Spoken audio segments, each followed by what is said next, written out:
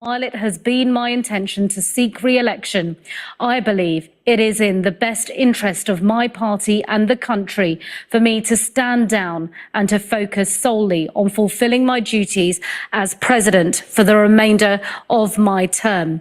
He then goes on, I will speak to the nation later this week in more detail about my decision. For now, let me express my deepest gratitude to all those who have worked so hard to see me re-elected.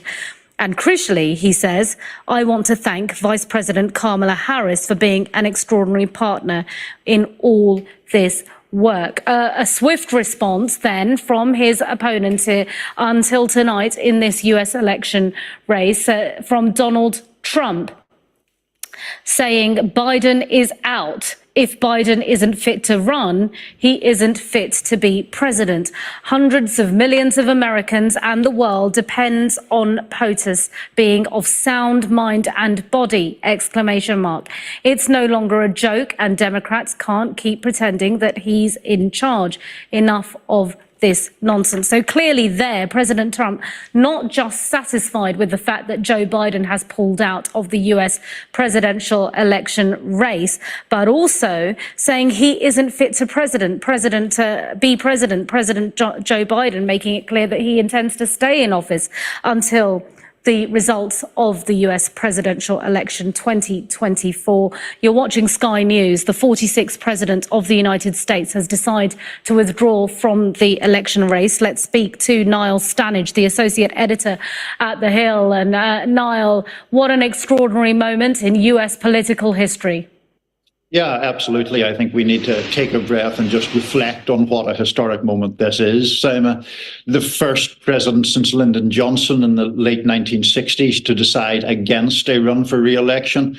More dramatic, if anything, in President Biden's case, deciding to step aside, I think an effort to perhaps protect his legacy, but also a recognition that following that catastrophic debate performance on June 27th, he was almost inevitably going to lose to Donald Trump if he pressed ahead. And even I think his staunchest allies would have thought that would be a very sad way to go out for a man who has been in public service, after all, for half a century. And Niall, the fact that he says that he will remain in office until the US results of the US presidential election, it's not far off. But Donald Trump is making more of that. He doesn't seem to be satisfied with him pulling out of the election race. He's saying that he shouldn't be president at all, given his cognitive abilities, and question marks over that. That's right. And we're seeing a lot of other elected Republicans taking a cue from Mr. Trump there and making the same argument. In fairness, you know, the president is now in a tricky situation, to say the very least, because although he doesn't really go into the details of why he's not running, everyone saw the worrying signs as far as his acuity was concerned in that debate performance I just mentioned. So in effect, he is saying really that he accepts the criticism that he wouldn't be capable of serving a second term, or at least he accepts that perception. And I think it is legitimate then to question whether it is prudent for him to remain in the Oval Office until January of next year, when the next president will be inaugurated. Now, I do think it's important to disentangle that from the fact that Trump is saying it and Republicans are saying it in order to get some political advantage as well, and to try to stick the Democrats generally with the charge of irresponsibility. And interesting how Kamala Harris might then be brought in. We're going to just keep you with us, Niall, for the moment. Thanks very much indeed for your analysis so far. We're going to just bring in David Blevins, who's in Washington, D.C. for us tonight. And David, Donald Trump has been speaking to our sister station at NBC News. Yes, in a telephone call reacting to President Biden dropping out of the race, Donald Trump said Joe Biden is the worst president in the history of the United States by far. There has never been a president who has done such damage to our country, from energy independence to letting in millions and millions of illegal immigrants. We will fix what he has done. Asked if he was surprised by Joe Biden's decision to bow out, he said he should never have been on the ticket in the first place. He should have stayed in his base. replacement. So not much sympathy coming from the man who will lead the Republican charge in November's election. We're also hearing in the last few minutes that President Biden spoke with Vice President Kamala Harris today before he made this announcement and before he subsequently endorsed her to be his substitute on the ticket. And as we speak, the responses are pouring in from other potential candidates. Gavin Newsom, for example, the governor of California, Gretchen Whitmer, the governor of Michigan, other people who have been touted as the potential candidate to represent the Democrats, very quick to pay tribute to Joe Biden, because some will think it's very important that they act as the president has requested and rally around Kamala Harris now so they bring to an end this infighting we've seen over the last few weeks since that disastrous debate. Others will think there shouldn't be a coronation, that she needs to, I suppose, own this as she goes into the election. But right now, the one thing we do know is that Joe Biden has left the race, that he's endorsing Kamala Harris, and that raises the question of whether or not the 49th Vice President of the United States is on course to become the 47th President of the United States. But of course, to do that, she would have to beat Donald Trump. David, for now, thank you. Let's just go back to Niall Stanage, who was giving us his analysis there before we heard from Donald Trump yet again. And Niall, really all eyes on Kamala Harris now and what happens with her. Yeah, absolutely. I mean, Kamala Harris obviously is the overwhelming favourite to become the nominee. She's not absolutely guaranteed, but she is overwhelmingly likely. Now, I do think there is a question as to whether she could be sort of anointed or whether there will be an open process where other candidates can choose to come forward if they wish to do so. I still think she wins if other candidates come forward. I think it was interesting that the statement you read a few moments ago, Seema, from Governor Gretchen Whitmer was a bit open-ended. Whitmer would be one of the most serious rivals to Harris if she went forward. To my mind, the risks versus the rewards don't quite pan out for any rival to Harris. I think there's a danger that you get beaten by her. And even if you beat her for the nomination, you divide the party. But certainly, this is where a lot of scrutiny is going to be in the next hours and days. Is there going to be any credible or plausible challenger to Vice President Harris for the Democratic nomination? Niall Stanage, the associate editor at The Hill. Thanks very much indeed for your analysis on this breaking news story tonight here at Sky News, where we are hearing that Joe Biden has decided to withdraw from the US presidential election race 2024. The Trump camp has been on overdrive. We've brought you his tweets. We've brought you his conversation with our sister station NBC News, and I read out that Trump fundraising email to you. He has now released a statement on Truth Social. Of course, he set that up when he was kicked off then Twitter. It says, crooked Joe Biden was not fit to run for president and is certainly not fit to serve and never was. He only attained the position of president by lies, fake news, and not leaving his basement. It goes on. So we've had this before as well, of course. Make America Great Again. Clearly, President Trump and the Republican campaign making the most of this moment, an extraordinary moment in US presidential history. We've also heard from Pete Buttigieg, the transport secretary. It says Joe Biden has earned his place among the best and most consequential presidents in American history. I am so proud to serve under his leadership and thankful for his unwavering focus on what is best for our country. More accolades, more kind words coming from the Democrat camp. That's, of course, following 37 Democrats who called on him to step down over concerns over his cognitive abilities. Let's now bring in Calvin Dark, political analyst and commentator in Washington, D.C. tonight. Good evening to you, Calvin. Thanks very much indeed for joining us on what is an extraordinary night in Washington, D.C. as Joe Biden decides to finally take this decision. The pressure was mounting. It didn't look like he was yet ready to go, but he says he will now not run for re-election. Yes, that's true. Although the way it happened wasn't really that much of a surprise to me, because what we've known since the beginning of this process, a little over 3 weeks ago, is that he was going to be 100% in until he was 100% out. There's never going to be a period where he was admitting that he was considering it. So from that standpoint, politically, it doesn't surprise me that it seems so abrupt. It's interesting you're saying 100% in or 100% out, because what the Trump campaign seems to be focusing on right now is that he may have pulled out of the US presidential election race, but he is staying in the White House as US president until the results of that election are announced. And of course, that then after that, we don't have the ceremony until January in the United States. So clearly the Trump campaign is going to make much of that. Well, if they do, I think a lot of Democrats would like that, because if Donald Trump would like to focus on criticizing a man who's not going to run for president again, and I guess his ultimate goal is that Kamala Harris would become president. I'm not exactly sure, but practically it doesn't really matter, because unless Donald Trump can get Kamala Harris, and I think it's a majority of the cabinet, and then there's a vote in Congress to remove him, this is just political talk. And I think a lot of Republicans would probably want him to focus on his new opponent.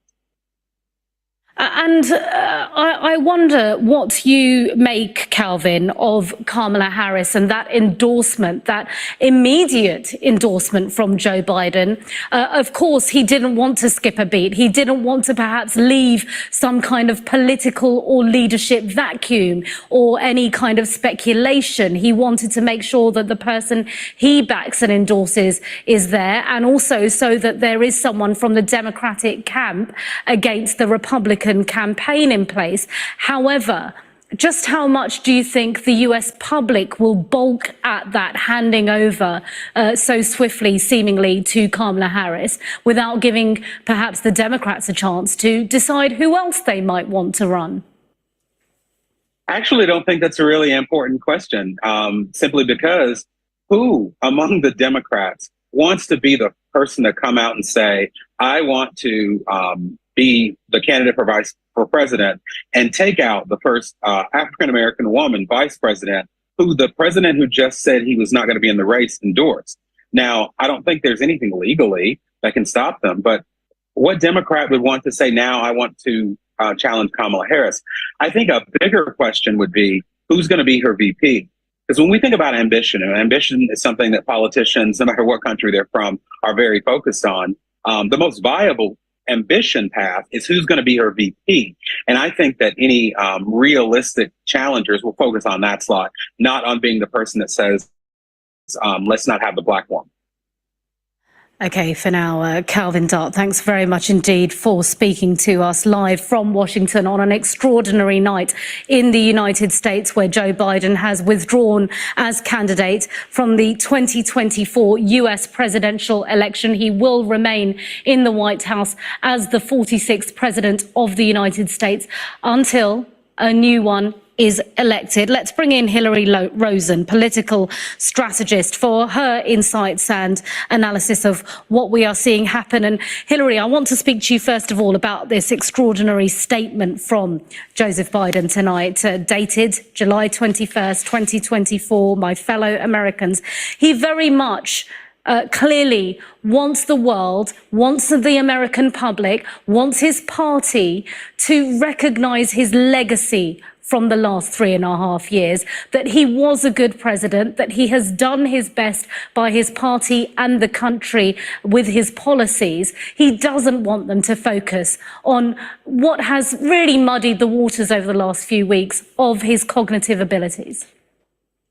Well, I think that's right. Let's not forget that essentially the reason he is doing this is because he was kind of shamed into doing it, not because he felt that he, really was diminished in his abilities. And so that, he's a prideful man. And I think what he did with this letter was try and take this discussion up a notch into the greater good and try and encourage people to think about the broader picture about him doing what's right for America. I think he did today what is right for America.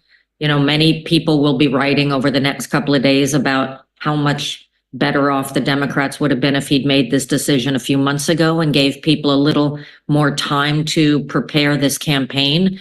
But we are where we are, and I think enthusiastically so.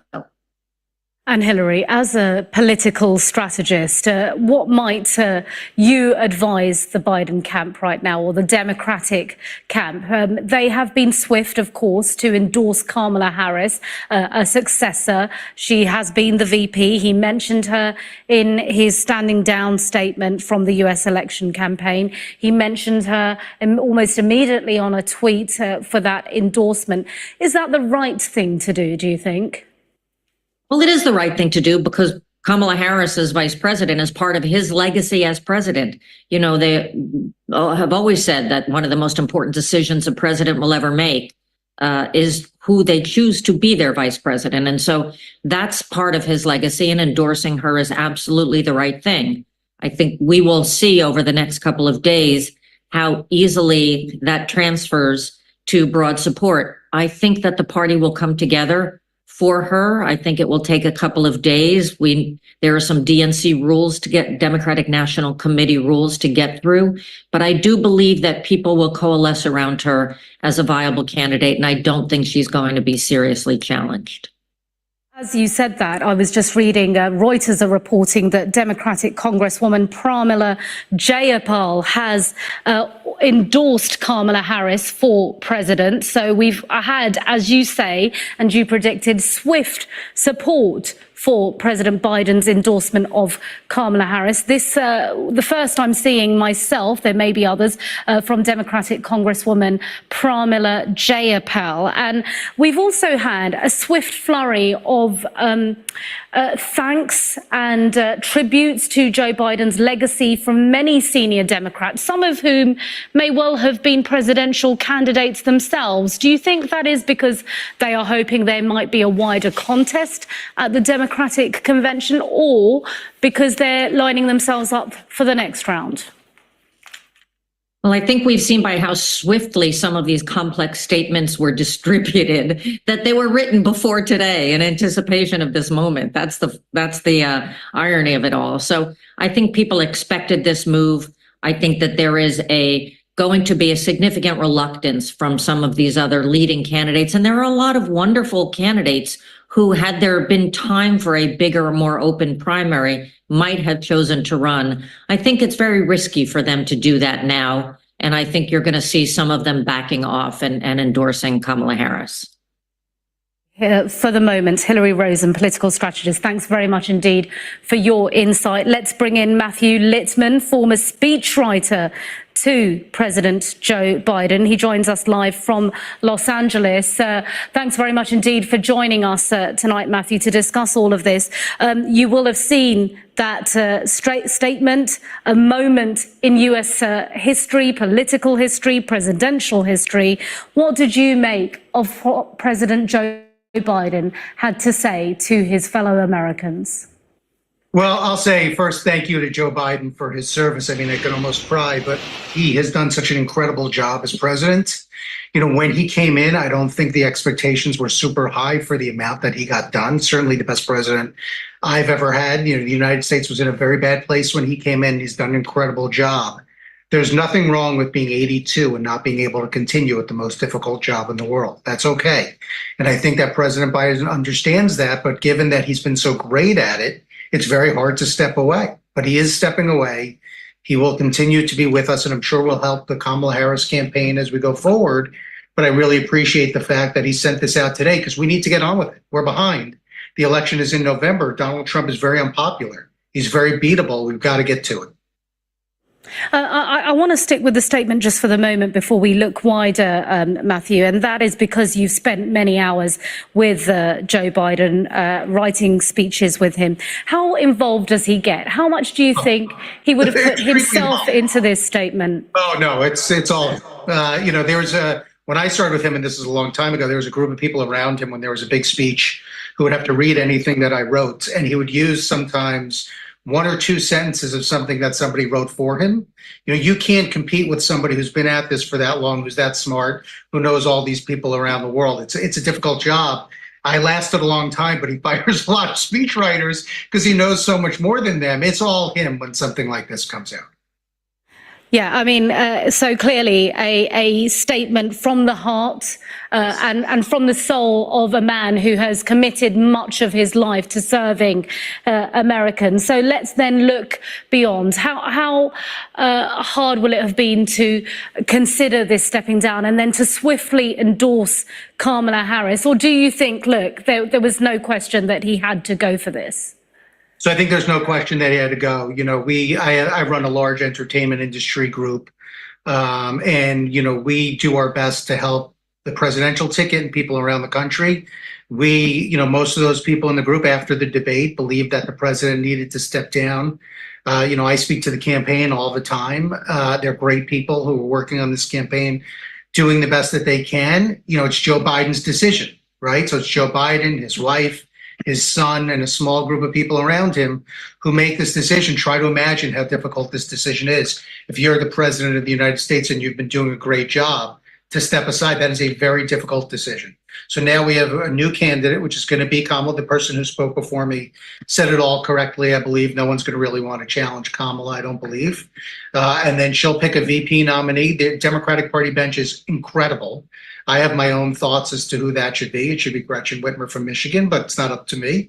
And then people are excited. I just got an email from a very well-known actress who said, me and all my friends are ready to go. They hadn't said anything about the Biden campaign all along. So I think people are going to be very, very fired up and ready to go. Interesting. So people clearly already immediately excited, energized, and perhaps he has decided to withdraw just in the nick of time, 3 weeks before the Democratic convention, of course. And you mentioned Gretchen Whitmer there. I actually read out a statement from her just a short time ago. She is, of course, the governor of Michigan. I'm going to remind our viewers, seeing as you've mentioned her, Matthew, that she wrote, President Biden is a great public servant who knows better than anyone what it takes to defeat Donald Trump. His remarkable work to lower prescription drug costs, fix the damn roads, bring supply chains home, address climate change, and ensure America's global leadership over decades will go down in history. My job in this election will remain the same, doing everything I can to elect Democrats and stop Donald Trump, a convicted felon whose agenda of raising families' costs, banning abortion nationwide, and abusing the power of the White House to settle his own scores is completely wrong for Michigan. Now that you have said that you think she should be the vice presidential candidate and his Kamala Harris's running mate, this statement takes a very different tone because of the detail she goes in and her determination to stop Donald Trump. So what if that was to be Kamala Harris's running mate, if indeed Kamala Harris was the nominee, what kind of team would they make? I know we're jumping way ahead here, but because you've said it, I want to pick your brains while we have you. Yeah, I'm happy to. So first of all, Gretchen was already vetted in 2020. Right. So some of the other people that Kamala will consider have not yet been vetted, and there's not a lot of time. There are a lot of great people, Josh Shapiro in Pennsylvania, Roy Cooper in North Carolina. There are lots of people that this could be. A lot of people will say to me, and often do, you can't have two women running in the United States. I don't believe that for a second. Gretchen has won a swing state twice. Literally nobody else can say that. Michigan borders on Wisconsin, another swing state. She's a fantastic campaigner. Abortion rights is just about the biggest issue aside from democracy in this campaign. I'm going to surprise you by telling you one thing, which is that in 2020 in the primaries, I campaigned for Kamala before I campaigned for Biden when he was becoming the nominee, because I believed so much that Kamala would be a great presidential candidate, and I still believe that. So I think that the idea for me would be not to do what Hillary Clinton did in 2016 and pick a bland white person as your running mate. I'd go all in, two women. People would go through the roof with excitement. That's what I would do. That's what I hope they do. I have no idea what they're going to do. Well, our viewers heard it here first. Let's see if it comes to fruition. Matthew Lipman, thanks very much indeed for your unique insights, both into President Joe Biden and the woman he has endorsed to be the next president of the United States and the next nominee for the Democrats, Kamala Harris. Let's now speak to, actually, before we do that, I'm just going to bring you some information coming into us from our sister station, NBC. It says, President Biden told his senior team he had changed his mind about staying in the race at 1:45 p.m. today, according to a source with direct knowledge. The message last night had been full speed ahead. And of course, that is what we've been saying all evening, that this announcement, although perhaps not unanticipated, we knew perhaps it was coming. The pressure was mounting. We have been keeping a tally here on Sky News tonight, 37 Democrats calling on him to step down. But this decision seems very sudden, and we are now learning that he only made that decision this afternoon, 1:45 p.m. US time. Let's bring in Charles Kupchan, former special assistant to President Obama and senior director for the European Affairs on the National Security Council in the Obama White House. Good evening to you, Charles Kupchan. Your analysis of what happened, because we understand that perhaps President Obama was also secretly concerned about President Joe Biden going ahead. Yeah, I mean, let me just say that off the top, I have conflicting emotions. I'm saddened because I work closely with Biden. He's a great guy, and it's surely a difficult decision for him. But I also feel enormous relief because the Biden campaign was up against a tidal wave of voices, prominent Democrats, prominent donors saying it's time to step aside. And now we can hit the ground running and run a serious campaign against Trump. You know, did Obama matter? Sure, but he was one of many, many voices that were speaking up. And so I think what we're seeing here is a tide that turned irreversibly after that debate.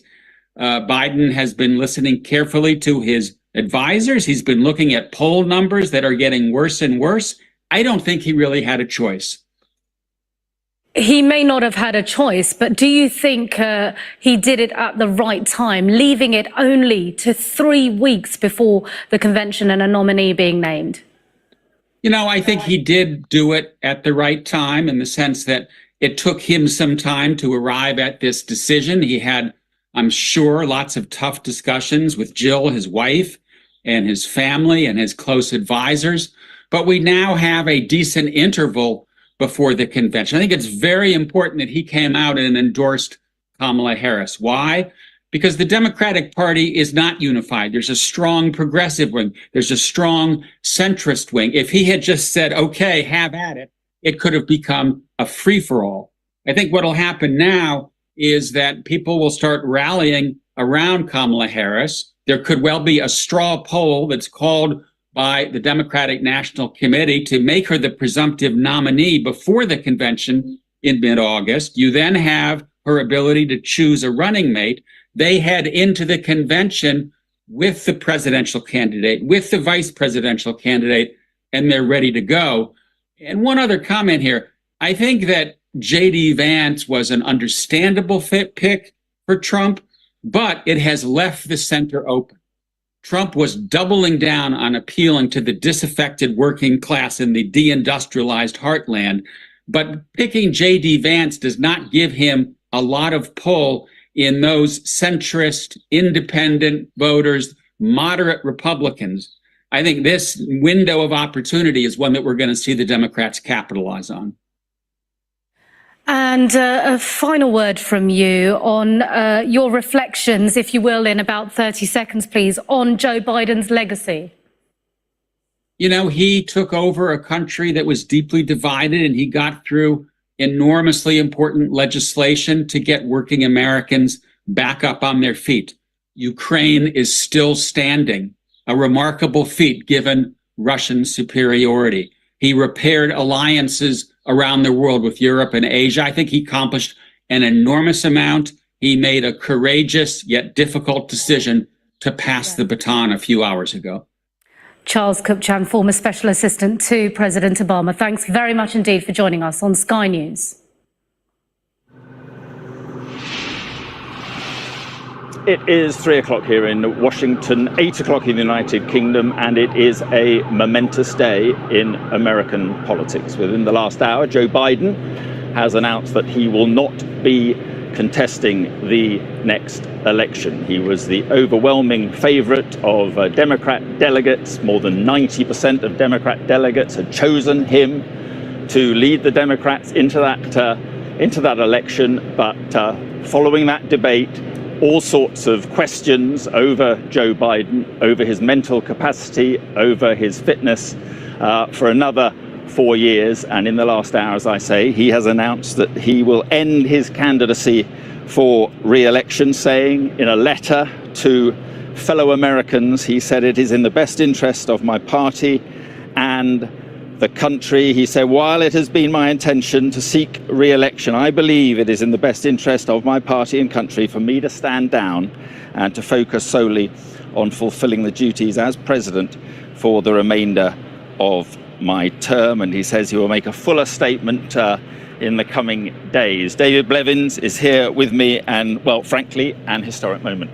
Yes, and when you have a moment without precedence in politics, people are very keen to hear what was going on behind the scenes, what led up to this. What we do know is that Joe Biden informed his senior team, we would assume that is the chief of staff and the campaign manager, at 1:45 Eastern time, 6:45 in the UK, that he had decided to leave the race. He has been isolated with his close advisors, with the First Lady, his wife Jill, in Delaware, of course, since he contracted COVID-19. But of course, this didn't come from nowhere. There has been quite the build-up to this since that disastrous election debate, which really started the ball rolling, and it culminated earlier today with nearly 40 Democrats on Capitol Hill, senators, congressmen, congresswomen, calling on him to stand aside because they believe he was no longer capable of beating Donald Trump in the election. Right, but it was the Nancy Pelosi's of this world, the Chuck Schumers of this world, the very senior Democrat figures. It was the absence of any ringing endorsement for Joe Biden from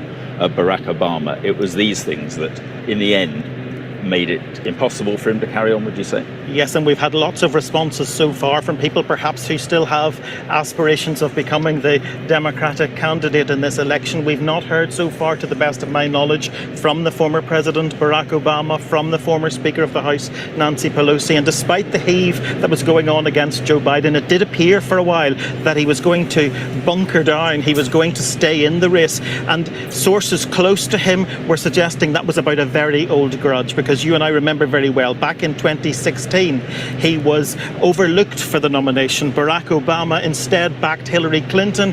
What happened? Donald Trump ended up in the White House. And from that day to this day, Joe Biden has blamed Barack Obama and Hillary Clinton and people like Nancy Pelosi, who was Speaker at the time, who had previously been a long-time friend and ally, for putting Donald Trump into the White House. And he was sure that that would not have happened if he had been the candidate back then. So he was determined that he should remain on the ticket to beat Donald Trump. But obviously the pressure became too much at some point, and he has today decided he's going to bow out. Yeah, I brought you the details of the letter that he issued. He's also tweeted, and it's interesting what he says in the tweet as well. He says, "My fellow Democrats, I've decided not to accept the nomination and to focus all my energies on my duties as president for the remainder of my term.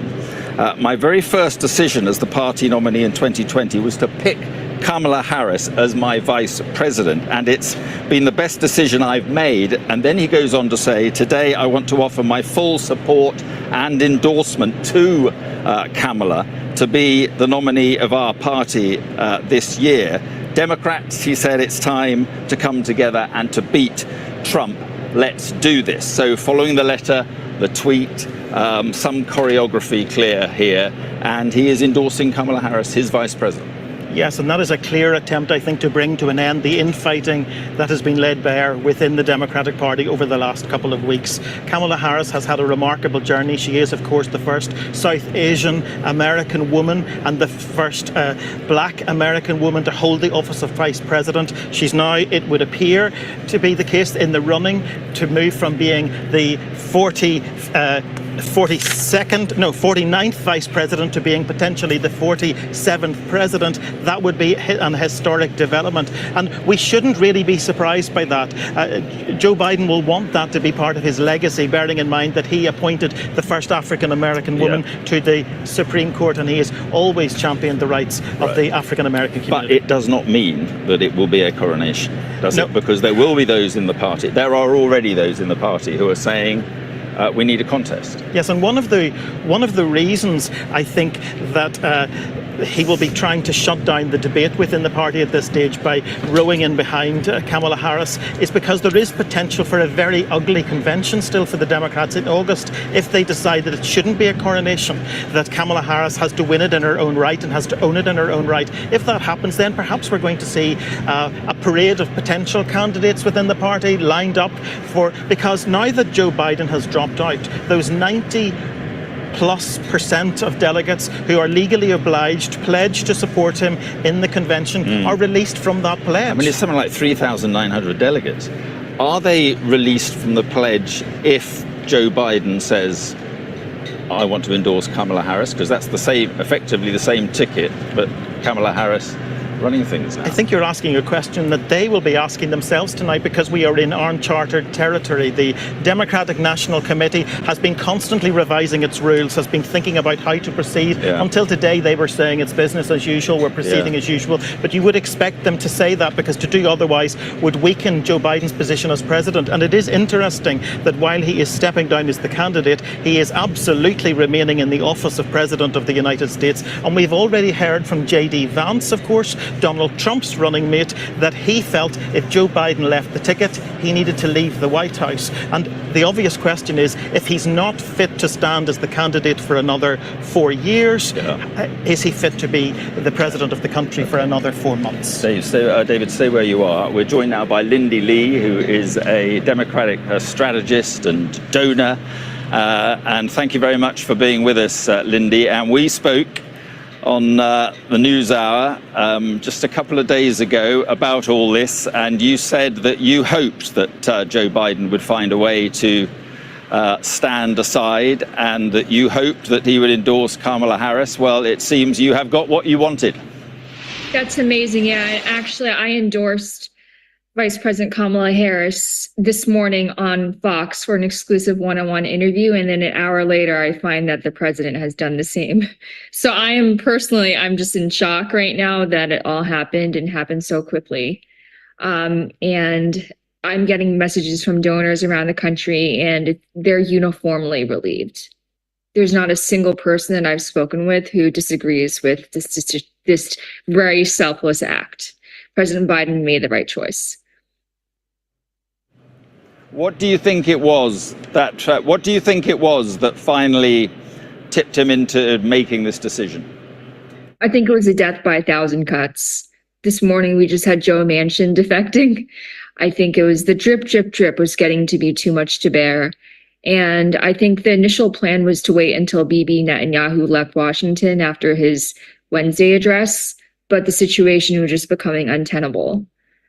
And on the one hand, I'm extremely proud of him for making the right decision. On the other hand, my heart is bleeding for him. This is very hard for him to do. Do you think that it increases the chance of the Democrats winning this election because the matchup between Kamala Harris and Donald Trump is about the same as the matchup between Joe Biden and Donald Trump, and it doesn't look that good at the moment for the Democrats? Well, we've never invested in campaign with Kamala Harris at the top of the ticket. So I'm excited to see, and I know the money is going to be ramping up because I'm already hearing from donors who had been waiting on the sidelines, but they're ready to come back in. And I know that Kamala certainly had a few growing pains at the start of her term, but she's definitely blossomed in the role. She's become an effective communicator. She's a consummate prosecutor. She's out there every single day effectively litigating the case against convicted felon Trump. That's exactly what we need. We need someone who can make the case day in and day out against someone who faced 88 criminal charges, 4 indictments, 2 impeachments, and a guilty verdict. And assassination attempt, as heinous as it was, does not change any of that. I suppose the advantage of a coronation is that it gives the impression of unity and it is fairly quick. And obviously time is not on the Democrat side. But is there another argument, Lindy, that a contest could, vitalize the Democrat campaign? It could dominate the airwaves. It could energize things for the Democrats. Well, I think we have yet to find out who the vice presidential pick is. She's not going to be selected until she's selected. So who knows what will happen between now and then. It's not final until August 20th, it's not final until August 19th to the 22nd. But there are some names that have been bandied about that I think the American people can get really excited about. Josh Shapiro, my own governor, for instance, he's dynamic. He's incredibly talented. And then a lot of people are like Gavin Newsom, who seems to be straight from central casting, right? And then Gretchen Whitmer, who's been an incredible governor of Michigan, which is also a battleground state. So there are a number of choices that I think will excite the American people. And I think right now, Trump should be quaking in his boots. This is not the scenario that he wanted. And just finally, I mean, he's been very dismissive of Joe Biden. He's made a very ungracious statement in many ways about Joe Biden. You think the Republicans will be more worried, do you, about fighting someone else? Oh, absolutely. That's why they've been doing everything they could to keep Joe Biden on the ballot. The Speaker of the House, Mike Johnson, was even threatening to take legal action to bar a replacement candidate as a substitute for Joe. So I'm sure this is a blow. This is not what they wanted. But I think this revitalizes the Democratic campaign. I'm actually really excited to see what's to come. And I'm excited to raise money again. I haven't been able to do that, obviously, for the past month. So it's going to be quite a change for me as well. Right. So just finally, do you think that was part of the problem, that you were having trouble raising money for Joe Biden, and you think that you'll be able to raise money for Kamala Harris? Oh, I know I can. I had $250,000 checks that suddenly disappeared after the debate. Like people falling off the face of the earth. You know, that kind of scenario, right? And I'm already getting texts from people who are coming back into the fold. All they wanted was a younger candidate. Well, that may well happen. Lindy Lee, thank you very much indeed for your time. Joining me now is the former British ambassador to the US, Sir Peter Westmacott. Sir Peter, thank you very much for being with us on what is, well, it's a pretty historic day, isn't it? It's a pretty historic day. I think we probably are not wholly surprised that the president has taken this decision, but not many people expected it over the weekend while he was doing his self-isolation. There was talk that he would wait until Bibi Netanyahu had been on his visit to Washington on Wednesday before he decided. But, you know, there's an awful lot of Biden supporters who have been saying, if you're going to go, Joe, you've got to go now to give us time to get another candidate ready. So I think in the end, it was a bit of a surprise, but I think it was only really the timing. It had got to the stage when so many people whose judgment he trusted were saying to him that the game was up, that I think he had to do it. So you thought this was inevitable in the end? Inevitable, no, because ultimately this is a decision that had to be taken by the president himself. And right up until a few hours ago, he was saying firmly that I'll be back fighting, I'll be back campaigning as soon as I finish my COVID isolation. It depended on him, but the pressure really was building. The money had dried up, Mark. It had become, I think, really very hard for Biden to stay in the race. And I think after the assassination attempt, after the debate, a lot of people were saying, you know what, Mr. President, you just can't beat this guy. So it is time to step down and accept the reality, which is that you're not really up for another 5 years of this, because it's not just a few more months, it's 5 more years. Yeah, and Peter, I mean, let's talk about what happens now. Do you think there will be a process, or do you think there will be, a bit like the Republicans, some sort of coronation? I think that there is very little time now for a process. Some of the influential pro-Biden commentators, people like Tom Friedman of the New York Times, were saying the day after the debate, which is now more than 3 weeks ago, Mr. President, you're wonderful, you've done a great job, but you've got to go now so that there's time to choose somebody to replace you. That's more than 3 weeks ago now. Time is very tight for a real contest. And I would have thought that the Democrats were in better shape if they were able to rally around a single candidate, because there's so little time for everyone else to put their hat in the ring and to have mini debates and mini plenaries and so on. The other issue, which I think is relevant, is that there will be quite a lot of Democrats who are looking at 2028 who will be saying that this is a really, really hard race to win. Bear in mind what Clinton used to say, which is that, weak and right always loses out to strong and bad, or strong and wrong. And so I think many of them would be saying, do we really want to fight this race this time round, or would we better stand aside until 2028 and have a fresh crack at it then? So some of them, and I'm hearing the same rumors as you are, some of them are saying we will not contest it if Kamala is going to be a candidate, and that would lead to something resembling a coronation.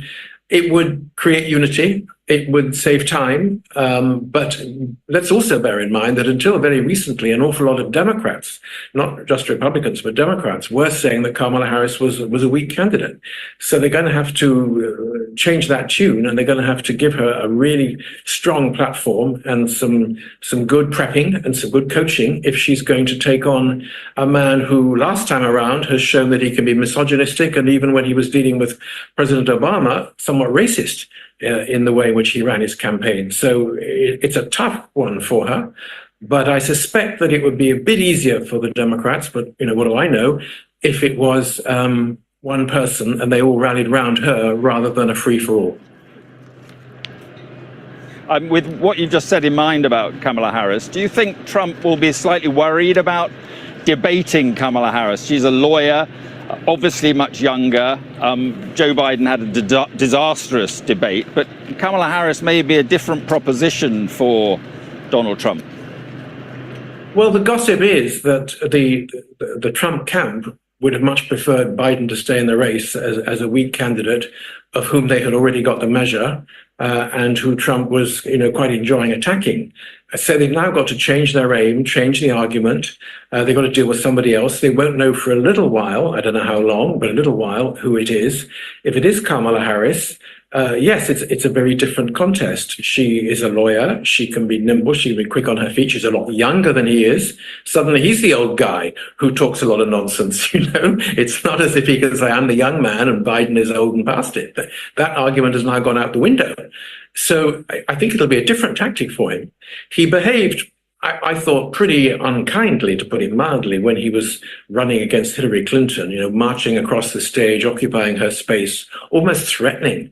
I don't think he'll be allowed to do that again if there's a debate with Kamala Harris, and she will be ready for him. I don't think he will be intimidated, but I think it will be a different sort of contest.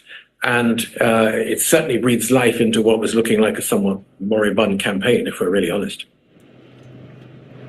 Yeah, absolutely. Okay, Sir Peter, thank you very much indeed. David Blevins is still with me here in Washington. And David, lots of statements coming in, but you have two statements from two very important people, including former President Clinton.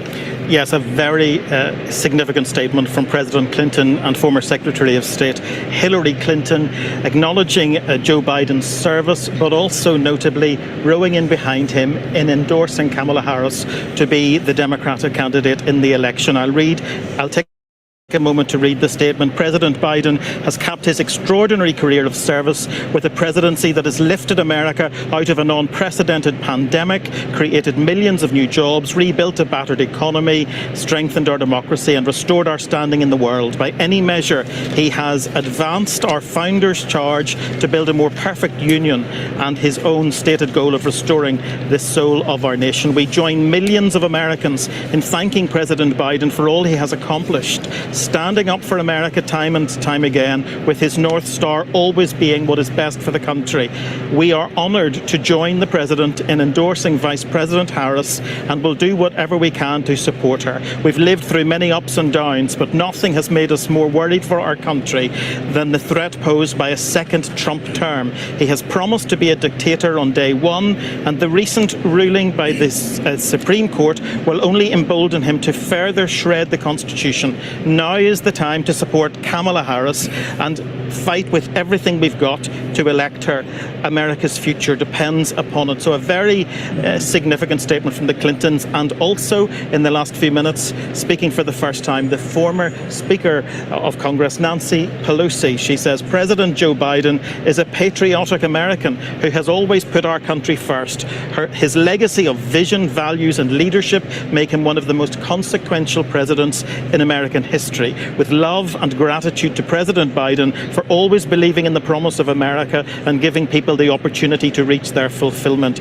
God blessed America with Joe Biden's greatness and goodness. Right, does she endorse Kamala Harris, or not noticeably yet? Not yet, but Right. of course the Democrats will have to decide how they're going to approach this now, Mark, because some will want a coronation to end the infighting and some will believe it's time for a more open process. But the statement you first read from the Clintons, where they do endorse Kamala Harris, that is a very powerful suggestion of, the rallying round the current vice president. Well, let's put it like this. President Joe Biden is bowing out of the race and endorsing Kamala Harris. President Bill Clinton has endorsed Kamala Harris. The voice that we really need to hear next is President Obama.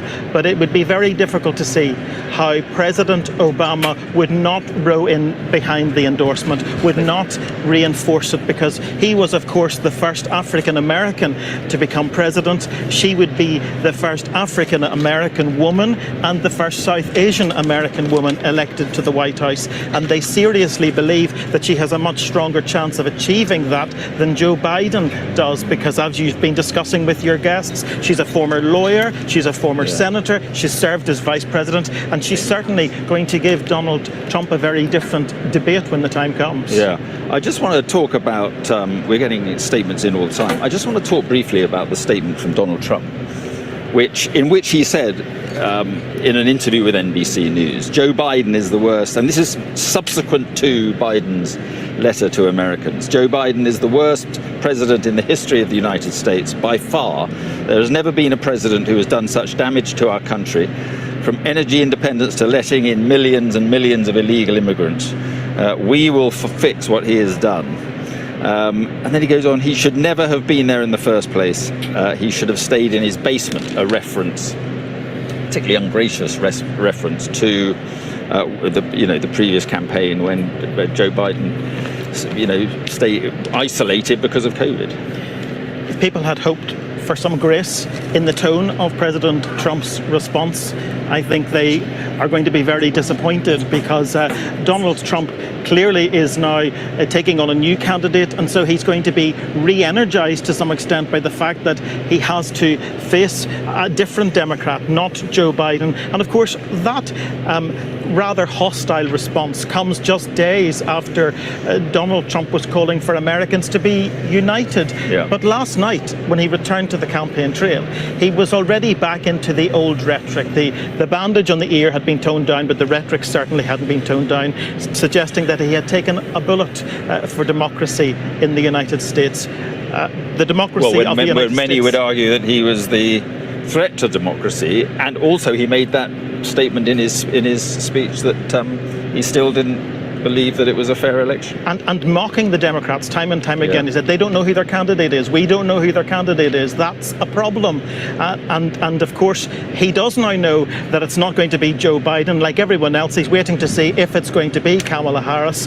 But whoever it is, I'm not sure we're going to see any different change in tone from Donald Trump. Right. I've just got a statement from the Democratic National Committee Chair, Jamie Harrison, who is saying the American people owe President Biden an enormous debt of gratitude for the unparalleled progress he has delivered over the last 4 years, and we will honour that legacy and the decision that he has made today through a firm commitment to nominating and electing nominating and electing a Democratic president this November who will carry that torch into the next 4 years. The work that we must do now, while unprecedented, is clear. In the coming days, the party will undertake a transparent and orderly process to move forward as a united Democratic Party with a candidate who can defeat Donald Trump. Not saying, well, he goes on to say, this process will be governed and established rules and procedures of the party. Our delegates are prepared to take seriously their responsibility in swiftly delivering a candidate to the American people. And he goes on, Democrats are prepared and united in our resolve to win in November as we move forward to formally select our party's nominee. Our values as Democrats remain the same: lowering costs, restoring, so forth, about democratic policies, but not really clear about what sort of process it's going to be.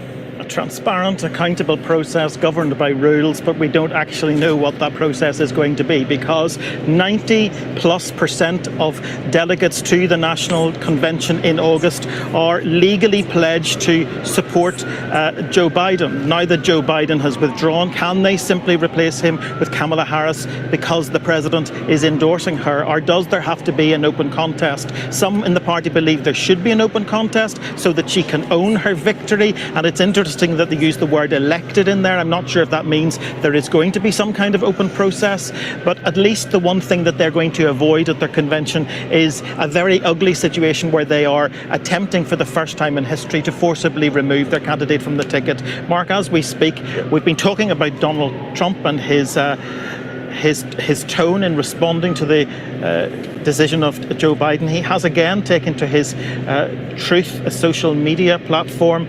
He says, Crooked Joe just got knocked out, so we'll do it for a fourth time. And then he says, Crooked Joe Biden is the worst president by far in the history of our nation. He has done everything possible to destroy our country, from our southern border to energy dominance, national security, international standing, and so much more. He was annihilated in an earth-shattering debate, and now the corrupt and radical Democrats are throwing him overboard.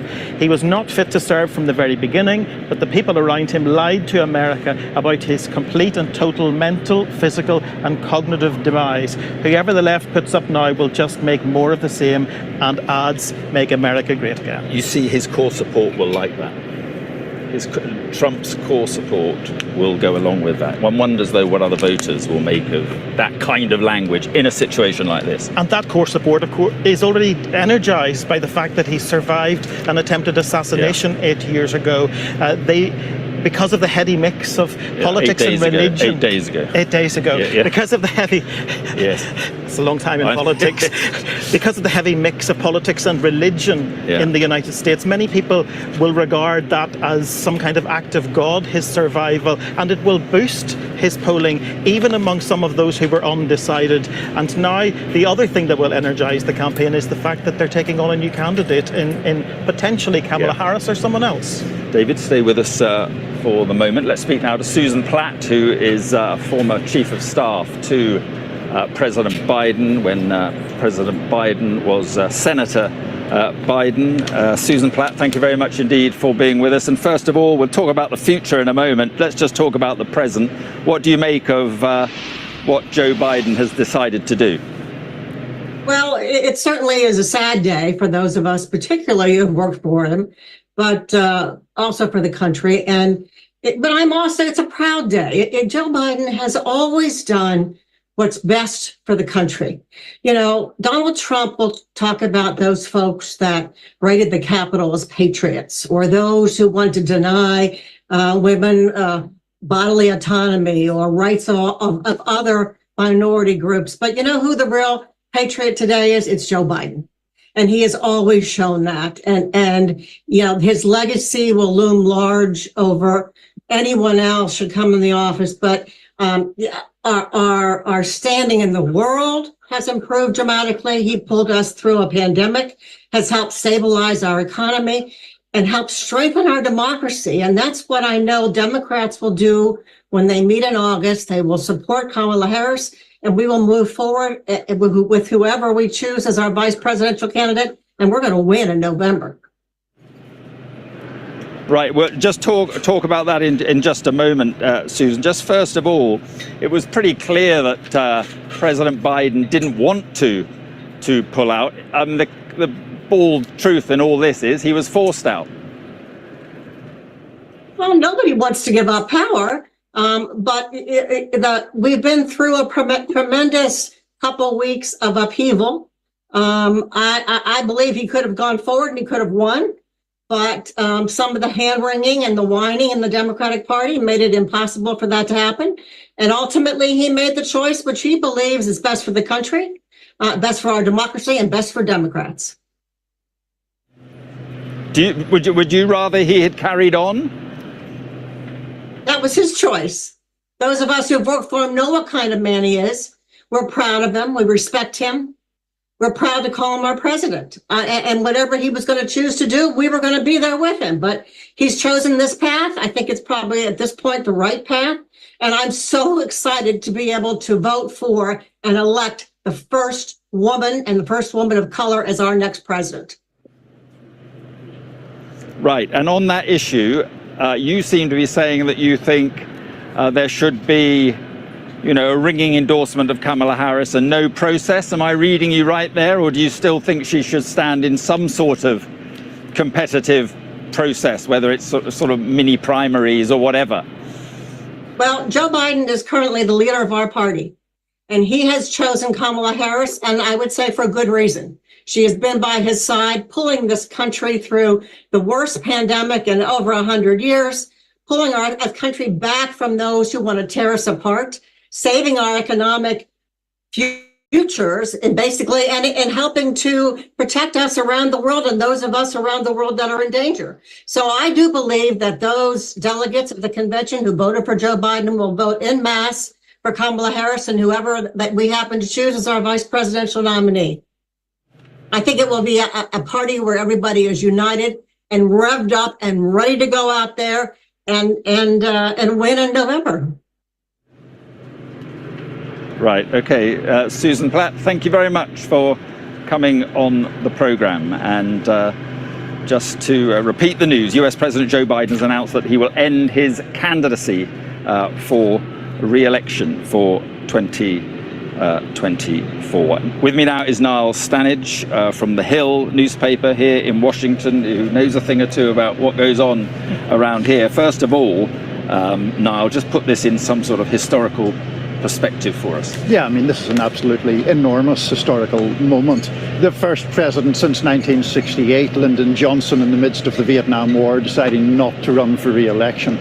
Enormous moment, obviously a bowing to the inevitable on one level, and really the perception that President Biden was almost certain to lose to President Trump if he went ahead. Yeah, well, it's interesting you mentioned Johnson in, what was it, 68? Right. They went on to lose that election, didn't they? So, I mean, do you think the Democrats have time to sort of gather their forces and back someone new, and that for that person to make a real impression on voters?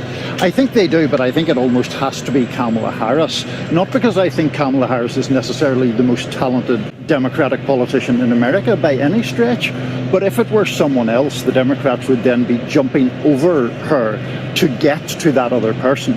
The likelihood is that that would divide the party. There would be bitterness about that. I think it's much more likely now that it will be her, and that Democrats trying to recover from the trauma of all this will actually coalesce behind her pretty fast. Because some Democrats are making the point that the way to recover from the trauma of what's happened to their party is to hold a series of, mini primaries, a contest, and, have debates on the airwaves and sort of re-energize and dominate and take all the attention away, or try to take all the attention away from Donald Trump. Is that a rational argument? I think what is a rational argument is to say we can't just say and dictate that it's Kamala Harris. You have to go through the motions of leaving it open to other candidates. But I think that if you have an open field, I don't know how many credible challengers to Kamala Harris would actually go forward. The risks and rewards seem to heavily militate against challenging her. If you're a Gretchen Whitmer, if you're a Gavin Newsom, I think it is more likely to be her, but clearly the spotlight's going to be very much on Democrats now. And Susan Platt making the point there that she will be privileged to vote for the first female black president of the United States. Now, how big an issue is that, do you think? It's a very big issue for a couple of reasons. One is that I think there is still a fear of resistance to electing a black woman. There's a fear that there is racism and sexism still percolating beneath the surface. So I think that's one part.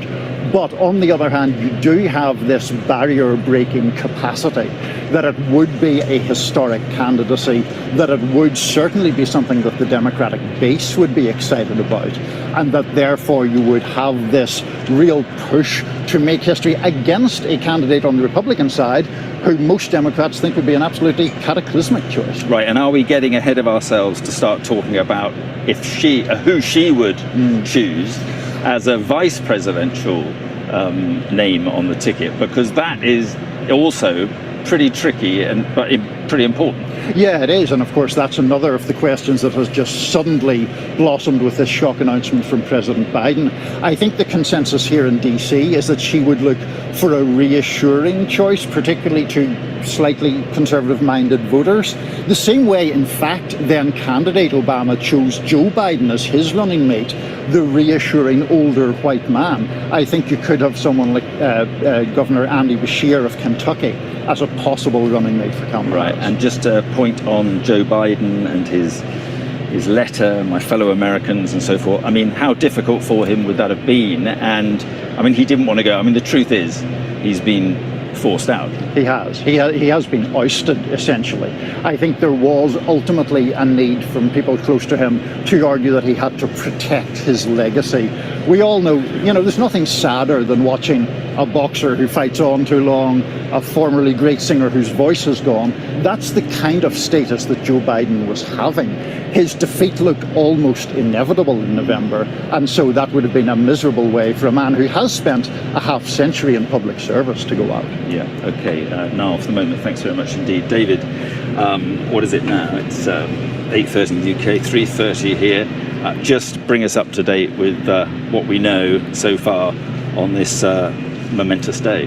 Well, this is the culmination of 8 days that have not just redefined the election, but have changed America. It began with the attempted assassination of Donald Trump just over a week ago, which completely energized the Republican Party, him being able to present himself as the strong candidate who rose from the platform bloodstained, shouting fight, fight, fight, in stark contrast to Joe Biden, who appeared weak and frail. There were questions about his cognitive ability, and then he ended up with COVID, of course. And now it culminates with Joe Biden's decision under pressure and with some inevitability perhaps to bow out of the race. And that raises the question of who will be the candidate for the Democrats.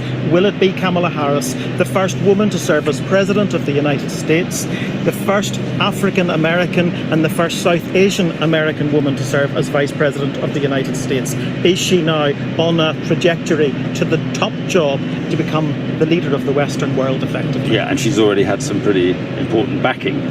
Yes, she's been backed by the president himself, of course, very swiftly after he announced he was stepping down. She's had the support of former President Bill Clinton and former Secretary of State Hillary Clinton. We have had statements from people like the former Speaker Nancy Pelosi praising Joe Biden, but not yet rowing in behind Kamala Harris. But I think the one we're really waiting for is Barack Obama. What is he going to say about the potential for Kamala Harris to become the nominee? Because let's not forget, it was Barack Obama who overlooked Joe Biden when he backed Hillary Clinton in 2016. And I think that's why some of the grudge around all of that is the reason that Joe Biden's been hanging on over the last few days. I'm not sure he will want to do that again. I'm not sure the Democrats, as Niall's been pointing out, will want to do that again. So I think it is highly likely that he will also endorse her. And then I think the Democrats at that point just have to figure out how they're going to do that in a way that doesn't just look like a coronation, but looks like some kind of open process. Yeah, okay, David, for the moment, thanks very much indeed. We're joined now by the former chief executive of the Democratic National Committee, Jess O'Connell. Thank you for being with us. And your reaction to this decision by President Biden? Well, my immediate reaction is that this is an incredibly selfless move by the president. It highlights the distinction between the parties in America right now. You see the Democrats and the president, the leader of our party, making a very courageous decision. And so I think everybody here is processing this, but he has thrown his support to the vice president. And I think you're going to see people really working hard around that over the coming days and weeks. Was it a selfless decision, or was he forced out? Well, at the end of the day, Joe Biden gets to make the decision, and he's made this call, I think, for his country. He believes this is the best move for Democrats right now. No one in this country doesn't understand what's at stake right now. And I believe that, listen, democracy is messy, and we've seen a messy few weeks, but it's coming to its conclusion with respect to the president's decision. He had the right to make that decision. He's earned that right. He deserved it. And I think you're going to see a lot of people calling him the hero that he is right now, to allow us to coalesce around a candidate that we can get behind and move forward to defeat Donald Trump. Right. And on that issue, what do you expect to happen now? What do you think will be the process, if there indeed is a process? Well, look, we have our convention in Chicago in, I don't know, about 30 days or so, something like that. So it's coming up very quickly. The president's delegates, he has the majority of the delegates of this convention are with President Biden. So they will be listening to him. I suspect he and his team will be talking to some of those delegates. I'm sure if you are a delegate to the Democratic Convention, your phone is lighting up all afternoon here in the United States. You will be hearing from people over the next few days. But I do think there is a sense that we need to coalesce around someone. The ambiguity is not good for our party. It's not good for the race that needs to happen here as we zoom towards November. And I think, it's hard to say. I don't think we can predict exactly what will happen, but I will say that President Biden has a majority of these delegates who will be listening to him as their leader and taking stock of what needs to happen. Running a presidential campaign in this country is a lot of logistics. There are a lot of details that need to go into this, and we need to ensure that we put someone forward who has the best possibility to win. And I do think a lot of people will likely come to the conclusion that that might be Kamala Harris. At the same time, there's not a lot of time to introduce a lot of other candidates, so we're going to have to see what happens. Would Kamala Harris not earn or gain some sort of legitimacy by a process where it was seen to have been, to some extent, competitive? I think everybody wants the process to be democratic and wants her to go through a process that anyone would go through and to be chosen. I think that would strengthen our party in this moment. It would show the country that we're unified. It would show the world that we're unified in this fight ahead. We've just seen the Republicans end their convention. Well, they've told us very clearly who they are and what they're about right now with their Project 2025 and what's at stake. I think Democrats deeply understand that. I also think, by the way, non-Democrats understand that. I think independents, people who, may go back and forth and switch from party to party, people are watching this closely. And so the thing that I think the vice president has going for her right now is that she's been vetted. The president chose her on the ticket. She has spent the last 3.5 years fighting for Americans, pushing forward the president's policies. And I think that, that trust right now and the vetting is going to be really important. And just finally, how do you think, if it is Kamala Harris, how do you think Kamala Harris will match up against Donald Trump? I look forward to watching that. We just saw this week that their vice VP nominee, J.D. Vance, was refusing to debate Kamala Harris. I think that tells us all we need to know. They're afraid, and they should be afraid of her. She's going to be a great debater. Jess O'Connell, I appreciate your time. Thank you. Thank you. I just want to bring Niall Stanage back in just a moment. David Blevins, first of all, and reaction from British politicians. Yes, the Prime Minister, Sir Keir Starmer, who was in Washington, met Joe Biden in the Oval Office just over a week ago, has spoken in the last few minutes. He said, "I respect President Biden's decision and I look forward to us working together during the remainder of his presidency.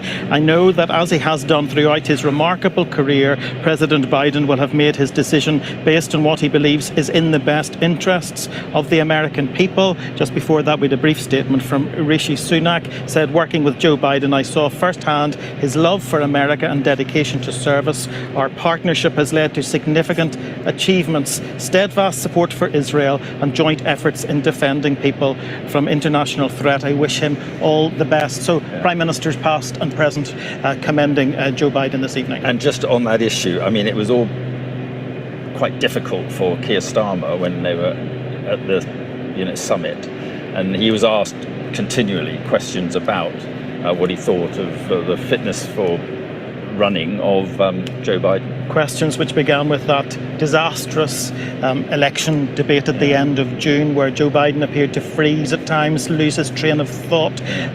Even Donald Trump said, "I don't think he understands himself what he's saying." Then we had the series of gaffes where he introduced the Ukrainian president as the Russian president, his arch ally, his arch rival, I should say. And of course, ultimately, it came to a head when he described Kamala Harris as Vice President Trump. Those were the sort of gaffes which led to nearly 40 members of Congress, senators, House representatives urging him to go. And Niall Stanage, it's interesting listening. The Democrats coming on this programme are lining up to say it is Kamala Harris. Yeah, absolutely. I mean, I think they have had enough drama for several lifetimes probably in the past few weeks, and they don't want to kick off more of that by having an open convention, which is a scenario that excites political journalists but absolutely horrifies Democrats because of the amount of disunity that would be on display. So if they can move as quickly as possible to coalesce around Kamala Harris, I think that is to their advantage. So that's obviously a key point in all of this. Beyond that, I mean, there are other potential candidates, but I think your previous guest made an important point, Mark, when she was talking about the fact that they fancy Kamala Harris's chances against Donald Trump. Yeah. In the middle of all this, it's important to remember that former President Trump's approval ratings are themselves pretty mediocre. There's a very solid number of Americans who dislike him. And so if this election twists around to being a referendum on Trump again, Democrats fancy that matchup. Right, and it was Joe Biden who was always saying, "I'm in this race because I am the best man," to beat Donald Trump. It became less obvious that that was the case in the more recent polls when the Kamala Harris was 2 points behind Trump, I think, in a direct head-to-head matchup. Biden was the same. Exactly. So that was a diminishing argument for Joe Biden. Exactly, and that was the central and perhaps sole argument for Joe Biden. I mean, Joe Biden has always had difficulties, inspiring the Democratic base. He's not an Obama-type figure, but the argument was, well, he can beat Trump because he has done it before. That debate that David referenced really undercut that argument in a fundamental way. Yeah. Democrats ceased to believe that Joe Biden was the best person to beat Donald Trump, and that was the end of that. No, just hold on a second, because I think now we have a statement from, this is the one you've been waiting for, David. And have you got it there? It certainly is interesting. It'll take a moment, but I'll read it. A statement from the office of Barack and Michelle Obama. Joe Biden has been one of America's most consequential presidents, as well as a dear friend and partner to me. Today, we've also been reminded again that he's a patriot of the highest order. 16 years ago, when I began my search for a vice president, I knew about Joe's remarkable career in public service, but what I came to admire even more was his character, his deep empathy and hard-earned resilience, his fundamental decency and belief that everyone counts. Since taking office, President Biden has displayed that character again and again. He helped end the pandemic, created millions of jobs, lowered the cost of prescription drugs, passed the first major piece of gun safety legislation in 30 years, made the biggest investment to address climate change in history, and fought to ensure the rights of working people to organise for fair wages and benefits. Internationally, he restored America's standing in the world, revitalized NATO, and mobilized the world to stand up against Russian aggression in Ukraine. More than that, President Biden pointed us away from the 4 years of chaos, falsehood and division that had characterized Donald Trump's administration. Through his policies and his example, Joe has reminded us of who we are, at best, a country committed at our best, a country committed to old-fashioned values like trust and honesty, kindness and hard work, a country that believes in democracy, rule of law and accountability, a country that insists that everyone, no matter who they are, has a voice and deserves a chance at a better life. This outstanding track record gave President Biden every right to run for re-election and finish the job he started.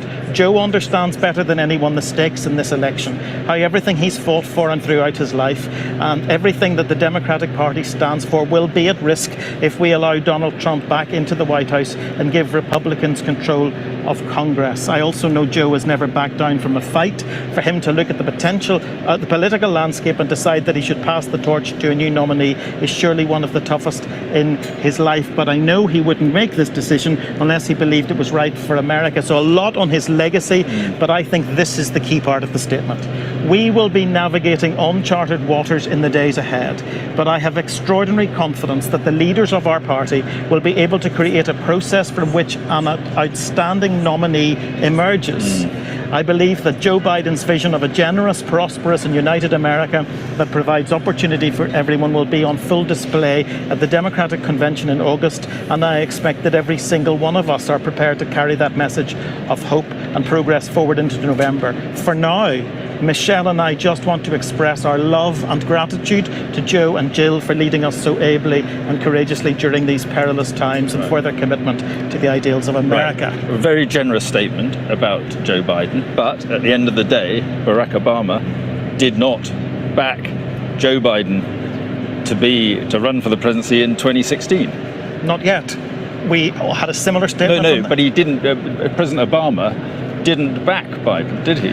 I see what you mean, yes. Going back is what I'm saying. In 2016, he overlooked Joe Biden, who'd been his vice president, and gave his support to Hillary Clinton instead. And we know the outcome of that. Donald Trump ended up in the White House, and people close to Joe Biden would tell you that he has borne a grudge about that ever since, that he believed he should have been the candidate because Donald Trump could have been beaten, in his opinion then. That's why he was so determined to run again. But he has endorsed Kamala Harris. President Obama at this stage has not. Former Speaker Nancy Pelosi at this stage has not. So I think there's going to be a lot of question going forward about, is this going to be a correlation or are they going to have some kind of open process? Right, David, thanks very much indeed. Niall Stanage also with me. We'll talk again in just a moment. I want to talk to Jenna Arnold, who is a Democratic strategist, joins us now. Thank you very much indeed for being with us and your thoughts on this historic day. Thank you so much for having me. And I'm overwhelmed with not just thought, but emotion. Today, I'm very proud that I've just bore witness to this. I am very proud of the 75 million Democratic Americans, et cetera, worldwide who have been forced to flex a muscle in what democracy can and should look like, in being in the state of discomfort for the past couple of weeks, in this state of I don't know, and existing in I don't know-ness is not something that we protect for ourselves and each other. And this communal existential confusion that has existed on Twitter or on Instagram or over dinner tables has really asked us to experiment with what is possible. And Biden is a patriot, and that is why he stepped down, is because he loves this country. And that is the kind of leadership that we need to continue to see. It's the kind of humility that we all need to have, not just in elected positions, but also in so many different facets of our lives. And so what he's done today is role model the kind of people and the kind of idea we want to be. So I'm relieved, I'm excited, I'm grateful to him, and I am so pumped about who I believe should be at the top of this ticket. Right, and you talked about democracy and the democratic nature of the party? Does that extend now then to a competitive process to see who should come next? I think throughout the past couple of weeks, everybody has daydreamed about what the different combinations of that ticket might potentially look like. And it has been pretty clear to most folks that Kamala Harris should be at the top of the ticket. She is experienced. She has run amazing campaigns before. She stands at the front lines of reproductive rights, of rights for union workers. She's met with Zelensky 6 times. She knows what she's talking about on foreign policy. She is the most qualified person in the landscape. So whether or not we're all questioning the legalities and the hoops that have to be jumped through and what's going to happen with the Supreme Court, I think there's a lot of grayness that people are still uneasy with, but I entirely trust the Biden camp and my other fellow Democratic experts that we're not going to be faced with some sort of legal challenges that might intimidate or threaten this process. And so putting that aside, Kamala is the most qualified person to be at the top of our ticket. Right. I mean, that not necessarily the way it's going to go, though. There are still Democrats who are insisting on a competitive process going forward. Mark, I have to admit, I'm sitting in a public library on a tiny island in the Pacific Northwest in Orcas Island, and I have heard contradicting information about whether or not the war chest, the resources raised by the Democratic Party, could actually be transferred to another candidate if it's not Kamala Harris. I don't want to perpetuate that as being the reason why she should be the candidate. As I mentioned earlier, I believe she's the most qualified, but I think there are some resource legality kind of challenges that still might need to be navigated. I'm open to hearing all of the different names, and I also trust that whoever ends up being on the ticket is going to surround themselves with the smartest people. So if there's a lot of smart people who could potentially be participating in a significant way, I know they will be. Yeah, the last poll I saw was a problem in the swing states. Trump is ahead in most, if not all, of the swing states. How concerned are you about that? And could Kamala Harris or whoever make a difference? Mark, you and I haven't spent a lot of time together yet, but I don't trust many polls. I also live in Montgomery County, which is about a mile away from Bucks County, which is one of the swingiest counties in the swingiest state of Pennsylvania. Go Birds. And I can tell you with confidence that the subjects that have won that state over the past couple of years have been related to reproductive freedoms, housing, jobs, and all of those subjects the Democrats have been swinging for the fences on. So whether it's Kamala Harris or any other potential candidate, we have done exceptionally well in those swing states. So 1, I don't believe polls. 2, I am on the streets every single day in Pennsylvania. And we protected abortion in the state of Pennsylvania by 56 votes in this particular area called Upper Dublin, right outside of Philadelphia. I'm not worried about these swing states whatsoever. And I know exactly why Donald Trump picked J.D. Vance, because he thought he could speak to the Rust Belt of America. But I am telling you, this country wants to see what is hopeful and possible and what the potential might be for us moving forward, not just a bunch of angry white men who want to continue to point fingers at people. Okay, Jenna, thank you very much indeed. David Blevins is still with me here. Now, we were just talking about Barack Obama, who's given a very fulsome tribute to President Biden. I gather you got some more information on the Obamas thinking about what happens going forward? Yes, our colleagues at NBC are reporting that sources close to President Obama are explaining why he has not at this stage endorsed Kamala Harris. They said, just like he did in 2020, once Joe Biden earned the nomination, President Obama believes he will be uniquely positioned to help unite the party once we have a nominee, lift up that candidate and do everything he can to get that candidate elected in November. So So he's buying time at this stage. And I suppose it's important to reflect on the context back in 2016, where he didn't endorse Joe Biden, his then vice president, but endorsed Hillary Clinton instead. She ended up in the White House, and he has been very unhappy about that ever since. Believed there was the potential for it to happen again if he didn't remain as the candidate. So just to put all of that into some sort of a summary, not only has Joe Biden stepped aside, he has endorsed his vice president Kamala Harris, as have other senior Democrats, including former President Bill Clinton, former Secretary of State Hillary Clinton.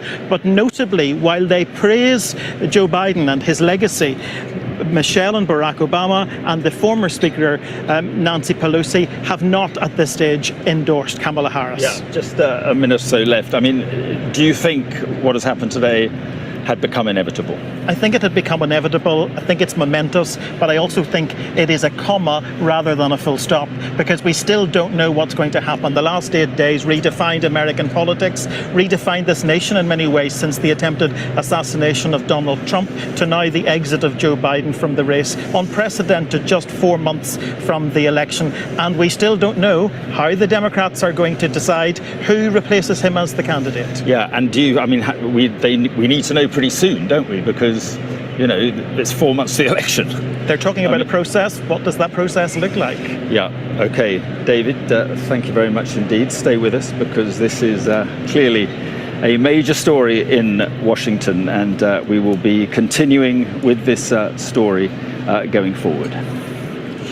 So it is 9 o'clock in the UK, 4 o'clock here in Washington on a momentous day in American politics. Joe Biden, serving president, has effectively been forced out from fighting the next election. He has issued a letter today, 2 or 3 hours ago, saying that he would not be standing. It comes after enormous pressure from within his own party.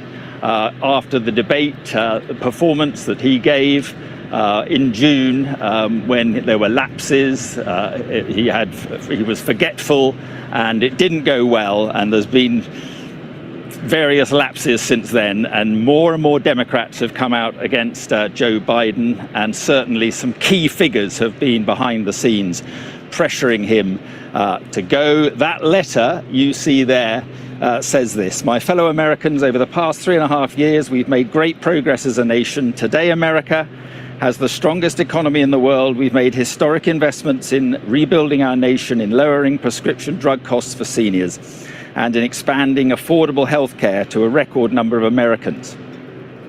We've provided critically needed care to 1 million veterans exposed to toxic substances, passed the first gun safety law in 30 years, appointed the first African-American woman to the Supreme Court, and passed the most significant climate legislation in the history of the world. America has never been better positioned to lead than we are today." And then I move on to the crucial bit. "It has been the greatest honor of my life to serve as your president, and while it has been my intention to seek re-election, I believe it is in the best interests of my party and the country for me to stand down and to focus solely on fulfilling my duties as president for the remainder of my term." He goes on to say he will speak to the nation later this week in more detail about that decision.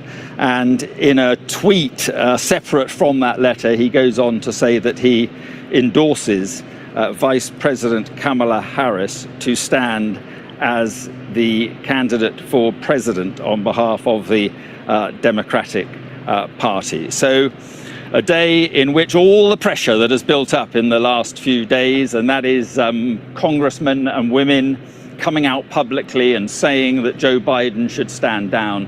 And then behind the scenes, as I say, figures like Nancy Pelosi and Chuck Schumer and Adam Schiff, another very senior Democratic congressman, coming out. He came out publicly and said that Joe Biden should stand aside. And within the last couple of hours, Joe Biden has made that decision. Probably people are saying, Democrats are now saying what a selfless decision it was. The truth is, the man you are seeing on your screen now has been forced out from fighting the next election. David Blevins is with me. Well, let's first of all reflect on, what I've just been talking about. It is pretty historic. A momentous day. Never before has a candidate for the office of president left the race just 4 months short of the election. But there has been a sense of inevitability around all of this, a feeling that Joe Biden is reaching the end of the road. And today we are witnessing arguably the beginning of the end of 5 decades in politics. He's given enormous service as vice president and ultimately as president. But in terms of what's been going on behind the scenes, and when you have a day without precedent, people like to know what's going on behind the scenes. We're told at 1:45 Eastern time, that's 6:45 in the UK. He was in Delaware, locked away, self-isolating from COVID alongside the First Lady Jill Biden. He summoned his closest advisors. We are assuming that is the chief of staff and the campaign manager, informed them that he was leaving the campaign. He telephoned his vice president, Kamala Harris, and also informed her of that decision and publicly endorsed her to run as candidate instead. But do you think without doubt that he has been forced out? There is no question. I mean, in the end, it was his decision, but that decision was forced upon him.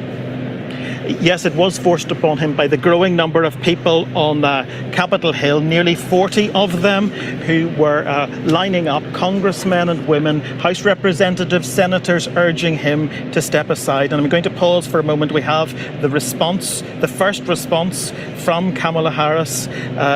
She is saying in a tweet, on behalf of the American people, I thank Joe Biden for his extraordinary leadership as President of the United States and for his decades of service to our country. His remarkable legacy of accomplishment is unmatched in modern American history, surpassing the legacy of many presidents who have served 2 terms in office. It is a profound honour to serve as his vice president, and I am deeply grateful to the President, Dr. Biden, that's Jill Biden, the First Lady, and the entire Biden family. I first came to know President Biden through his son, Beau. We were friends from our days working together as attorneys general of our home states. As we worked together, Beau would tell me stories about his dad, the kind of a father and the kind of a man he was.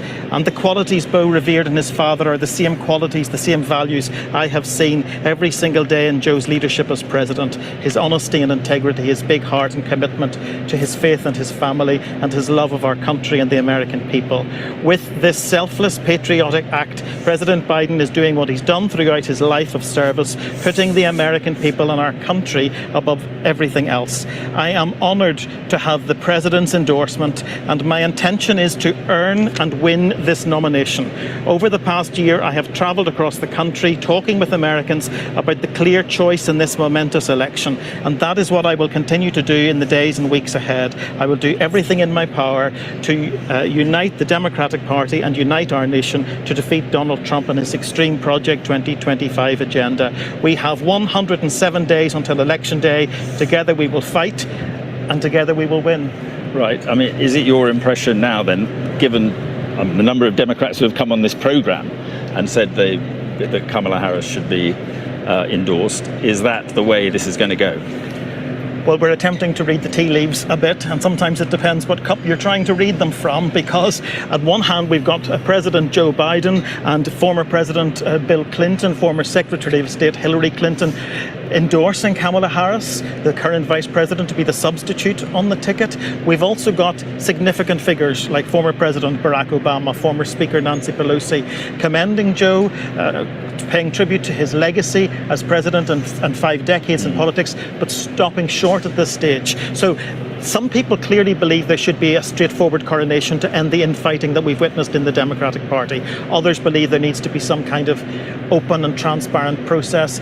My guess is it's going to be a very interesting national convention for the Democrats come August. Yeah, okay. David, thanks very much for the moment. Let's speak now to Joanna Maska, who served as the White House Director of Press Advance for President Obama, and she joins us live from Paris. Thank you very much for being with us. And are you pleased, are you relieved that President Biden has stepped aside?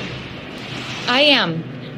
At the very beginning of that debate, it was evident that we needed someone who was going to make the case for the Democrats. You know, we've got a president on the Republican side, former President Trump, who is calling America a failing nation. America is not a failing nation. It is the best nation on earth. We need a strong Democrat who is going to counter that message. And Joe Biden, as much as I adore him and I'm grateful for him, he was not able to do that.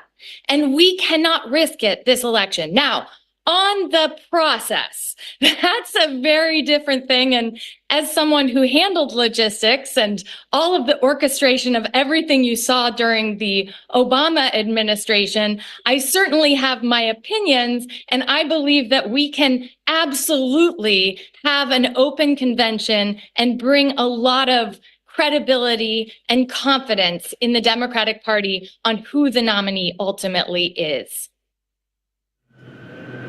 I mean, you haven't got a lot of time, though, to organise that. You haven't got a lot of time for the candidates to come forward.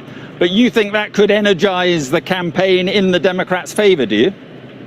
Well, you know, in the UK, they manage elections in way less time than we do. We've got more than 100 days left. We've got, obviously, the August convention date is upon us soon, but we've got excellent candidates who I would say have already been out there in the news, whether it's Mark Kelly, who's done a great job as a senator from Arizona, Wes Moore, who's a great governor of Maryland, who's really united the country, even in Maryland, but also he worked in the Bush administration as a White House fellow. We've got Josh Shapiro, who's a great governor of Pennsylvania. All of these candidates need to show themselves because they could also become the vice presidential candidate. I had heard that Gretchen Whitmer may say that she doesn't want to run against Kamala Harris, but she might be someone who would be in the mix for vice president. So all of that orchestration on energizing Democrats with these fantastic people that the country does not know. The Democrats, we know them, but the country does not know them yet. We have to have the opportunity to introduce them at a global stage to make sure that not only does America's Democratic Party have the confidence, but that America can have the confidence so the world can have the confidence. And I think that's absolutely possible. Right, we've just witnessed the Republican convention in Milwaukee, and by all sort of judgments, it was considered that was unified and successful. Isn't the problem for the Democrats that you risk having a divided convention if you have an open convention? If it's contested, you risk having, giving the impression of disunity rather than unity. What are your thoughts about that? The convention orchestration from the Trump Republicans may have projected a unified front, but that is not the case if you just peel back the curtain. If you look at, obviously he didn't have his former vice president, Mike Pence, there, but also his former vice president spokesperson, Mark Short, was out saying, this is a different Republican Party than I was part of. And it's true. It is a very much Trump-centric Republican Party, a populist party that a lot of Republicans don't believe is their party. So on the Democratic side, we're going to have a mess, sure. But we're going to have our mess in August, and we're going to unite the Democrats. We're going to give them the chance to save their peace because we don't believe in just going to a nomination with a coronation. I believe fundamentally that we have such excellent candidates. It will only make Kamala Harris stronger if she is eventually the nominee, for her to do exactly what she just said in that statement, which is prove her credibility on the national scene. There are many people saying that given the state of the polls, given what happened to Donald Trump and that extraordinary photograph that appeared afterwards, after the attempted assassination, that it is now the election for Trump to lose. Do you think there is still a chance with switching candidates of beating Donald Trump? There's absolutely a way to beat Donald Trump. Look, Donald Trump will appeal to a wide audience of people who don't normally vote. I grew up in Galesburg, Illinois. Galesburg, Illinois is one of those places that lost Maytag, very left behind, not unlike where J.D. Vance comes from. The message that they're throwing out, that Republicans have been better for them, may come across as one, if it's thin, low information voter. But the truth is, most people would know that Donald Trump spent twice as much as Joe Biden. He added twice as much to the national debt. He had more money spent in fraud and abuse through the PPP program than we've spent in the entire war in Ukraine. He has caused this inflation. Americans are suffering, not least of which the Americans I grew up with in Galesburg, Illinois. And so we need the chance to go unite them, those who are paying close attention, and the Republicans who absolutely feel left behind. They're very troubled with what Donald Trump would do with the next term of an administration. I mean, Donald Trump is telling us he's got an all caps, plan where he's going to have the largest mass deportation in America's history. That is not who America is. And we need the chance to prove to people that America can be both accepting and excellent for the people in the United States of America who feel left behind. Thank you very much for coming on the programme. Thank you very much.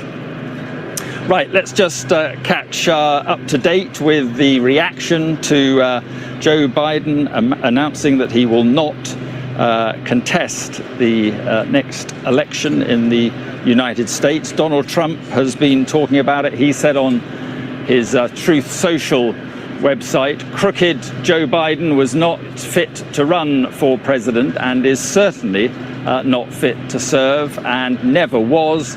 He only attained the position of president by lies, fake news, and not leaving his basement. And Donald Trump goes on, all those around him, including his doctor and the media, knew that he was not capable of being president, and he wasn't.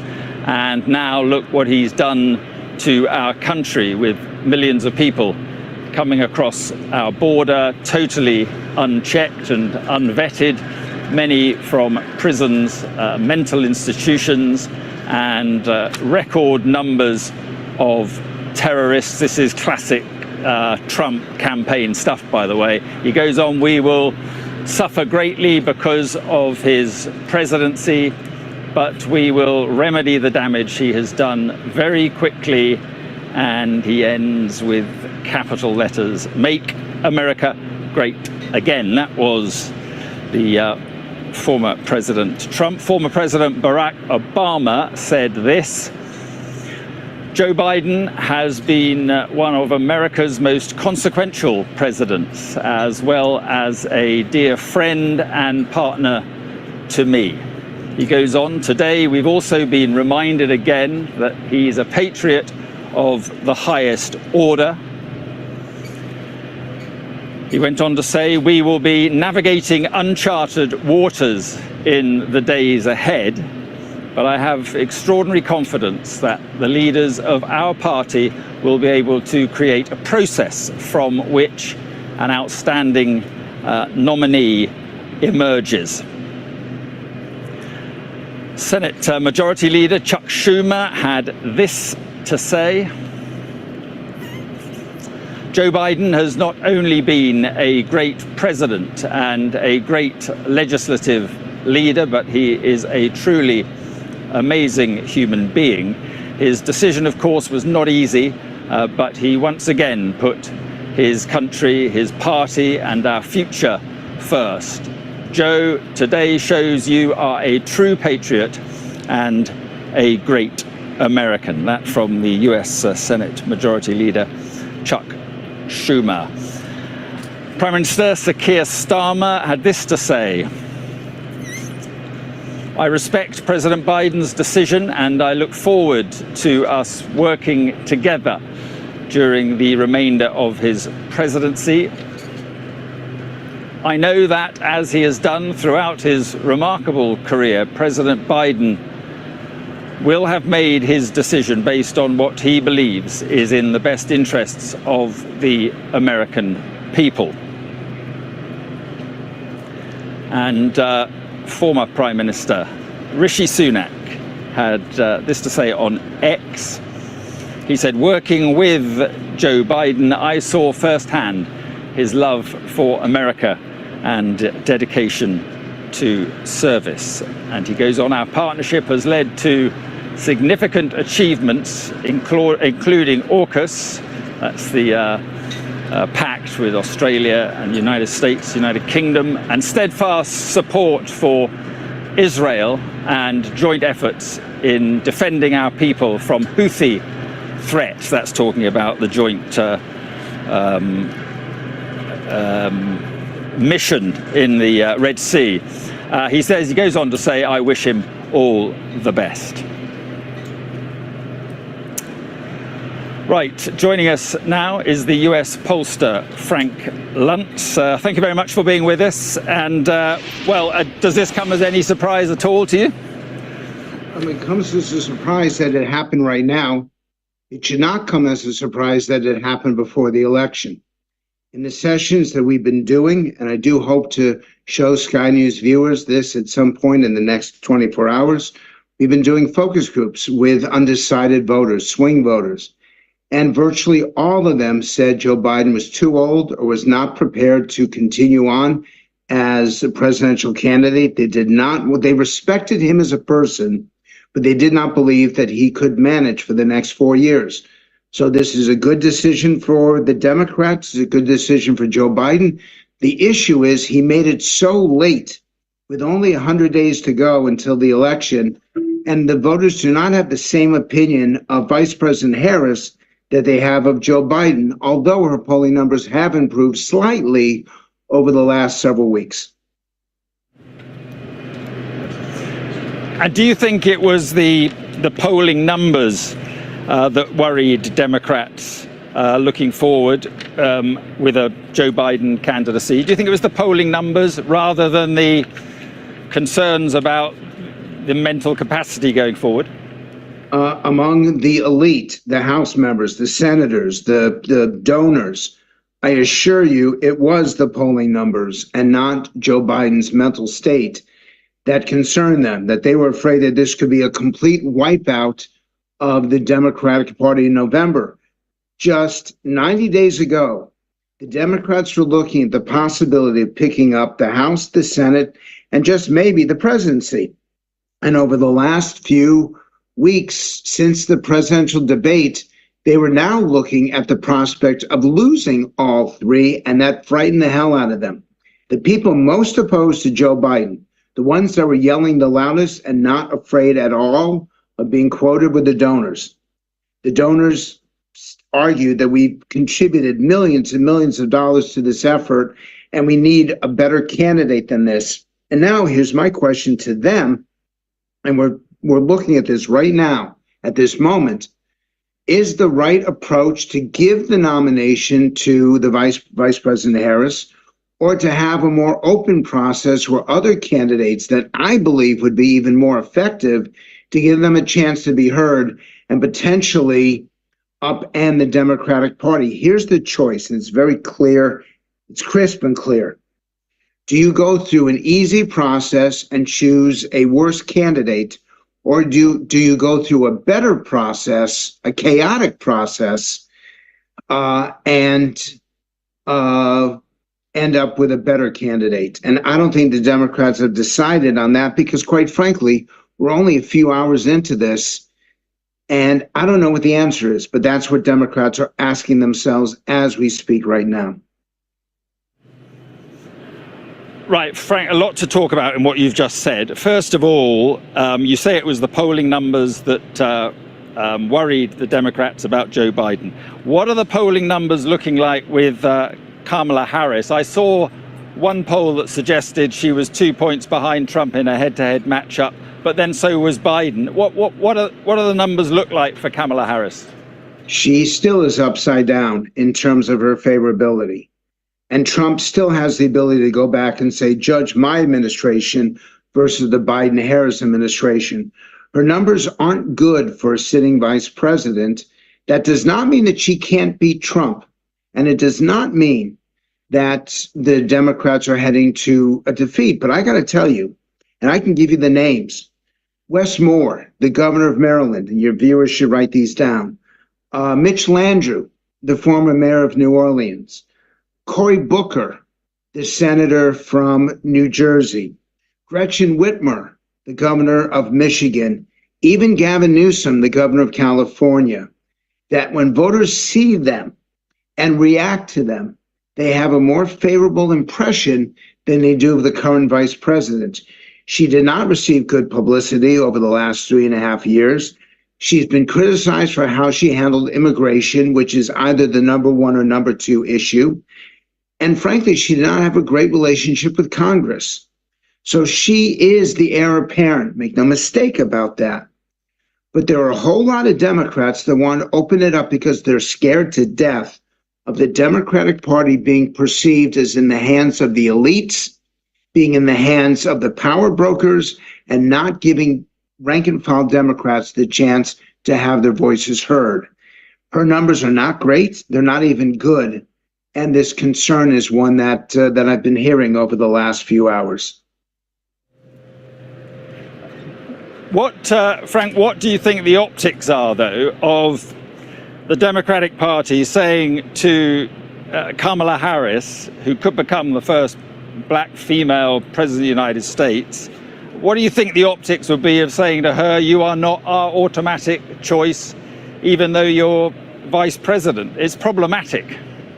But if the ads are going to be run against her laughing at really embarrassing times, and they're going to cut clips of it. I've actually asked the Trump campaign what they're doing. They're going to show her saying that there is no problem at the border, that immigration is not a crisis, as they show video of people running across the border. The Democratic strategists that know this are concerned about her candidacy. And Gretchen Whitmer, the last time I looked, is a female candidate. Wes Moore, the last time I checked, was an African American. Cory Booker, the last time I checked, was an African American. So there are people who are out there that represent the constituencies that Kamala Harris represents, but have the potential not to be blamed for the current administration, whose numbers are upside down, are negative. And I'll give you the most recent example. 55% of Americans believe the Trump administration was overall successful. Only 39% feel the same about Biden-Harris. So as a strategist, I'm thinking, is there a better candidate out there that stands for the democratic principles that they hold dear, but don't have the baggage that a Biden-Harris ticket would have? Frank, let me just put this to you. We've just had a tweet on X from J.D. Vance, Donald Trump's pick, of course, as vice president. J.D. Vance has said, Joe Biden has been the worst president in my lifetime, and Kamala Harris has been right there with him every step of the way. Over the past 4 years, she co-signed Biden's open border and green, what he called scam policies that drove up the cost of housing and groceries. She owns all these failures, and she lied for nearly 4 years about Biden's mental capacity, saddling the nation with a president who can't do the job. President Trump and I are ready to save America, whoever is at the top of the Democratic ticket. Bring it on. So there we are, Frank. I mean, it's a brutal attack already underway against Kamala Harris. Yes, and I'd be looking at that 4%, because that's all that's left. 4% of America has not decided, well, between the Biden-Harris ticket and the Trump-Vance ticket. I'd say to the Republicans, calm the hell down. That this kind of rhetoric does appeal to your base. It'll drive up attendance at rallies, but that kind of rhetoric does not get you across the line with undecided voters. And this has always been the challenge with Donald Trump. The 45-minute speech that he had written really worked across the aisle, was incredibly unifying and positive. But the speech that he actually delivered, with all the negativity and all the snarkiness, and the 93-minute speech on Thursday night turned off an awful lot of people. If the Republicans can keep their anger in check, they're going to be the next administration. But if tweets like that does not win a single undecided voter, that does not win a single floating voter, and make no mistake, Trump does not have enough votes. He is ahead, and he should win. because his voters are much more energized, are much more excited than the Democrats that are about to go through chaos. But in the end, he still isn't quite there yet. And that tells me, that tweet, that they're abandoning any effort to win these final undecided, these double haters, as they're called, because they don't like Trump or Biden, that they've abandoned them and they're simply going to go after their base and try to turn them out. They will be successful at that. But I say to your viewers right now, that does not give them quite enough votes to be assured of winning in Pennsylvania, Michigan, and Wisconsin. And a tweet like that is not helpful to their cause. That's a very interesting perspective, Frank. I just want to talk about the Democrats. We're hearing, perhaps no surprise this, that the president and the vice president spoke multiple times in the run-up to Joe Biden's announcement today. So clearly that, no surprise. But I just want to ask you about what happens with the Democratic Party going forward. Do you think that a contest of some sort, either mini primaries or debates or some sort of competitive process, do you think that would help the Democrats, in a sense, draw attention away from the Republicans and energize their own campaign? That's exactly what I think. Yeah, from the Republicans.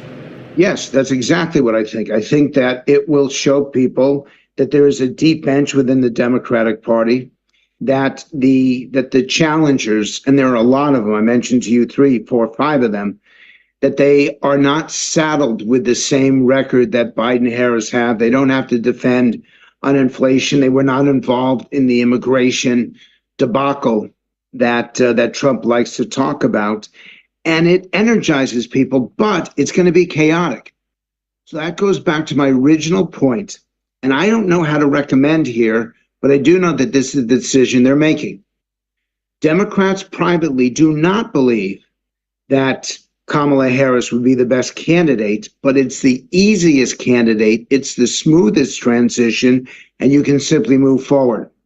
They do believe that there are other candidates out there. I didn't mention the governor of Pennsylvania, and there are several other governors who are being considered. It will make things much more confusing, much more chaotic, but they may end up with a better candidate. And I teach people, start at the end, not at the beginning. It doesn't matter whether you have chaos now if it creates a better outcome for Election Day. Focus on what's needed to get voters then and move backwards rather than what's the easy approach right now through the Democratic convention. But I'm not convinced that they're taking that guidance. They may be looking for the smoothest transition possible. Okay, Frank Luntz, very interesting. Thank you very much indeed for coming on this evening. Thank you. Right, let's speak then to Ryan Wiggins, Chief of Staff at the Lincoln Project, who joins us now from Florida. And Ryan, just to be clear, to explain to people, the Lincoln Project made up of people, former Republicans who now oppose Donald Trump. Have I got that right?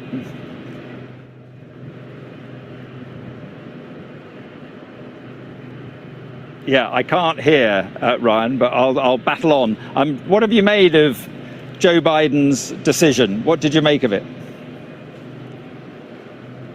This decision. I felt like what he decided to do today was something you don't see politicians do a lot. They put this is a man who once again put country above himself, put it above his own political aspirations, put it above his party. He did what was best for the people, for the American people today. And that shows you what a patriot Joe Biden has been his entire life. He has given his life to service of the people of the United States. Do you think it was, in the end, inevitable? I don't think after the debate it was inevitable. I do think that after his own party has come after him in the press so much after the debate and after his 2 interviews that he did, his national interviews after that, the party could have rallied around him. They unfortunately did not. I mean, what I can tell you is Republicans don't ever air their laundry this publicly. The Democrats did, and they forced this. I mean, I don't think that if he had stayed in after what the press has been like coming from his own party, especially the past week during the RNC, I think it would have been very easy for the Republicans to just say, hey, listen, like his own party doesn't have faith in him. Why should you? And so I think that this was the right call. I know it was a very difficult call. I mean, this is a position that he has been very successful in. He has been very effective in. He inherited probably the worst, administration that anyone could have inherited after COVID and after 4 years of Trump just wreaking havoc on our economy and on our global politics and in our local or our internal politics. So, I mean, this is the right move. The country needs to move forward. The country has asked for a younger candidate. This is a younger candidate. The country has asked for diversity and not two old white men. This is not two old white men anymore. I think it's a great move. I think it shows the Democrats and the American people, those small numbers that Frank Luntz was talking about. I think it shows them that there are selfless politicians who are willing to do right by the people of this country. I think it absolutely wins them over. Right, and what will the view be, do you think, within the Republican Party, within, Donald Trump's cohorts? I mean, how will they be thinking about a switch of candidates, do you think? Panicking. They're absolutely panicking. They knew how to define Joe Biden. They could play to his age. They could play for the past 4 years. They could play to lies that they've been telling, but they spent the past week at a convention running against the wrong candidate. And they are freaking out right now because they know what the Democrats know and what the Lincoln Project knows, frankly, and that is that Kamala Harris is largely undefined right now. She has been a senator, she has been an attorney general, she has been a state attorney, and she's been the vice president, but she's always kind of been in the background. And so now is her time to shine, and it's now time for her to show off that she is the law and order candidate, if this is the direction that the Democrats end up choosing. But it certainly looks like this is the path that they're going down today. She is the law and order candidate. She has put illegal immigrants in jail. She has put, gang members in jail. She has cracked down on crime. And when you're running against a 34-time convicted felon who has also been accused of being a rapist, she is the one you want to come after that. I mean, it is a very, the last night of the convention was so incredibly crazy and so full of toxic masculinity. I think the women of my country are about to come out for Kamala Harris. What do you make of what Donald Trump has said in response to this decision from President Biden? He says Joe Biden's the worst president in the history of the United States by far, never been a president who's done so much damage to our country. And then he says he should never have been there in the first place. He should have stayed in his basement. What do you make of statements like that, which followed Joe Biden's decision and his letter explaining he was stepping aside?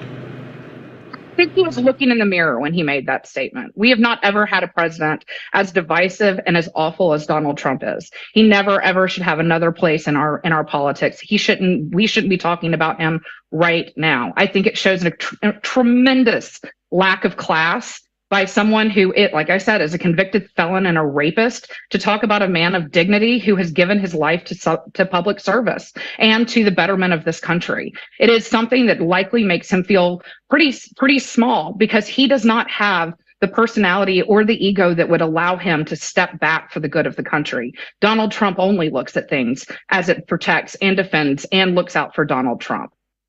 He is completely unavailable to understand the sacrifice that the current president really just made for the country. I wonder what you thought of the Republican convention in Milwaukee.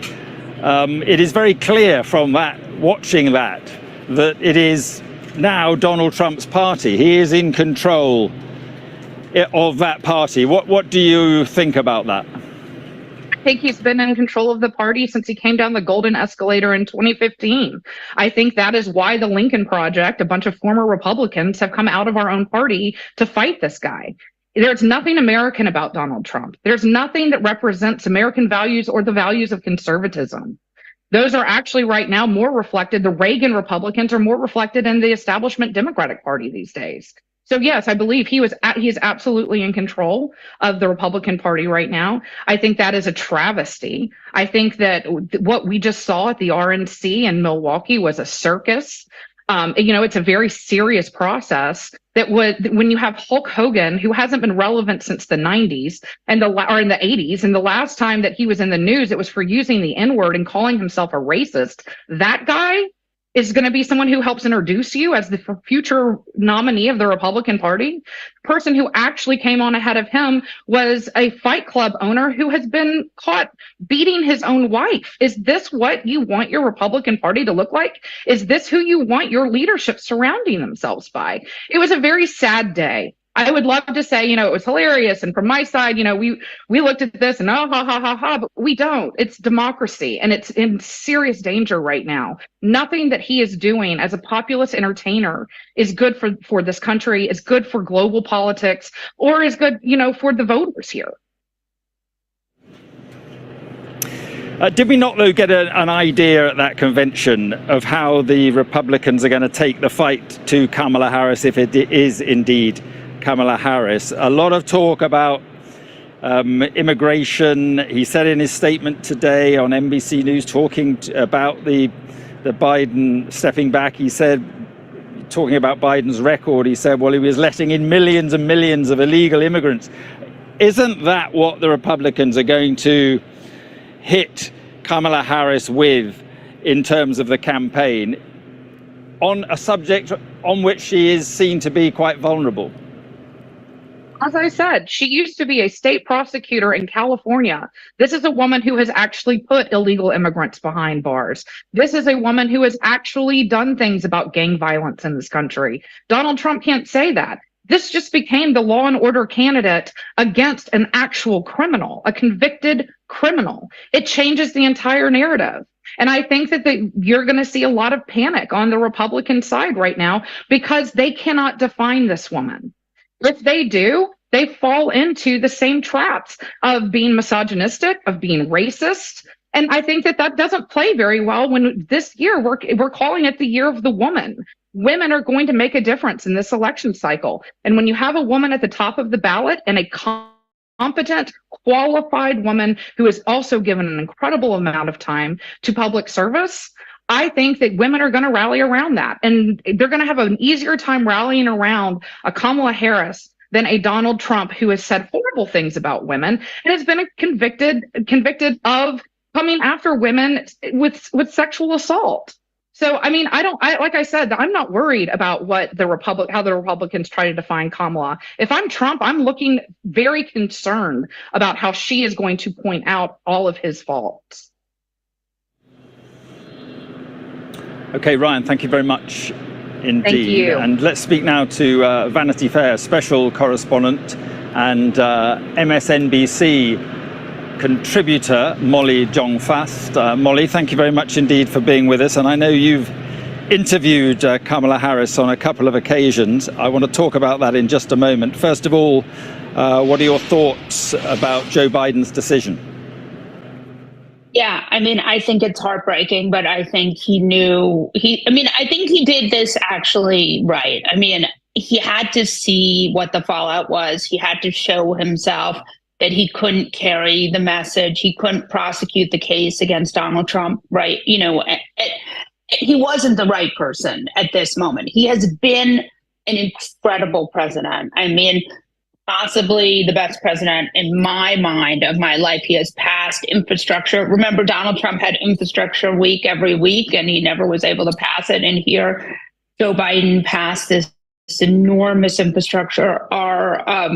We have of wealthy countries, we have some of the lowest inflation because of a lot of really smart stuff that the Biden administration did. And so I do think, and we have this incredible Goldilocks economy. So there is a lot to run on, but Joe Biden was just having a lot of trouble making the case. And remember, he was never a gifted orator. He struggled with stuttering his whole life. He got better, but as he got older, it got harder for him to, control the stutter, be able to speak in in a very, fluid, the kind of fluid way you need to when you're on the trail. It's being described as a selfless decision by many Democrats. Isn't the truth, though, that he's been forced out? He's been pushed out, hasn't he?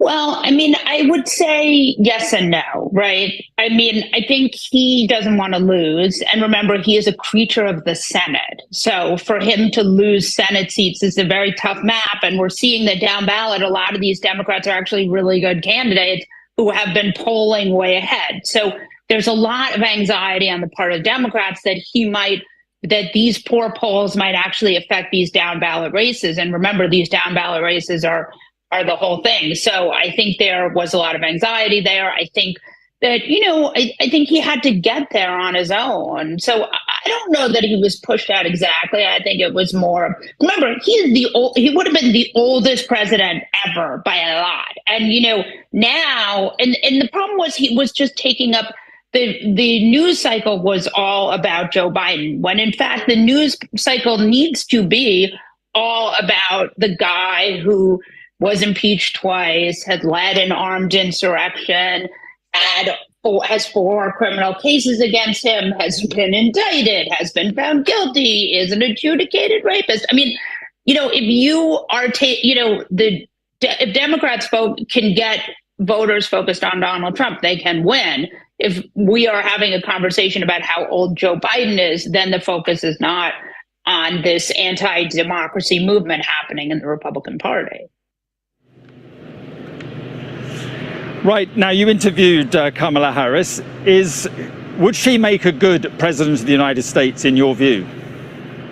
Yeah, I mean, she's very charismatic. She's a great speaker. And remember, she is like in her 50s. And she's going to be on a stage, hopefully, with Donald Trump if he agrees to a debate, which if he's smart, he won't, because she's going to wipe the floor with him. But, the thing we didn't talk about in the mainstream media after that debate, it was so much Biden sort of stole the narrative. But the reality was Donald Trump did not do great in that debate either. And he seemed really exhausted and really slow and had a lot of trouble keeping up.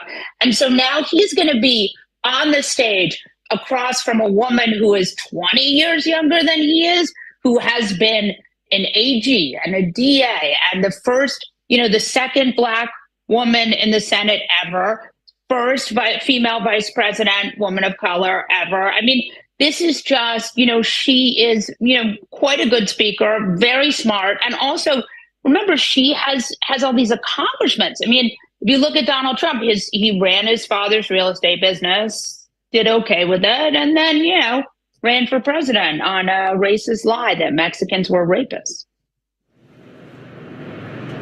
But when she did go for president, the campaign did not go well. The initial stage of the campaign, she pulled out very early.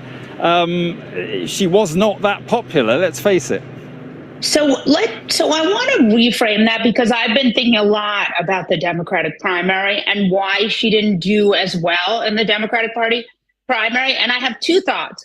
One is that, and I actually think this may benefit her in the general, she was not that lefty.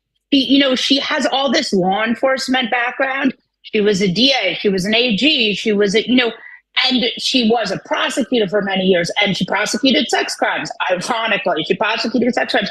So there's a certain sense in which a lot of Democrats wanted someone more lefty than her. They wanted someone who would, wasn't as involved in policing and that kind of thing. And so I actually think that may help her in the general, because even now the left has gotten on board because they realize that this is, could be our last election. But I also think that helps her. She's not a far lefty. She's actually pretty centrist. And one of the things that I noticed during that campaign was, she had trouble scaling up the infrastructure, but donors loved her, right? Donors really, really like her. And she's pretty centrist. So I actually think that may serve her in a general election campaign, especially when she's running against someone who has, signs in the convention that say mass deportation now. Molly, thank you very much for being with us. I appreciate your insights. Thank you very much. Thank you. And as we look at pictures of Kamala Harris there on your screen, Niall Stanage is back with me. And it's noticeable how, even as we speak, attention seems to be switching very quickly from Joe Biden to Kamala Harris, and a lot of conversations about Kamala Harris. Do you think it's inevitable that she will be the next candidate? I'm reluctant to use the word inevitable in the middle of such unprecedented times, but I think she's the overwhelming favourite, Mark. There's a real challenge if anyone wants to oppose her.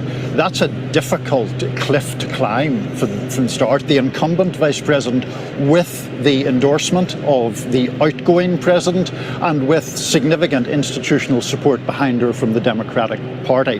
As I was saying to you a short time ago, I think Kamala Harris has vulnerabilities, but she's clearly far and away the favourite to be the nominee. Because she didn't do well when she was going for president. Right. It was was she the first to pull out? I can't quite remember. But she certainly pulled out before the Iowa caucuses, which are the first contest. You know, it just didn't really happen for her. I remember at the outset of that campaign talking to someone in California Democratic politics, which is her home base, and this person said to me at the time, Kamala Harris is one of those people who looks so impressive on paper, and she always ends up a little bit underwhelming. That's what happened in that campaign. There were questions around her sort of authenticity. There was some discord within her campaign. Now, her allies would say she's sometimes held to a different standard because of her gender and race, but it wasn't a good campaign by any stretch.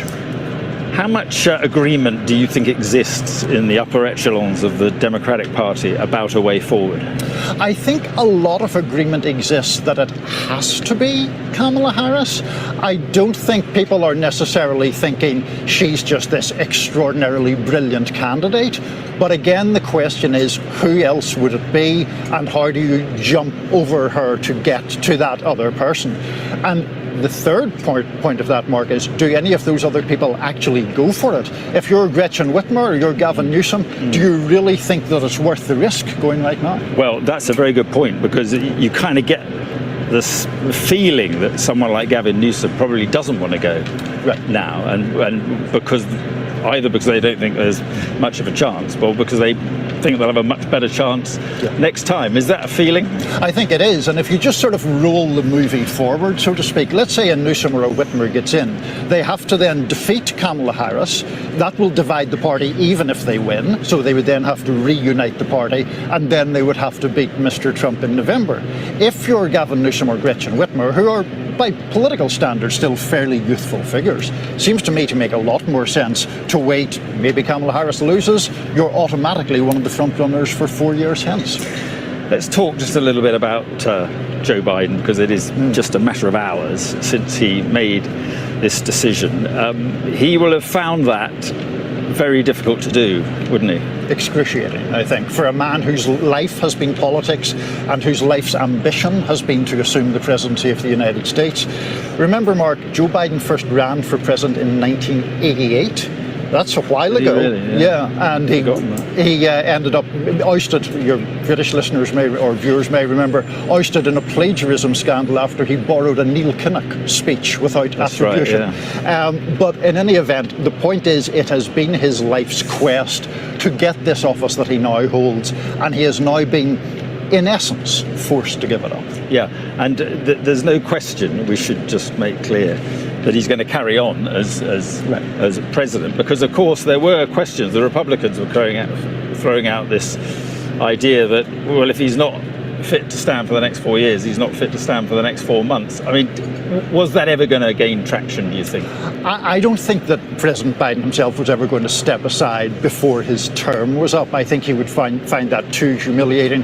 He would become the only president since Richard Nixon to resign, not the company you particularly want to be in if you're president of the United States. So I think that was never really going to happen. But I do think it's a potentially politically useful argument for Republicans to make, because of course then you tar Kamala Harris with the idea that she's propping up a president who isn't really capable of doing the job anymore. Okay, Niall, thank you very much indeed. Appreciate it. Thank you.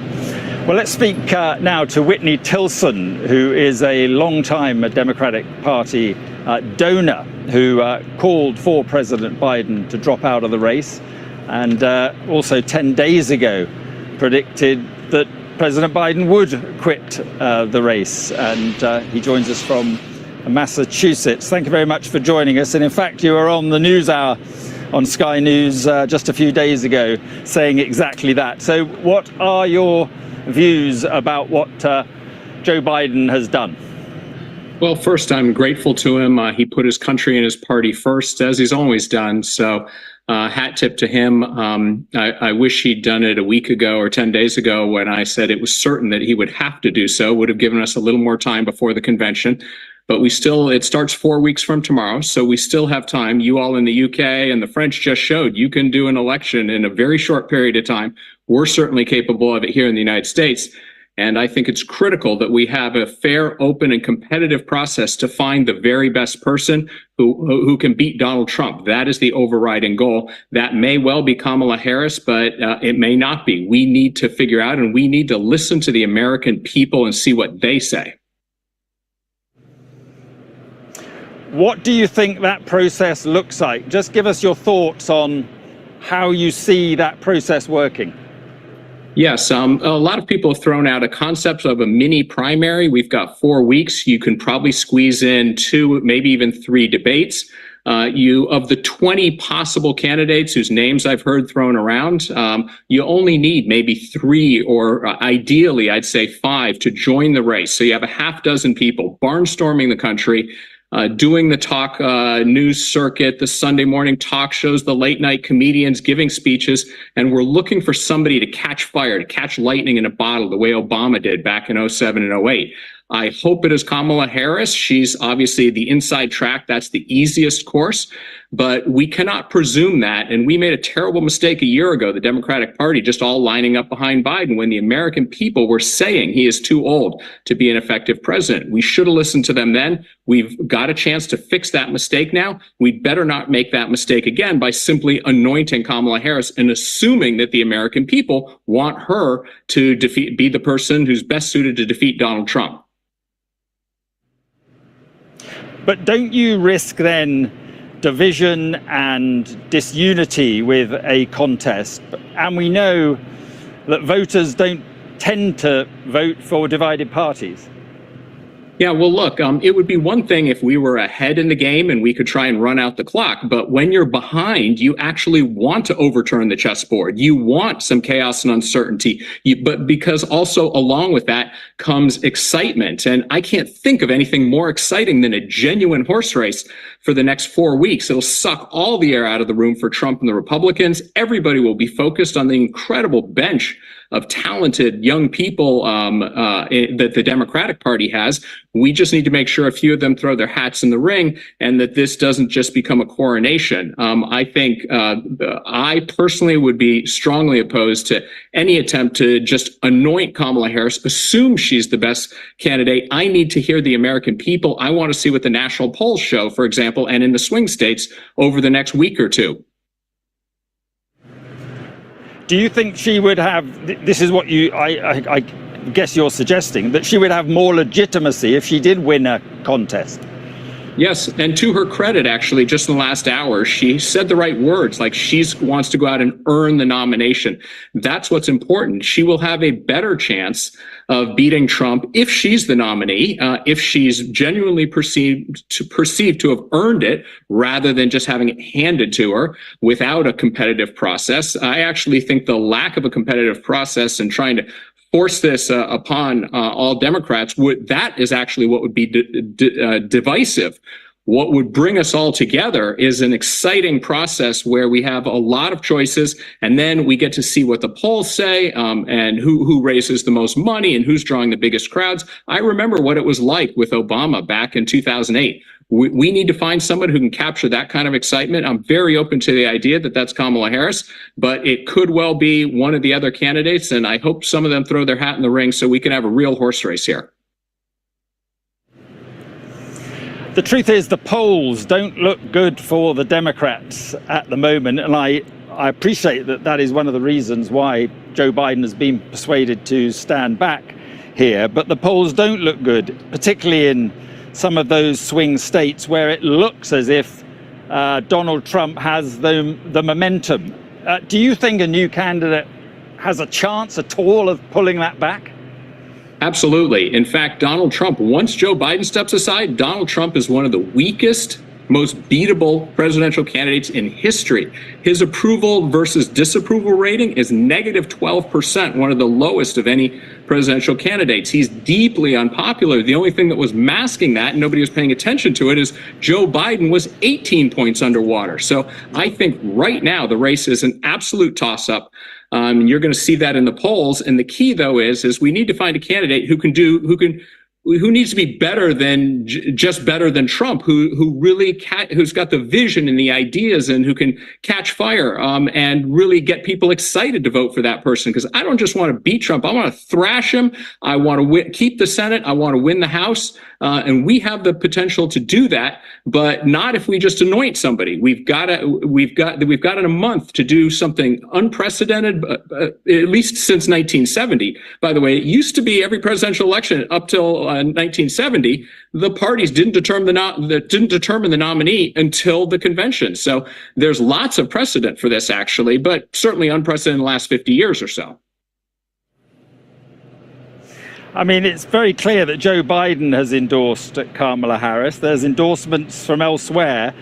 Do you fear that it could be a coronation, that it could be, to use the phrase, a stitch-up?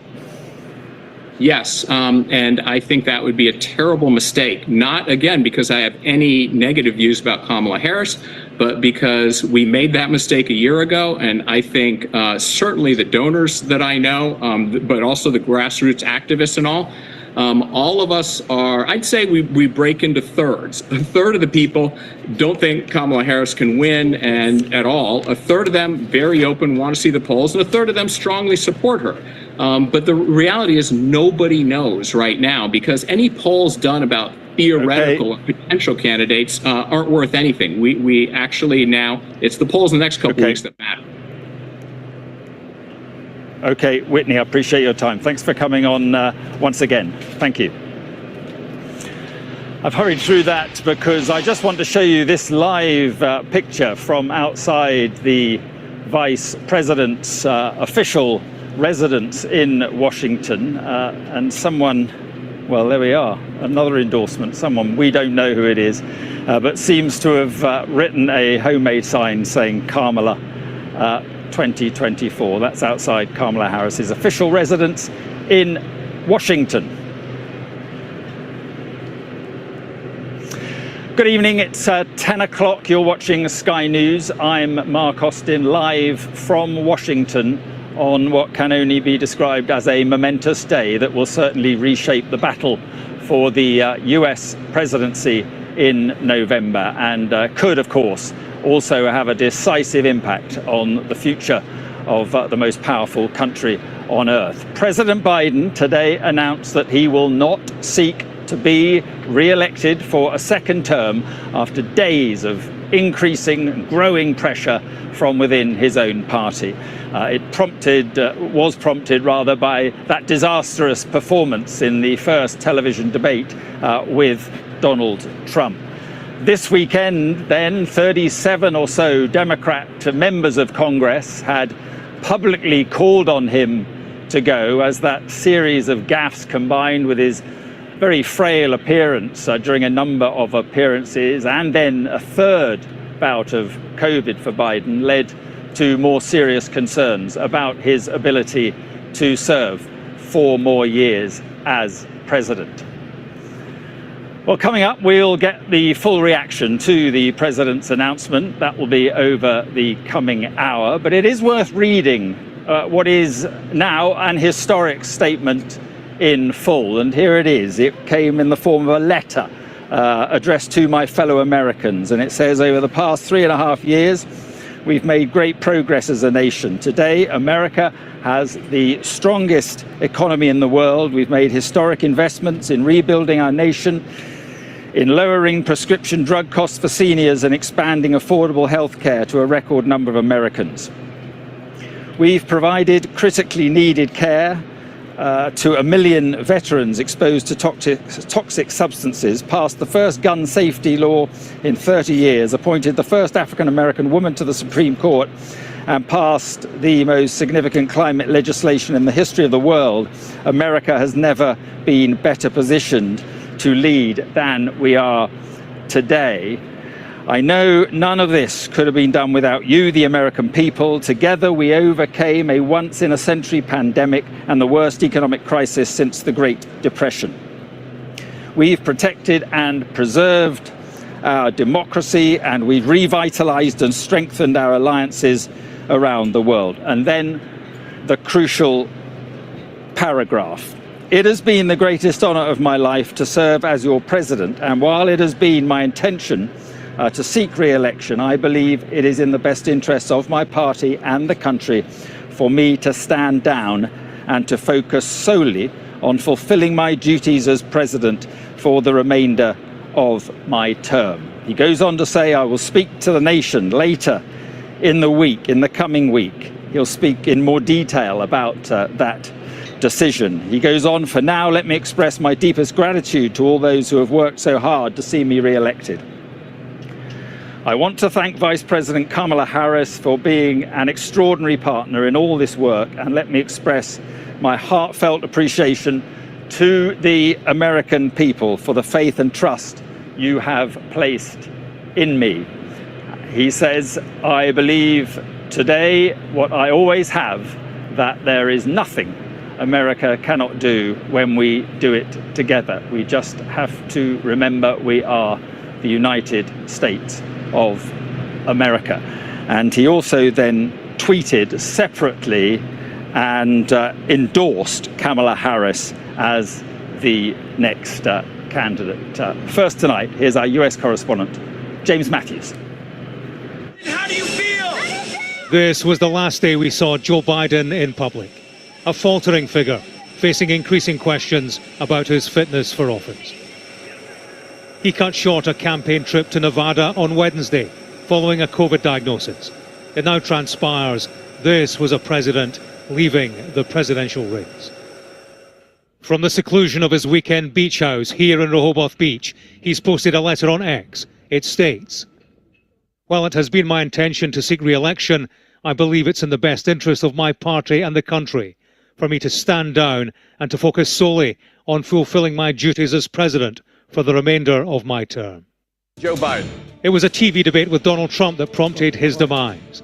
Dealing with everything we have to do with, look, if a stumbling performance caused fear amongst Democrats that his frailty would cost them the election. And a bad night. Defiantly, Joe Biden resisted increasing calls for him to step down. He just had a really bad cold. But as he continued campaigning, senior Democratic figures warned him he would likely lose the White House to Donald Trump, and the party could lose the Senate and House of Representatives with it. In pulling out of the race, Joe Biden has endorsed the woman he chose as vice president. Joseph Robinette Biden Jr. has been America's 46th and oldest president. What is the message we send to the world if we stand by and we say, we'll let it continue to happen here in this place? A voice at the heart of US politics for 5 decades, a face familiar to Americans for so many years. His journey to Washington began here, 2446 North Washington Avenue, Scranton, Pennsylvania. A modest upbringing that he'd cling to, Scranton Joe. It was the working class man of the people image he used to propel himself upwards. Hi, how are you? Hi, Joe how are you? Biden's my name. It would be quick at the start, elected to the Senate in Washington, aged just 30.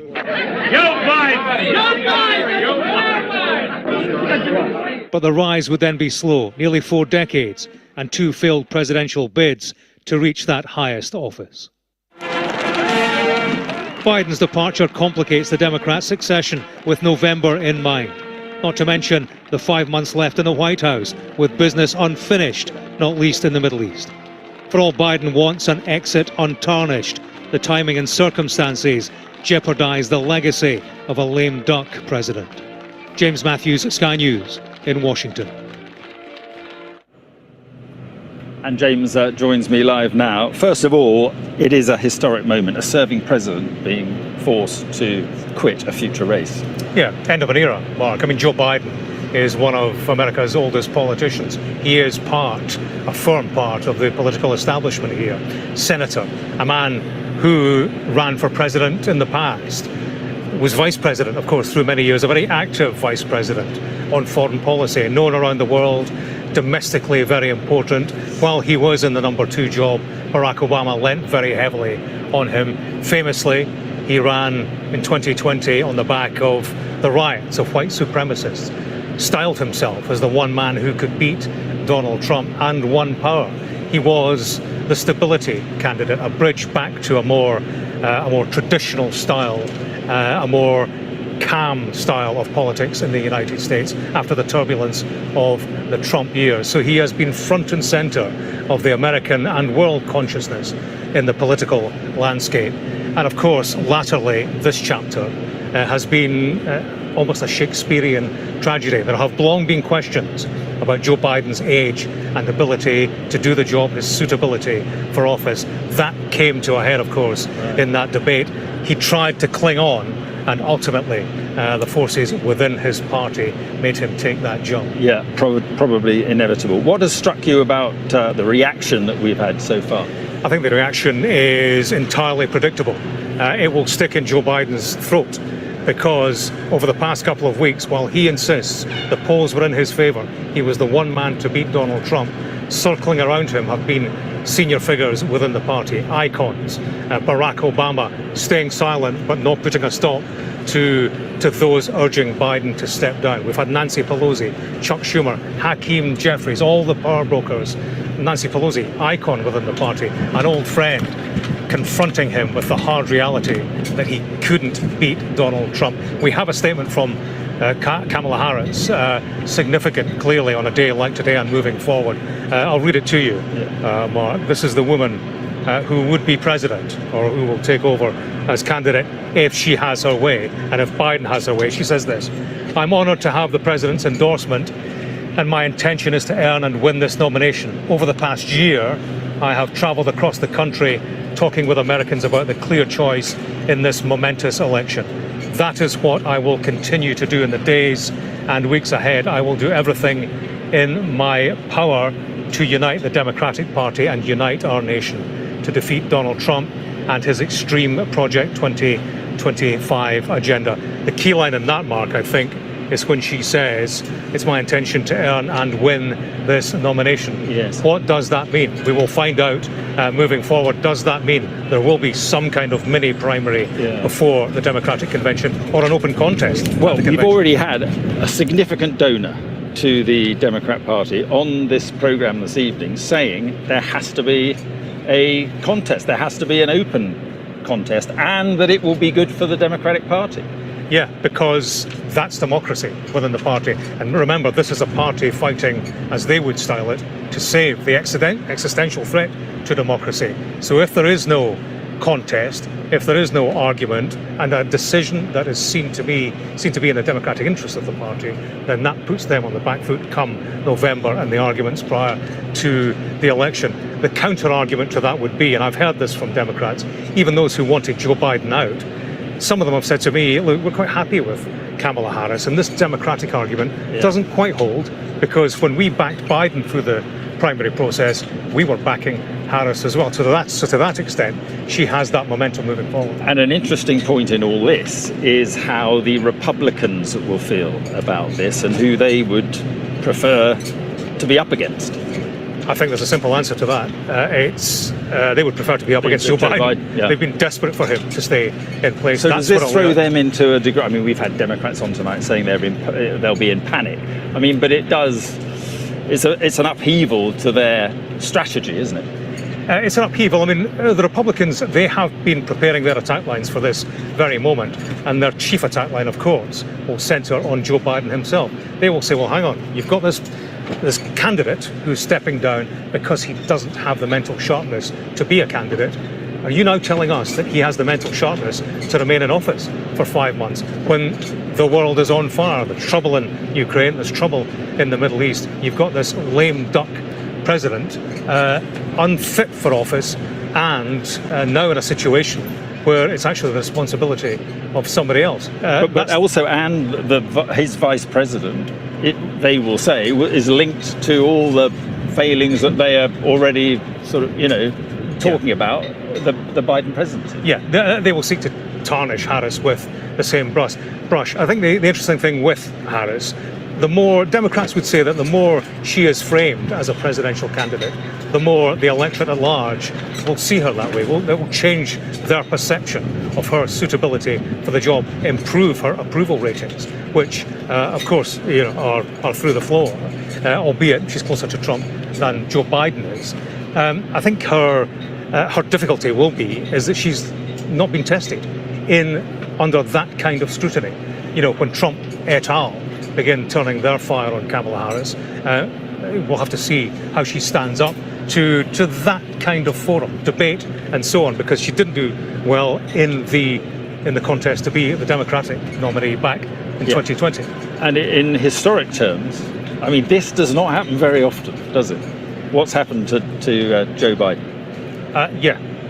Which is why it is a matter of extreme significance and extreme concern for the Democratic Party moving forward. I mean, we are at a situation, having just been to the Republican National Convention, where politics has turned on its head. When you look at the primetime address of the man who would be president, and the polls say he will be in November, introduced by Hulk Hogan, ex-entertainer and wrestler, preacher, you have people with their hands in the air on the back, praying. It was almost a religious experience. You have that on the one hand. On the other hand, you have an 81-year-old president deemed to be too frail, unfit for office. We've never seen the like in American politics. And it was just 8 days ago you had this attempted assassination of a presidential candidate, a former president, Trump. And now you have this. This is some week in American politics. Some week, a turning point in American politics. And the story is not over. I mean, it is all about Kamala Harris. That's where the story goes now. And whether or not she can unite the Democratic Party, carry them forward as a party united, and whether or not she is somebody of suitable stature and political clout to win the arguments come November. It will be interesting. You speak to the Democrats. What they like about Kamala Harris is her background. She has a legal background, former prosecutor. They say that will score high when it comes to the TV debate stage. For example, Donald Trump, an individual who is a convicted felon, and just that whole, as they would have it, light touch and loose connection to politics, to concrete politics for Donald Trump. Right. They think Kamala Harris can score big on that, but also her youth. The fact that she is a history maker herself, the first woman of colour to be in that position, to run for the top job, and she will carry behind her, or the belief within Democrats, the Democratic ranks, is that she will carry behind her, the same way that Biden did, the coalition that she will need to pull together the numbers. James, stay with me, because there's a lot to talk about what happens going forward. And as we've been discussing, attention will now turn to who the Democrat candidate to face Donald Trump will actually be. Mr. Biden has endorsed his vice president, as we've been talking about, Kamala Harris, as has former President Bill Clinton and also the former Secretary of State Hillary Clinton. So who is the woman who could now be the first female president, and will she face any challenge to be Mr. Biden's replacement? Here's our US correspondent, Martha Kellner. We did it, Joe. It was the viral video which confirmed the Biden-Harris ticket was heading for the White House. 4 years on, President Biden is now lining up behind his running mate, backing 59-year-old Harris to become America's first female president. We beat Donald Trump once and we're going to beat him again.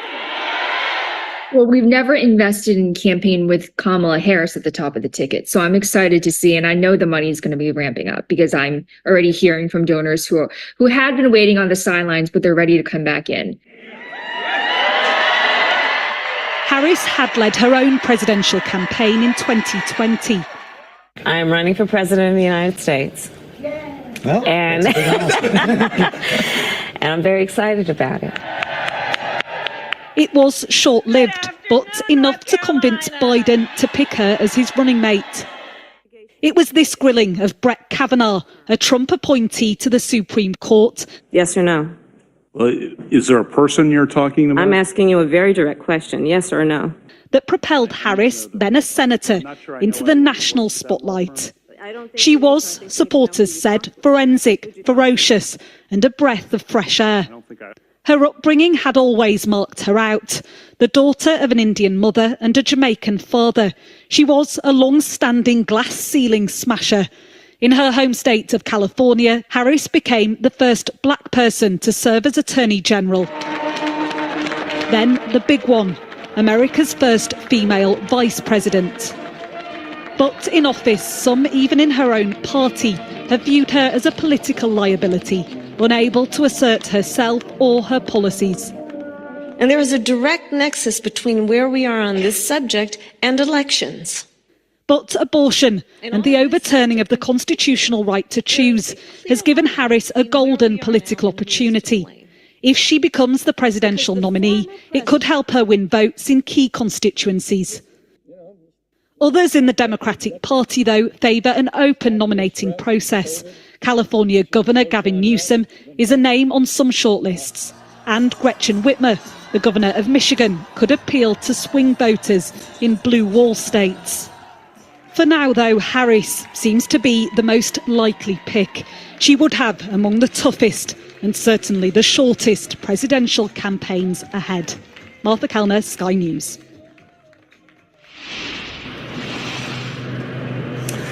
Let's join our correspondent David Blevins, who is at the White House this evening. And David, first of all, this will have been a very difficult decision for Joe Biden to have taken.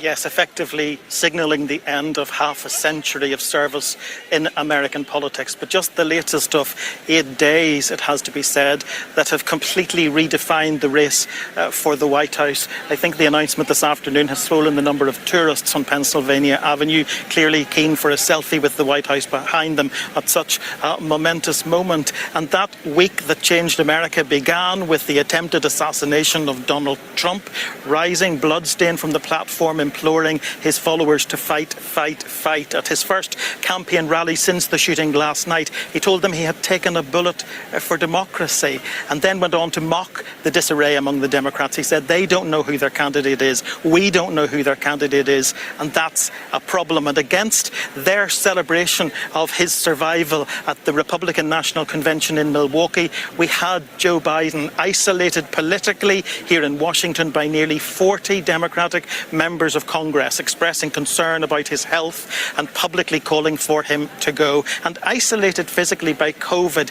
in his beach house in Delaware with the First Lady Jill Biden, where at 1:45 Eastern Time today, that's 6:45 p.m. in the UK, he informed his advisers that he had taken the decision to step down. He'd spoken previously with Kamala Harris, the Vice President, and I suppose that now shifts the focus to her, because Kamala Harris is front runner, it would seem, to be on the ticket for the Democrats in November. She has the endorsement of the President, Joe Biden. She has the endorsement of a former President, Bill Clinton, but she does not yet have the endorsement of former President Barack Obama or former Speaker Nancy Pelosi, other significant figures within the Democratic Party. So we are coming to the end, I think, of 8 tumultuous days in US politics, and we're still 4 months from the election. The one thing we can say is that the race for the White House is never dull. That's absolutely right, David. Just on the sort of logistics of Joe Biden, he's in Delaware, I understand. I'm not sure when he's going to come back to the White House, but he's going to stay on. Let's be clear about this. He's staying on as president for, well, until effectively till January. Yes, I think we're guessing at the moment that he will return here to Washington early in the week. He says he will address the nation at some point. We know he's scheduled to meet with the Israeli Prime Minister Benjamin Netanyahu, and that meeting is going ahead. But we don't know an awful lot beyond that, apart from the fact that he is determined now to protect his legacy by finishing his presidency well, which is what many senior Democrats were calling upon him to do. But that will raise many questions. Even before this announcement today, Donald Trump's running mate, J.D. Vance, had already expressed his view that if Joe Biden bowed out of the election, he needed to bow out of the White House altogether. Because in his opinion, he said if Joe Biden isn't fit to run for another 4 years, he isn't fit to govern for another 4 months. And I think that is a question that will linger for many people, because the United States really has been dealing with an incredible amount of political drama in recent days, and it's not over yet. David, thanks very much indeed. Let's cross straight to the west coast of the United States now to speak to our US correspondent Martha Kellner, who is in Los Angeles. And Martha, clearly a lot of attention now on Kamala Harris, but the way the Democrats handle all this going forward becomes very important now. Yeah, we could be on the brink, Mark, of a historic moment, of course, potentially a run for America's first female president. Now, logistically, Kamala Harris makes a lot of sense for the Democratic Party. She's already surrounded by the Biden-Harris infrastructure. She could inherit immediately that donation money from the Biden-Harris campaign. President Biden could instruct his delegates to vote for Kamala Harris. So logistically, she makes a lot of sense. But I was speaking to a Republican strategist just last week, of course, at the Republican National Convention, when clearly there were a lot of questions already about President Biden's political future. And he was saying, remember, within great vast parts of America, Kamala Harris will be viewed as interchangeable with President Biden. She is number 2 in an administration which has very, very low polling numbers, is lagging behind Donald Trump on almost all metrics. She's also the border czar at a time when America has a major immigration crisis. So she is not necessarily the perfect candidate, but it comes back to what President Biden always says, which is judge me against the alternative and not the almighty. And he clearly thinks that she has enough to prevail over Donald Trump. So I think she is now clearly the most obvious frontrunner for the Democratic Party's nomination. And I think now attention will turn to who Kamala Harris may pick for her running mate. I think it is likely, if she does get the nomination, to be a governor, perhaps someone like Josh Shapiro in Pennsylvania, Andy Beshear, who's very popular in Kentucky, perhaps even Gretchen Whitmer in Michigan. How historic would that be, potentially having 2 women on a presidential ticket? But of course, there are lots of questions, lots to work out for the Democratic Party in the coming days. Yeah, and in terms of her weaknesses, are there concerns within the Democratic Party about the last time she ran, which was for president, in which the campaign did not go at all well, and she was forced out of that campaign, or she withdrew from that campaign very early? Are there concerns about how she will go down with the voters? Yeah, there's concerns that she's not a particularly good politician, Mark. She rose to prominence, as I was saying in my piece there, with that grilling of the Supreme Court nominee Brett Kavanaugh at the time she was running for Senate. She then took a brief run for the presidency herself. It was a very short-lived campaign back in 2020. And up until sort of 6 months ago, she was viewed, even by some within her own party, as being a major political liability. She's failed to assert herself, particularly on the immigration. Some people are saying that President Biden sold her down the river somewhat with some very tough political briefs, but she's not seen as having flown in this role as vice president. One brief bright spot for Kamala Harris has been the overturning of Roe versus Wade, the overturning of the constitutional right to choose. She's really seen abortion as something that she can campaign on. She's been doing this tour crisscrossing the United States, specifically appealing for people to vote on the issue of abortion. And that's being viewed as having been quite effective. Abortion was something that brought particularly women to the polls in vast numbers in the 2022 midterm election. So I think that's something, if she becomes the presidential nominee, that she will really focus on. That is an issue that she believes she can win votes in key swing states on. And just finally, Martha, in the key swing states that you've been talking about, or we've been talking about, Trump does seem to have momentum. We were in Pennsylvania just earlier last week for 2 or 3 days in a county called Bucks County, which the Democrats have been winning, but it is really 50-50. And the people we spoke to said the momentum seems to be with the Republicans, seems to be with Donald Trump. I just wonder how worried the Democrats are about finding any candidate who could close the gap on Donald Trump.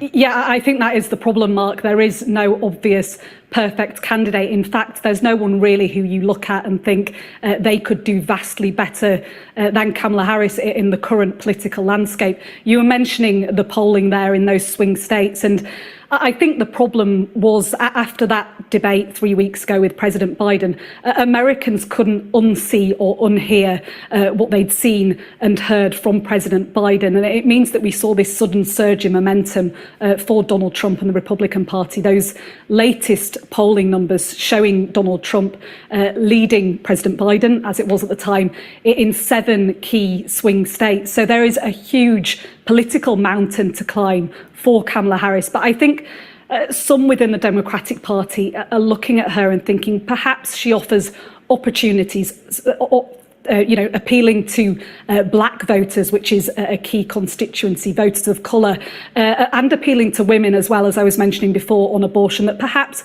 she does give them an edge over President Biden in some of those swing states on those issues.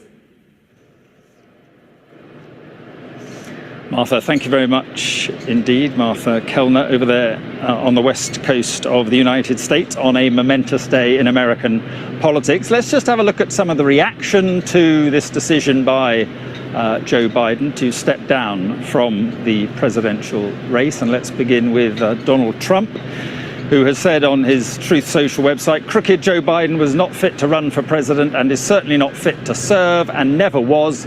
He only attained the position of president by lies, fake news, and not leaving his basement." He goes on, "All those around him, including his doctor and the media, knew that he wasn't capable of being president, and he wasn't. And now look what he's done to our country with millions of people coming across our border, totally unchecked and unvetted, many from prisons, mental institutions, and record numbers of terrorists." He goes on, "We will suffer greatly because of his presidency, but we will remedy the damage he has done very quickly." And he ends with capital letters, "Make America Great Again." Donald Trump's running mate, J.D. Vance, said on X, which used to be Twitter, "Joe Biden has been the worst president in my lifetime, and Kamala Harris has been right there with him every step of the way." Over the last 4 years, she co-signed Biden's open border and green scam policies that drove up the cost of housing and groceries. She owns all of these failures, and she lied for nearly 4 years about Biden's mental capacity, saddling the nation with a president who cannot do the job. He goes on, "President Trump and I are ready to save America. Whoever's at the top of the Democratic ticket, bring it on." In contrast, former President Barack Obama said this, "Joe Biden has been one of America's most consequential presidents, as well as a dear friend and partner to me. Today, we've also been reminded again that he's a patriot of the highest order." We will be navigating uncharted waters in the days ahead, but I have extraordinary confidence that the leaders of our party will be able to create a process from which an outstanding nominee emerges. Interestingly, not endorsing Kamala Harris at the moment. What about former US President Bill Clinton and his wife, former Secretary of State Hillary? We join millions of Americans in thanking President Biden for all he has accomplished, standing up for America time and again, with his North Star always being what's best for the country. We are honored to join the President in endorsing Vice President Harris, and will do whatever we can to support her. Now, a key figure in all this, former US House Speaker Nancy Pelosi, said this: President Joe Biden is a patriotic American who has always put our country first. His legacy of vision, values, and leadership make him one of the most consequential presidents in American history. With love and gratitude to President Biden for always believing in the promise of America and giving people the opportunity to reach their fulfillment. God bless America with Joe Biden's greatness and goodness. That is a key figure in urging President Biden to stand down there, Nancy Pelosi. What about Prime Minister Sir Keir Starmer said, I respect President Biden's decision and I look forward to us working together during the remainder of his presidency. I know that, as he has done throughout his remarkable career, President Biden will have made his decision based on what he believes is in the best interests of the American people. Former Prime Minister Rishi Sunak said on X, working with Joe Biden saw firsthand his love for America and dedication to service. Our partnership has led to significant achievements, including AUKUS, that's the pact between Australia, the US and the UK, steadfast support for Israel and joint efforts in defending our people from Houthi threats. And he went on to say, I wish him all the best.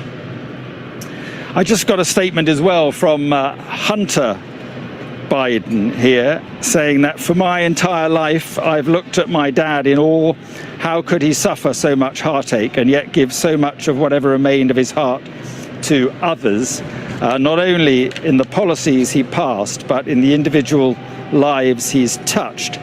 Over a lifetime, I have witnessed him absorb the pain of countless everyday Americans who he's given his personal phone number to because he wanted them to call him when they were hurting, when their last hopes were slipping through their hands.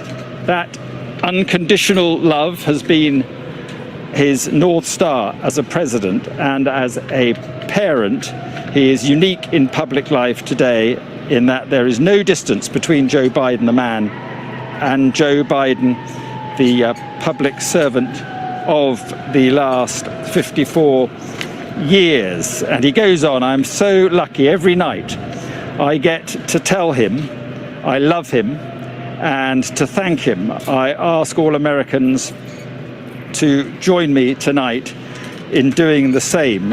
Thank you, Mr. President. I love you, Dad. That the latest in a long line of statements we have had in reaction to all this. That one from Hunter Biden, Joe Biden's son. And there's also been many other tributes to Joe Biden, but equally those responses from the leadership of the Republicans, Donald Trump, J.D. Vance, who are very critical of Joe Biden. Let's speak to Martha Kellner, who's in Los Angeles. And, well, Martha, this could all move very quickly, couldn't it, in terms of Kamala Harris and what happens next? Yeah, and I think it's within the Democratic Party's interest that this does happen quite quickly. President Biden it's the longest that there's ever been that a a sitting president has dropped out of the race. Apologies.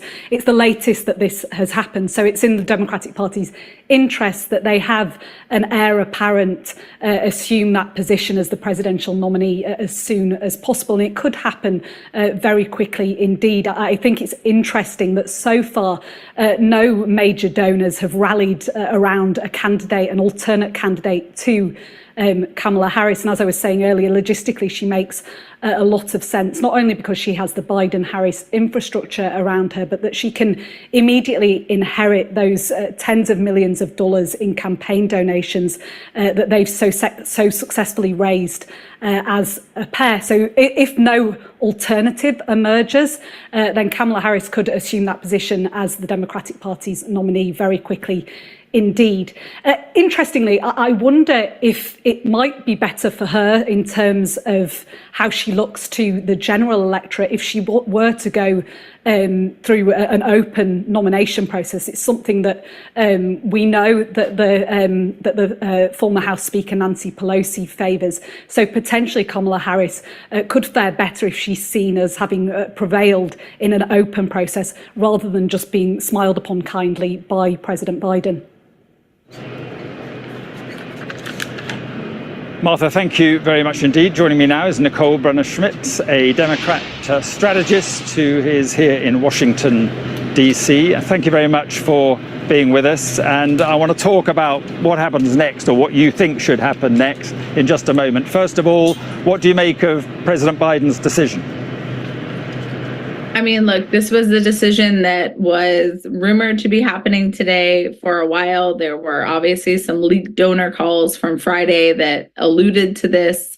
I don't think it comes as a surprise. I think there are a lot of people within the Democratic Party who are very happy to be out of what we sort of call a purgatory. This is will he, won't he? It's a forward motion. The decision has been made. It's not unexpected. A lot of big donors were sort of demanding it, so it's not a huge surprise. And, you know, following his statement, he endorsed Vice President Kamala Harris. We've seen a number of organizations that are extremely important within the Democratic organizational apparatus immediately follow suit, saying we're behind her. So it's really a movement to make sure that there's not a contentious situation at convention in Chicago, that this is the forward moment and movement of the Democratic Party, and this is where we're going to get behind. But could not a competition and a race and a process with some element of a contest, could that not be good for the Democrats? Could that not energize the Democrat campaign?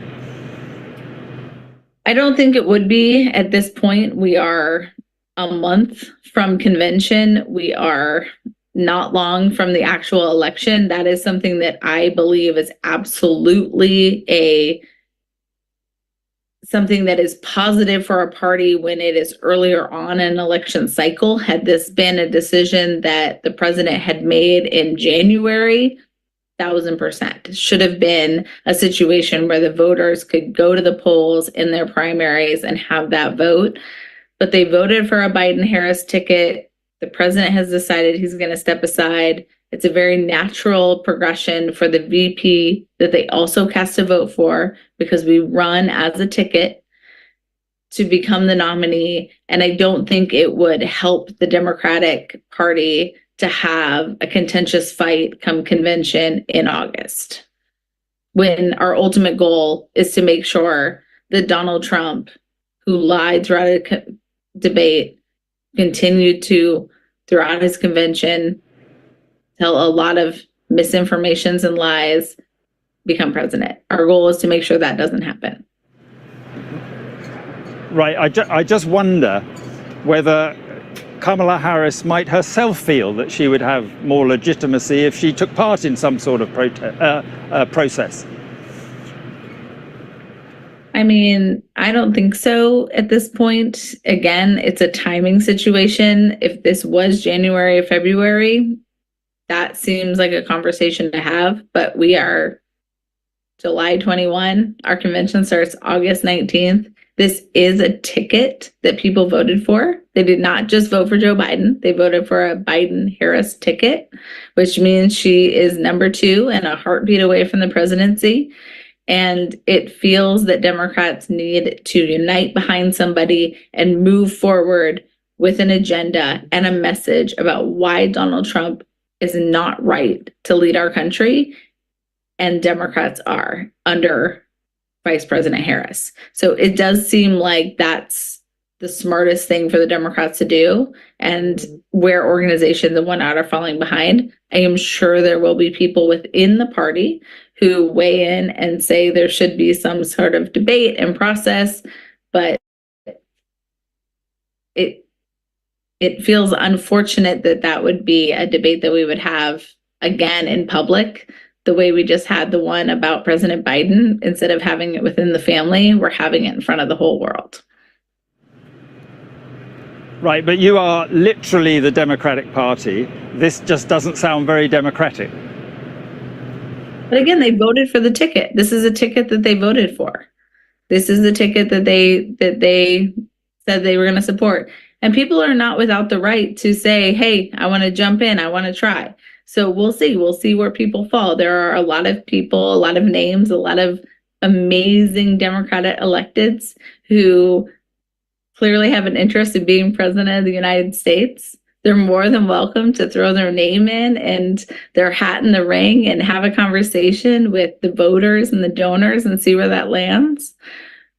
But it probably ends up that it's better if we are united and a unity ticket, and we go ahead and make sure that the most important thing happens, which is that Donald Trump is not elected president again for 4 years in this country.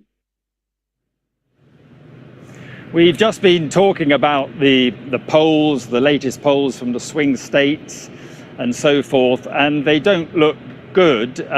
What is interesting is that Kamala Harris, a poll I saw yesterday, Kamala Harris is 2 points behind Donald Trump in a sort of head-to-head matchup, as was, I should say now, Joe Biden, 2 points. So there's not much difference there, but there is this polling deficit in the swing states. How worried are you about that?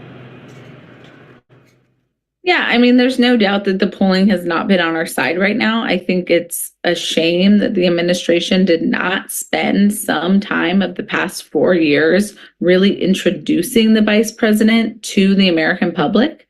There are a lot of people who truly believe she is a really super lefty from San Francisco, which could not be further from the truth of her politics.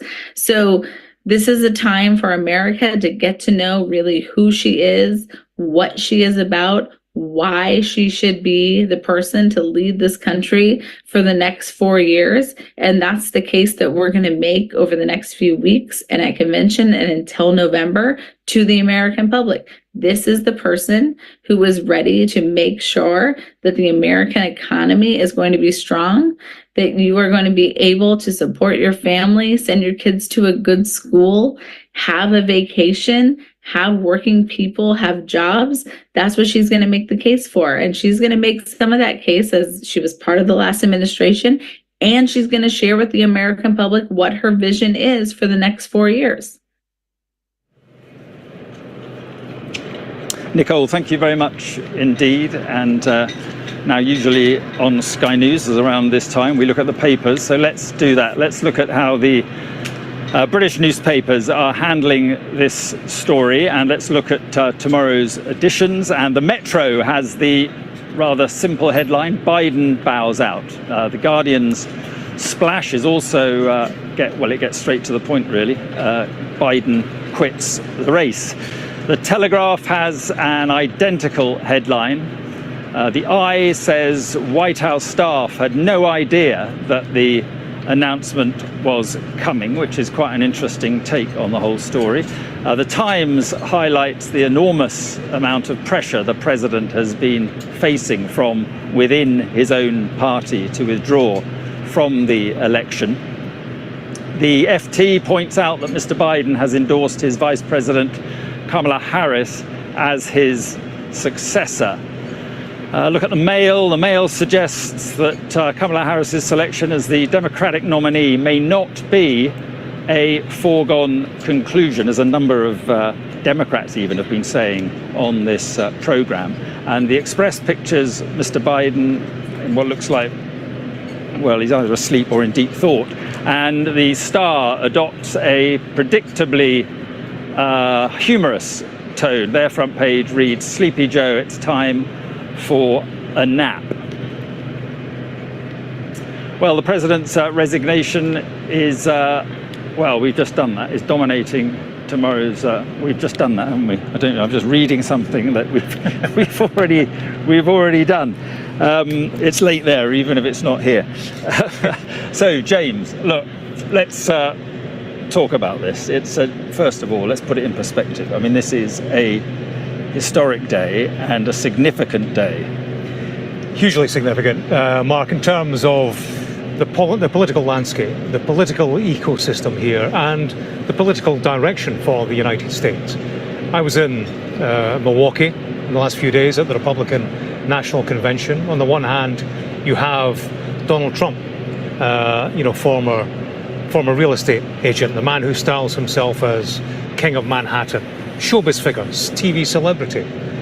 On the closing day of that, you had him on stage, introduced by an entertainment wrestler, Hulk Hogan, no less. And there was almost a religious air around this man. Largely, of course, because he had been shot. That fed into the kind of atmosphere. But there was a real air of reverence and awe amongst that crowd.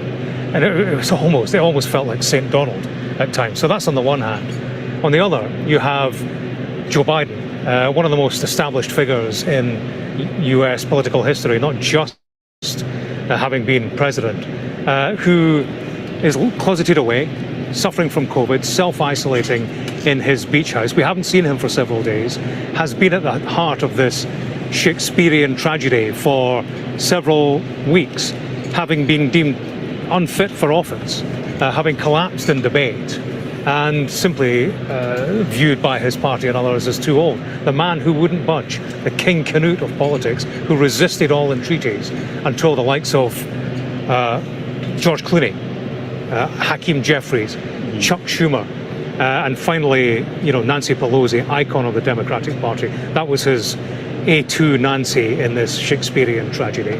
Ultimately, with that kind of clout lined up against him, those kind of opinion formers, he had nowhere to go. And the way he's done it, I think, is entirely in keeping with how strange all of this is. You would have thought the 46th President of the United States might address the nation at a time like this, not through social media on a Sunday morning. It's thrown together. It does seem like that, doesn't it? Which raises the question about how this has all happened, about what's been going on in Delaware at his home, and this reporting that we're hearing in one of the British newspapers, certainly, that the White House staff had no idea that he was going to announce this. Now, I find that very difficult to believe on one hand, but then on the other, if the Bidens were as isolated, and it seemed to be, largely down to their family, if they were as isolated as that, then perhaps not so surprising. Yeah, Joe Biden has been surrounded by this inner circle of close colleagues. We're led to believe that those close colleagues, around 3 or 4, his wife, Dr. Joe Biden, clearly key among them, they were together in Rehoboth. He's self-isolating. Saturday morning was when it began to come together. But he has very much been isolated from the party at large, a growing number of them. I mean, nearly 40 who have gone public. There are dozens more who have been leaning on that door. And leaning on Nancy Pelosi, she's been key in all of this. Having spoken to Democrats who'd come out publicly, they said that she led the way in terms of confronting Biden with the reality, cutting through that inner circle to lay before him the polling, private polling, that showed where he stood against Donald Trump, but also showed him where Kamala Harris sat against Donald Trump. That did it for him in the end, but also the donors. Through all the arguing about which poll mattered and which didn't, who was going to win and who wouldn't, the donors freezing their donations. That came down to hard dollars, nickels and dimes. There was no argument about that. So you think the money dried up, or was threatening to dry up? The money was being frozen by many donors, and he was staring down the barrel of a campaign that was already failing, but one that was losing money, and there's no turning back from that in an American election. And just one last point: do you expect him then to return to the White House, speak from the White House, and how will this happen? What will the choreography of this be? Yeah, I think and he has said that he will address the nation at a later date. I think, he's suffering from COVID. I mean, who knows? He might be in his bedroom. Netanyahu's arriving, isn't he? Tonight or tomorrow? Well, he's due to meet Netanyahu on Tuesday. Right. Netanyahu addresses Congress on Wednesday. I have to say, my instinct would have been that he would leave the Netanyahu thing, carry on with that, and then make the announcement afterwards. He would not want to give Netanyahu friend turned foe. He wouldn't want to give Netanyahu the satisfaction of a defunct president. Yeah. So my guess is that he'll meet Netanyahu. That will carry on because he still needs to prove himself that he has the stature and wherewithal to continue on with president. Absolutely. The Middle East at the very top of his priority list. 6 months. I mean, January, effectively, isn't it? Yeah, and the Republicans will say, well, hang on a minute, why are you missing Netanyahu? You're not fit to be a candidate. Yeah. And yet you're steering the course of the Middle East conflict right down to a face-to-face meeting with Netanyahu. Okay. You'll hear that from the Republicans in grand style the next few days. Okay, James, for now, thanks very much indeed. Well, we saw the British newspapers, what the UK newspapers are thinking of it. Let's talk to some of the journalists now. Associate editor and columnist for the Financial Times, Stephen Bush joins us, and also the Spectator's economics editor, Kate Andrews. And thank you so much for being with us. And this is not a traditional paper review, as I'm sure you'll imagine, but I do want to get your views. First of all, Stephen, what do you make of it all? Well, it's remarkable, isn't it, really, just the timing, watching a presidential party have to navigate the kind of situation which is very common if you're a parliamentary party where the legislators get panicked and they call for a change of leader, but in a time when they can't do a full primary with the election, yes, a very far away in terms of how long, you could fit the whole UK election campaign twice over in the time between now and election day, but in the context of American elections, it's a very short amount of time. So it's a fascinating story organisationally, and one, of course, with huge consequences and repercussions for all of us here in Europe. I mean, in many ways, this election is much more consequential for most people in the United Kingdom than the election we just had, or indeed the next election we'll have. Yeah, and I want to talk about what sort of process you think will or should take place. Kate, just your initial thoughts on this moment in American politics. Remarkable, historically unprecedented. You have had presidents that have decided not to stand for another term, but by no means so close to the election. As Stephen points out, in American terms, we are now very close to the election, and you've had 50 states of Democratic primaries where people have largely voted for the Biden-Harris ticket. This puts the Democratic National Convention in a really tricky place because, of course, the Democrats want to be able to say they are going up against a candidate who rejects the Democratic results of the previous election. But they have a primary process of their own, and I think not just Joe Biden's endorsement of the Vice President Kamala Harris tonight, but also that primary process puts her in a very strong position to be the next nominee.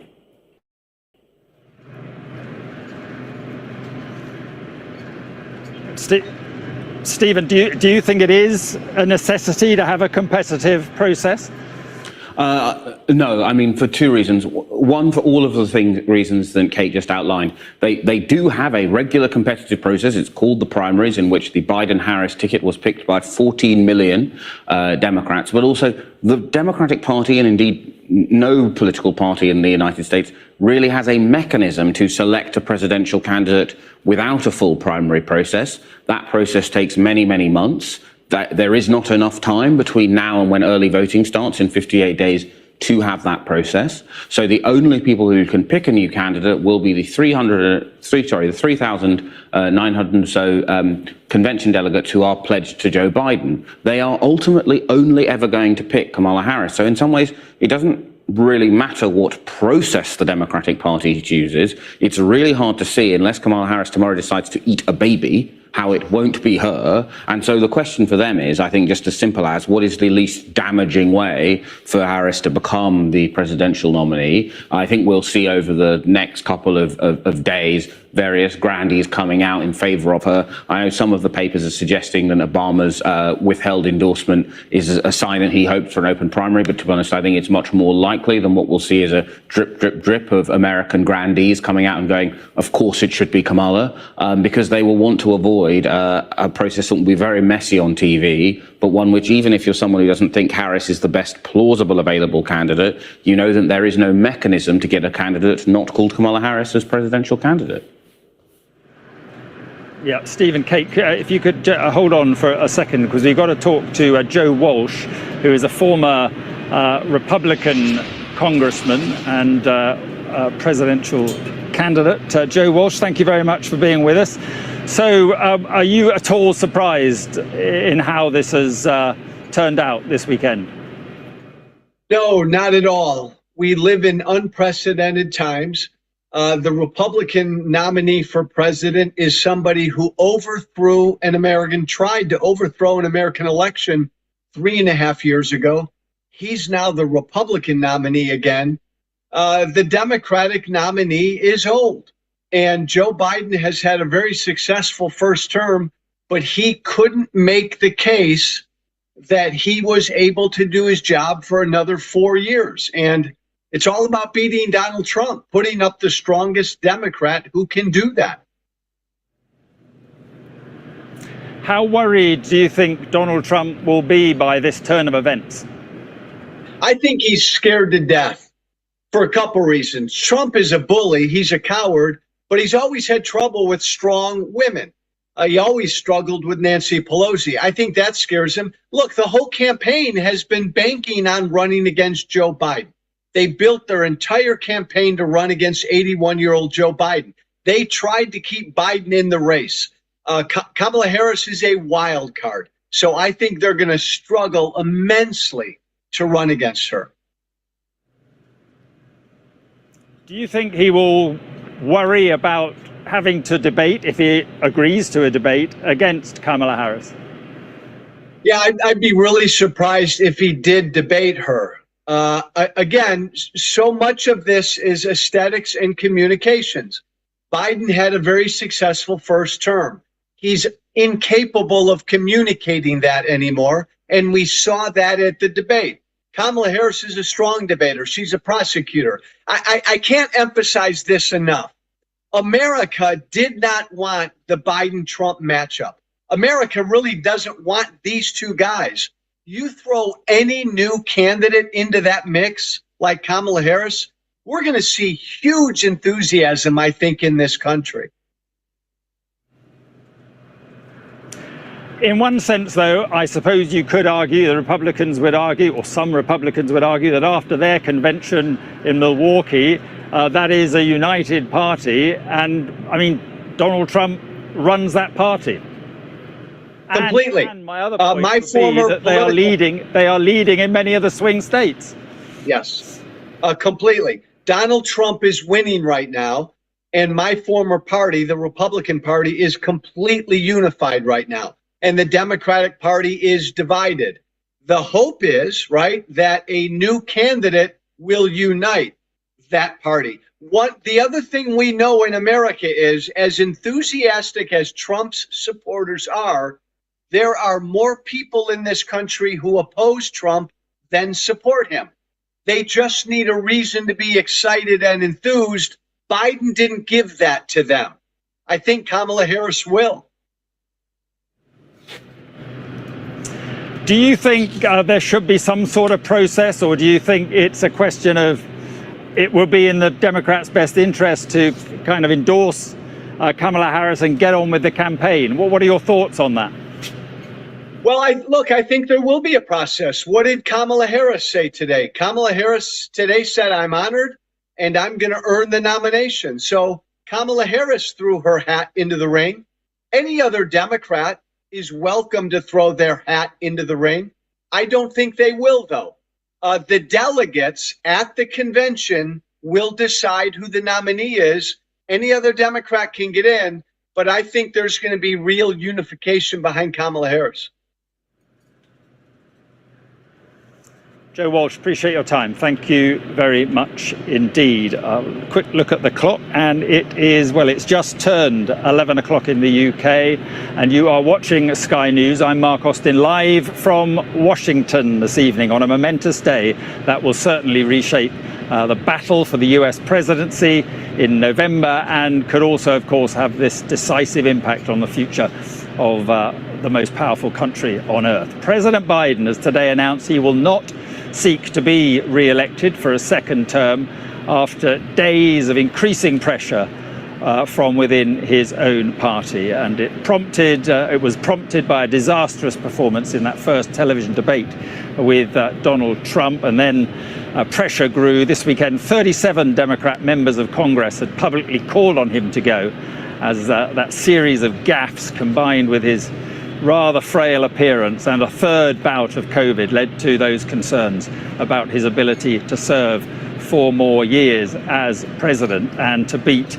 Donald Trump in November. Well, we'll get full reaction to the president's announcement over the next hour, but it's worth reading his historic statement in full. It says this: "My fellow Americans, over the past 3.5 years, we have made great progress as a nation.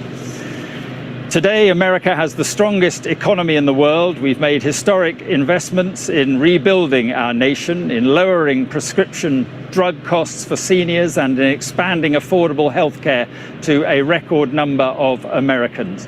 We've provided critically needed care to 1 million veterans exposed to toxic substances, passed the first gun safety law in 30 years, appointed the first African-American woman to the Supreme Court, and passed the most significant climate legislation in the history of the world. America," the letter says, "has never been better positioned to lead than we are today." He goes on, "I know none of this could have been done without you, the American people. Together we overcame a once-in-a-century pandemic and the worst economic crisis since the Great Depression. We've protected and preserved our democracy, and we've revitalized and strengthened our alliances around the world." And then came this: "It has been the greatest honor of my life to serve as your president, and while it has been my intention to seek re-election, I believe it is in the best interest of my party and the country for me to stand down and to focus solely on fulfilling my duties as president for the remainder of my term." And then he goes on to say he'll speak to the nation later this week about his decision, possibly give more details about that. And he says, "For now, let me express my deepest gratitude to all those who have worked so hard to see me re-elected. I want to thank Vice President Kamala Harris for being an extraordinary partner in all this work, and let me express my heartfelt appreciation to the American people for the faith and the trust you have placed in me. I believe today, what I always have, that there is nothing America cannot do when we do it together. We just have to remember we are the United States of America." Here's our US correspondent, James Matthews. Mr. President, how do you feel? This was the last day we saw Joe Biden in public, a faltering figure facing increasing questions about his fitness for office. He cut short a campaign trip to Nevada on Wednesday following a COVID diagnosis. It now transpires this was a president leaving the presidential race. From the seclusion of his weekend beach house here in Rehoboth Beach, he's posted a letter on X. It states, "While it has been my intention to seek re-election, I believe it's in the best interest of my party and the country for me to stand down and to focus solely on fulfilling my duties as president for the remainder of my term." Joe Biden. It was a TV debate with Donald Trump that prompted his demise. Dealing with everything we have to do with, look, if a stumbling performance caused fear amongst Democrats that his frailty would cost them the election. And a bad night. Defiantly, Joe Biden resisted increasing calls for him to step down. He just had a really bad cold. But as he continued campaigning, senior Democratic figures warned him he would likely lose the White House to Donald Trump, and the party could lose the Senate and House of Representatives with it. In pulling out of the race, Joe Biden has endorsed the woman he chose as vice president 4 years ago, giving his support to Kamala Harris. He has posted on X, Joseph Robinette Biden Jr. has been America's 46th and oldest president.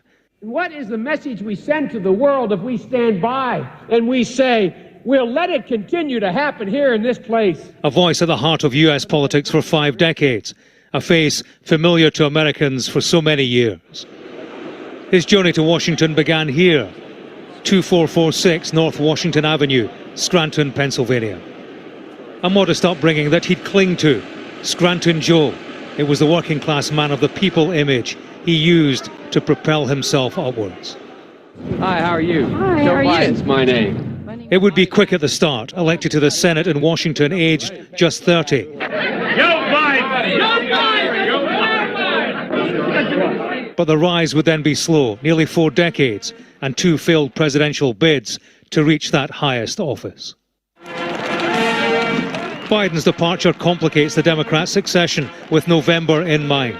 Not to mention the 5 months left in the White House, with business unfinished, not least in the Middle East. For all Biden wants an exit untarnished, the timing and circumstances jeopardize the legacy of a lame duck president. James Matthews, Sky News in Washington. And James is with me now. This was to have been a contest between 2 elderly white men. How will Americans view what has happened today? I think in large part it will come as something of a relief, Mark. We have heard for so long that Americans don't want this contest, this Stadler-Waldorf contest between 2 old men. Americans look at a presidential candidate and they want to see themselves in the individual who will represent them and carry the country forward.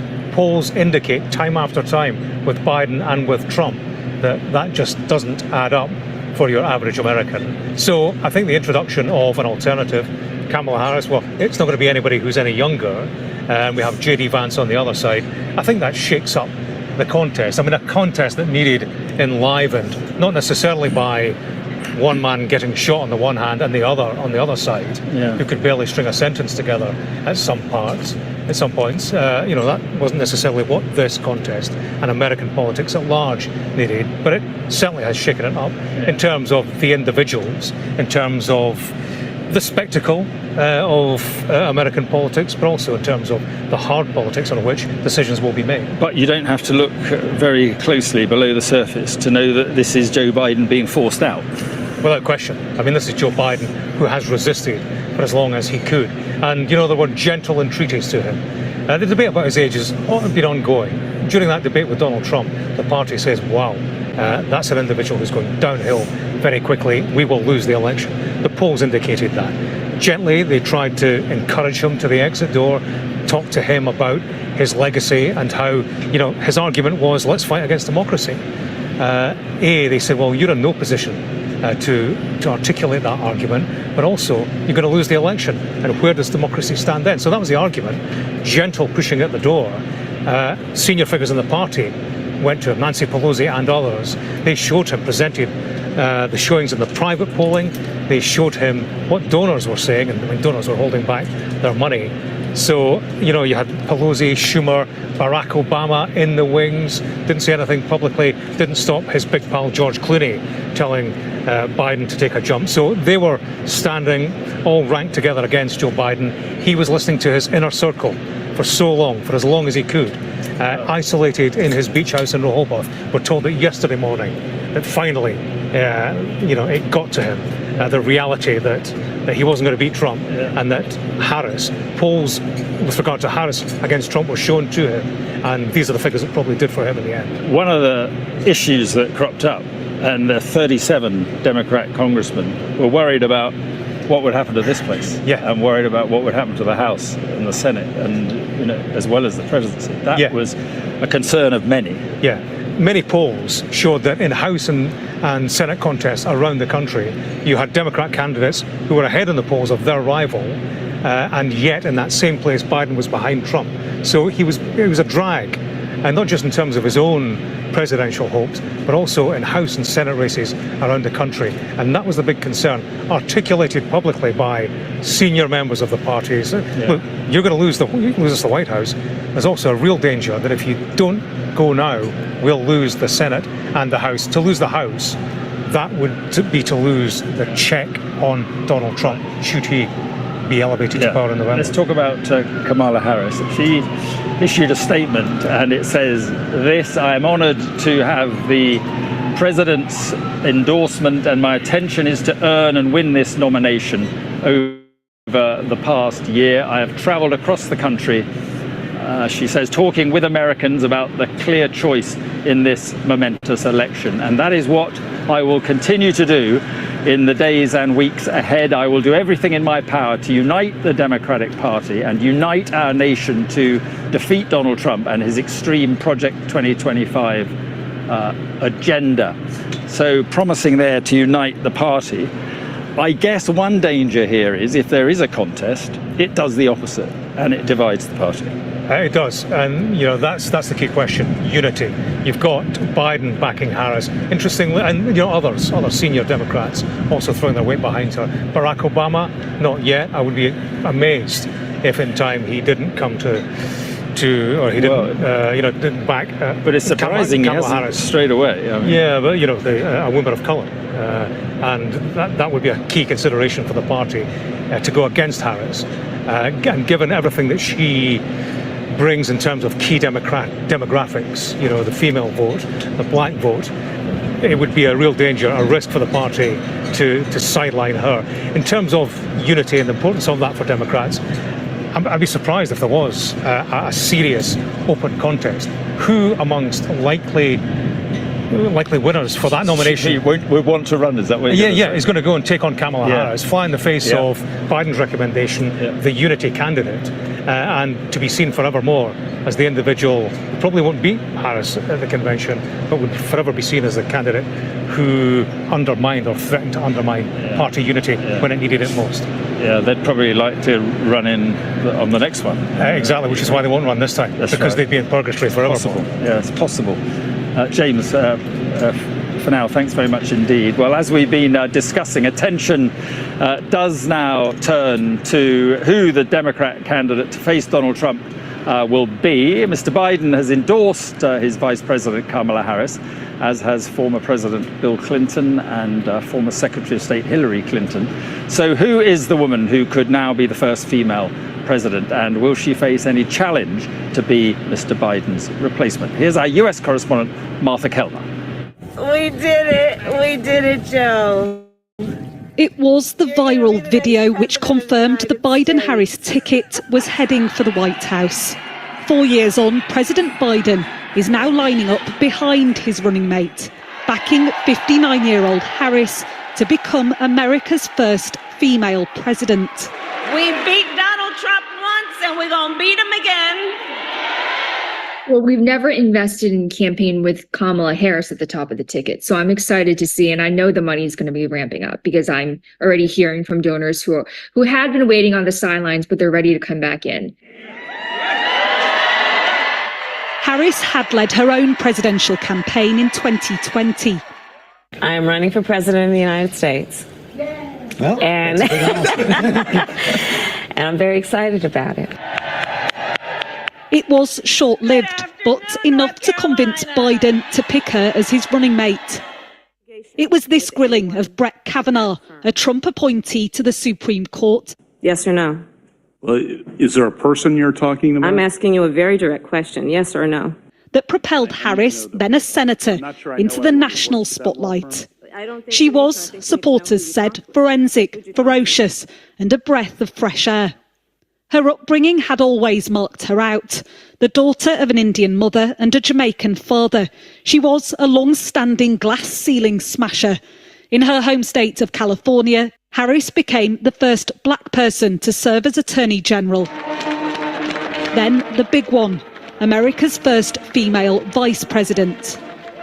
But in office, some even in her own party have viewed her as a political liability, unable to assert herself or her policies. And there is a direct nexus between where we are on this subject and elections. But abortion and the overturning of the constitutional right to choose has given Harris a golden political opportunity. If she becomes the presidential nominee, it could help her win votes in key constituencies. Others in the Democratic Party, though, favour an open nominating process. California Governor Gavin Newsom is a name on some shortlists. And Gretchen Whitmer, the governor of Michigan, could appeal to swing voters in blue wall states. For now, though, Harris seems to be the most likely pick. She would have among the toughest and certainly the shortest presidential campaigns ahead. Martha Kellner, Sky News. And Martha joins me live now from Los Angeles. And Martha, is it your understanding that things could move pretty quickly? Well, we'll have to move pretty quickly now.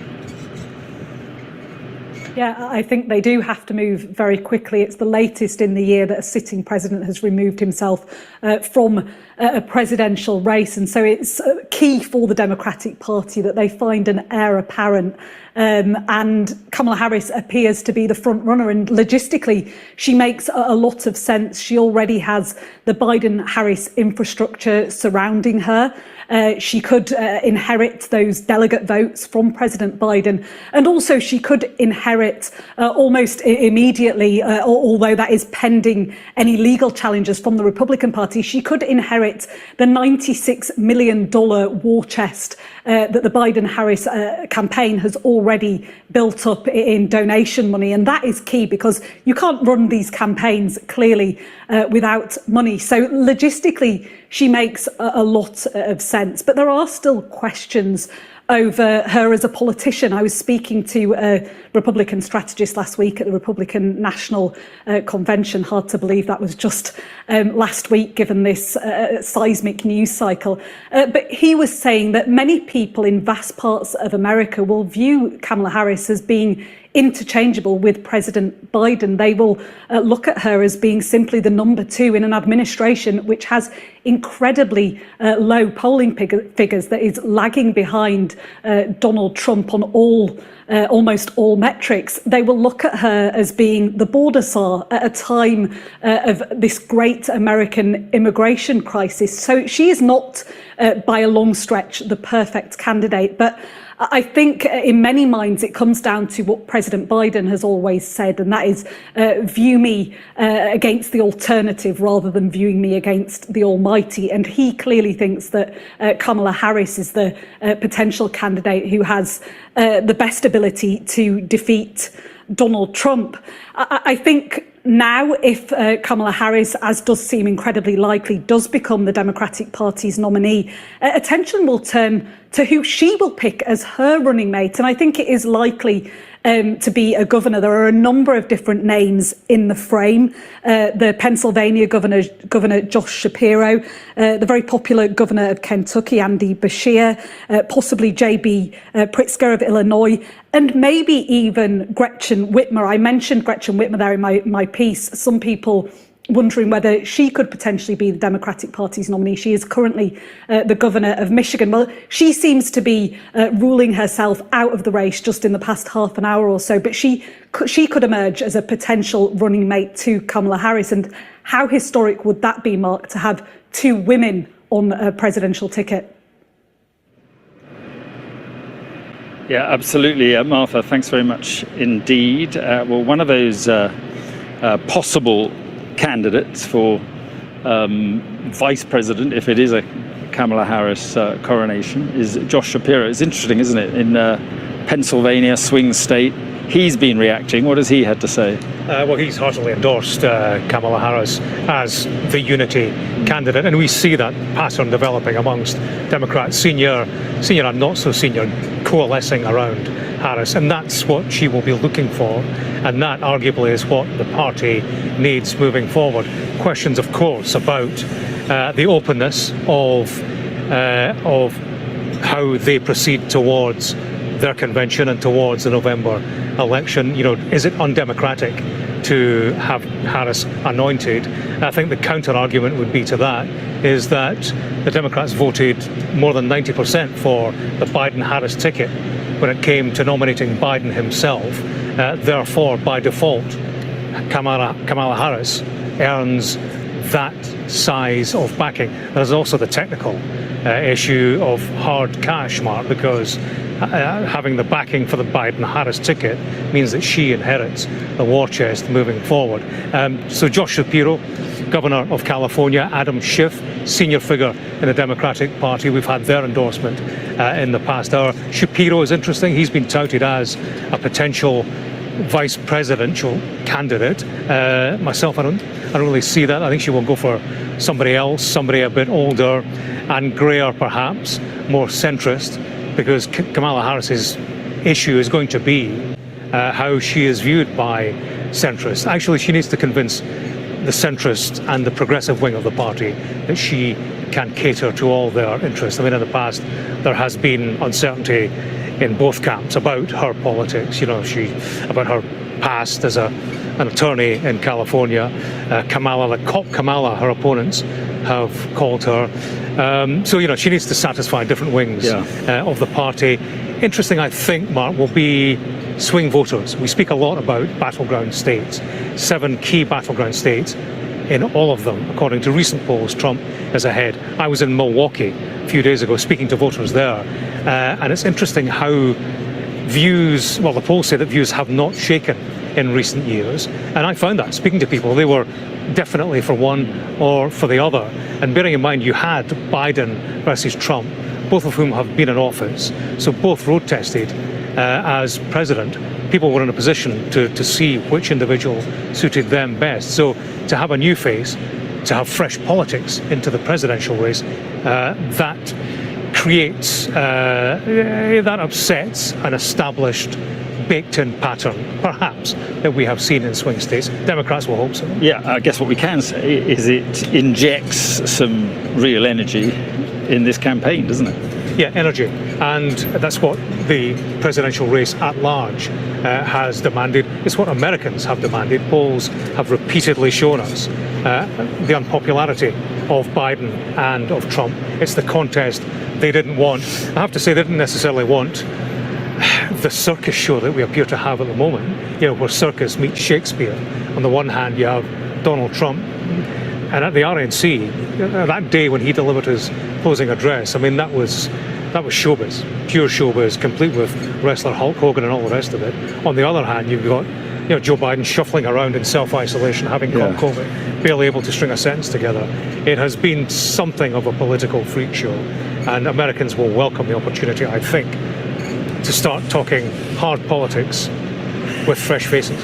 Yep, I'm sure that is true. James, thanks very much indeed for the moment. Now let's look at some of the reaction to this decision by Joe Biden to step down from the presidential race. And we'll start with Donald Trump, who said on Truth Social, his website, "Crooked Joe Biden was not fit to run for president and is certainly not fit to serve and never was.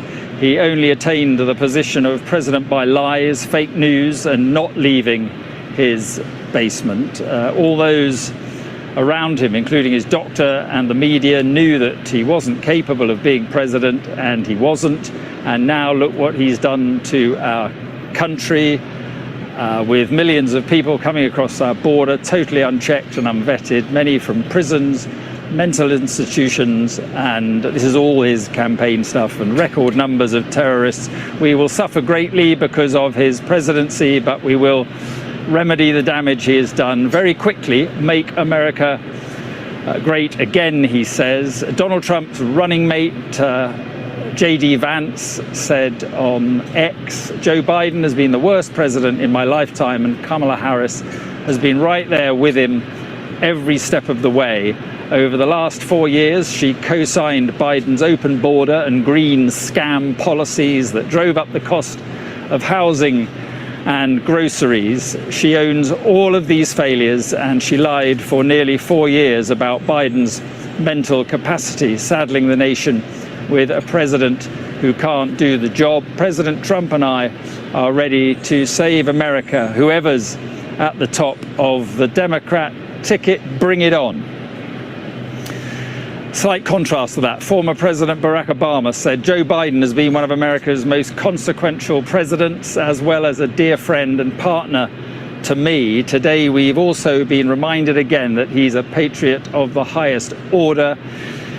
He went on to say, we will be navigating uncharted waters in the days ahead, but I have extraordinary confidence that the leaders of our party will be able to create a process from which an outstanding nominee emerges. So no endorsement of Kamala Harris at the moment, at least.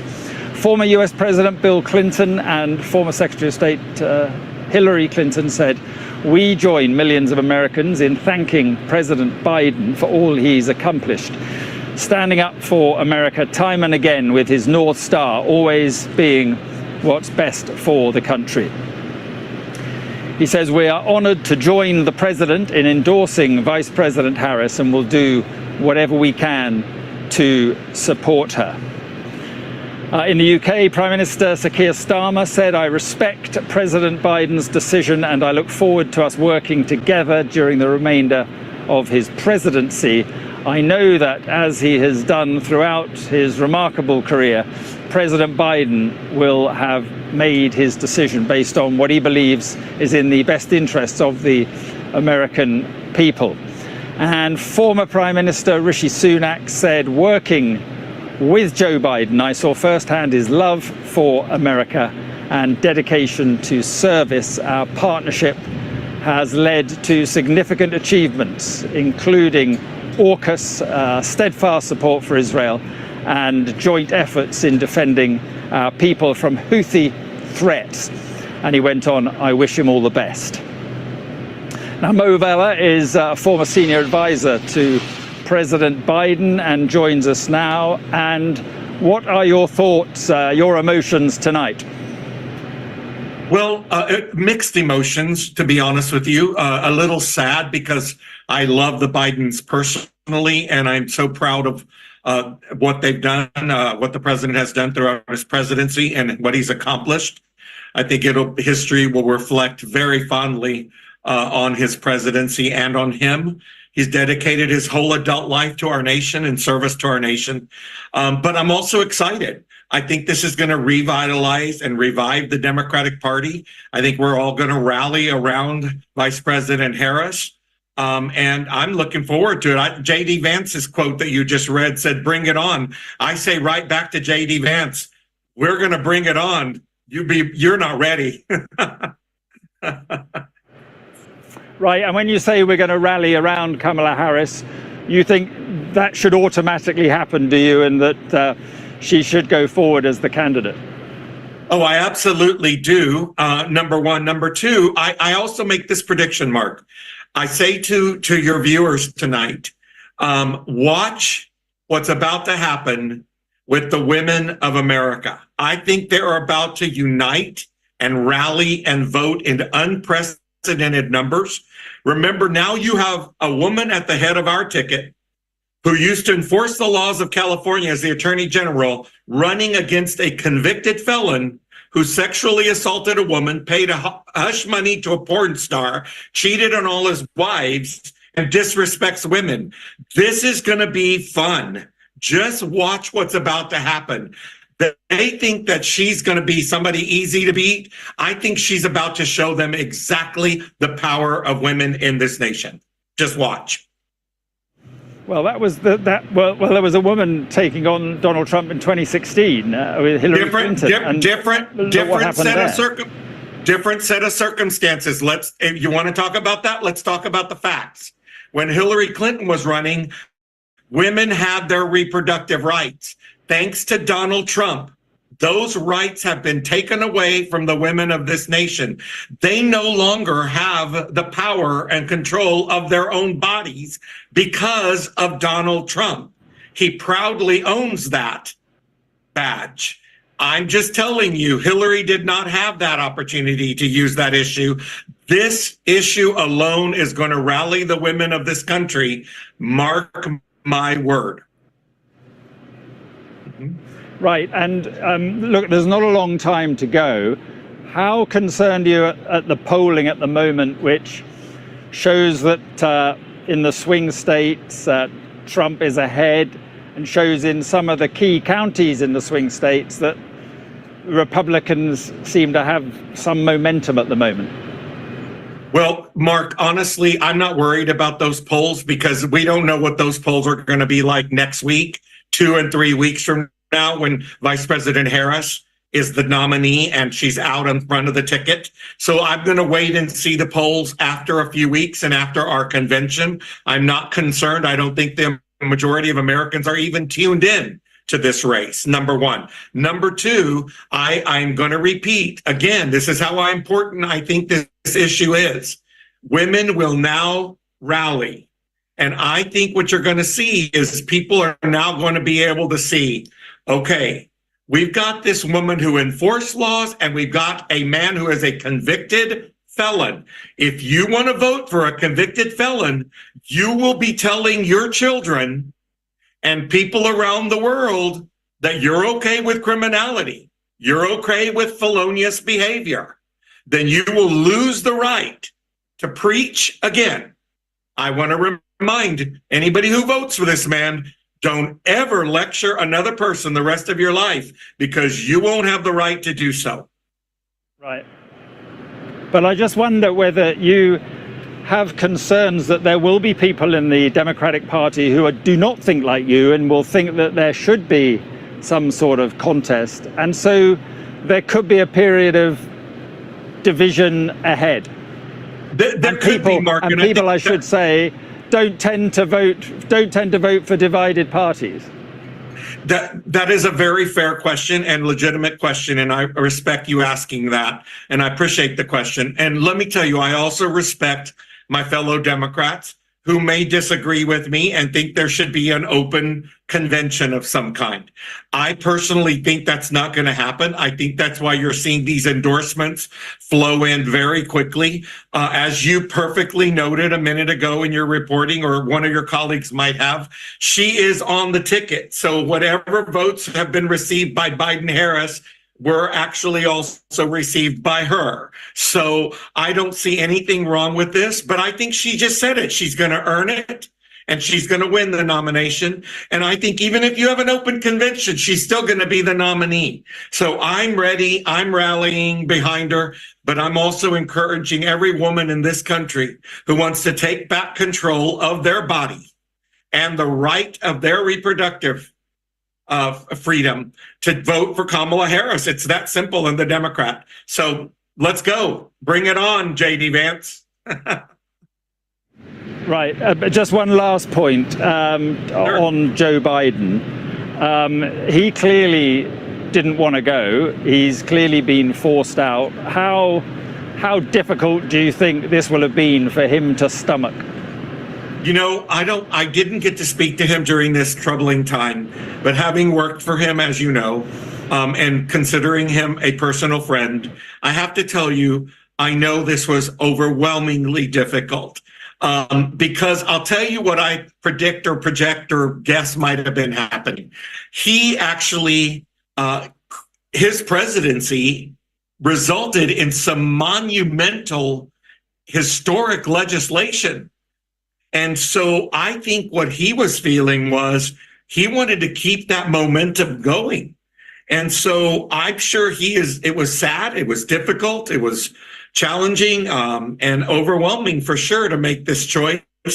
But once again, 50 years of service to our country. And at the end, he did exactly what he's done all along. He did what he thought was best for our nation, her people, and our future. And I love him for it. I admire him and I commend him. And he will be viewed by history in very favorable terms. I feel confident of that. Listen, thank you very much for coming on the program. Appreciate your time on this day. Thank you. It's my pleasure. Thank you, Mark. Not at all. Right, let's have a look at the UK papers and start with the Metro that has the headline, Biden bows out. The Guardian's splash also gets straight to the point, and it is that Biden quits race. The Telegraph has an identical headline. The Eye says White House staff had no idea that the announcement was coming.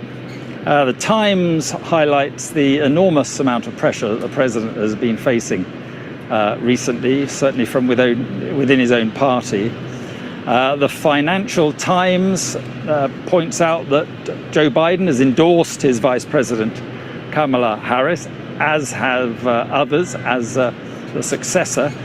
Daily Mail suggests, though, that Ms. Harris's selection as the Democratic nominee may not be the foregone conclusion that many suspect it is. The Express pictures Mr. Biden rather, should we say, deep in thought, and there's a humorous tone on the front page of which paper? The Star, and the Star says, "This sleepy Joe, it's time for a nap."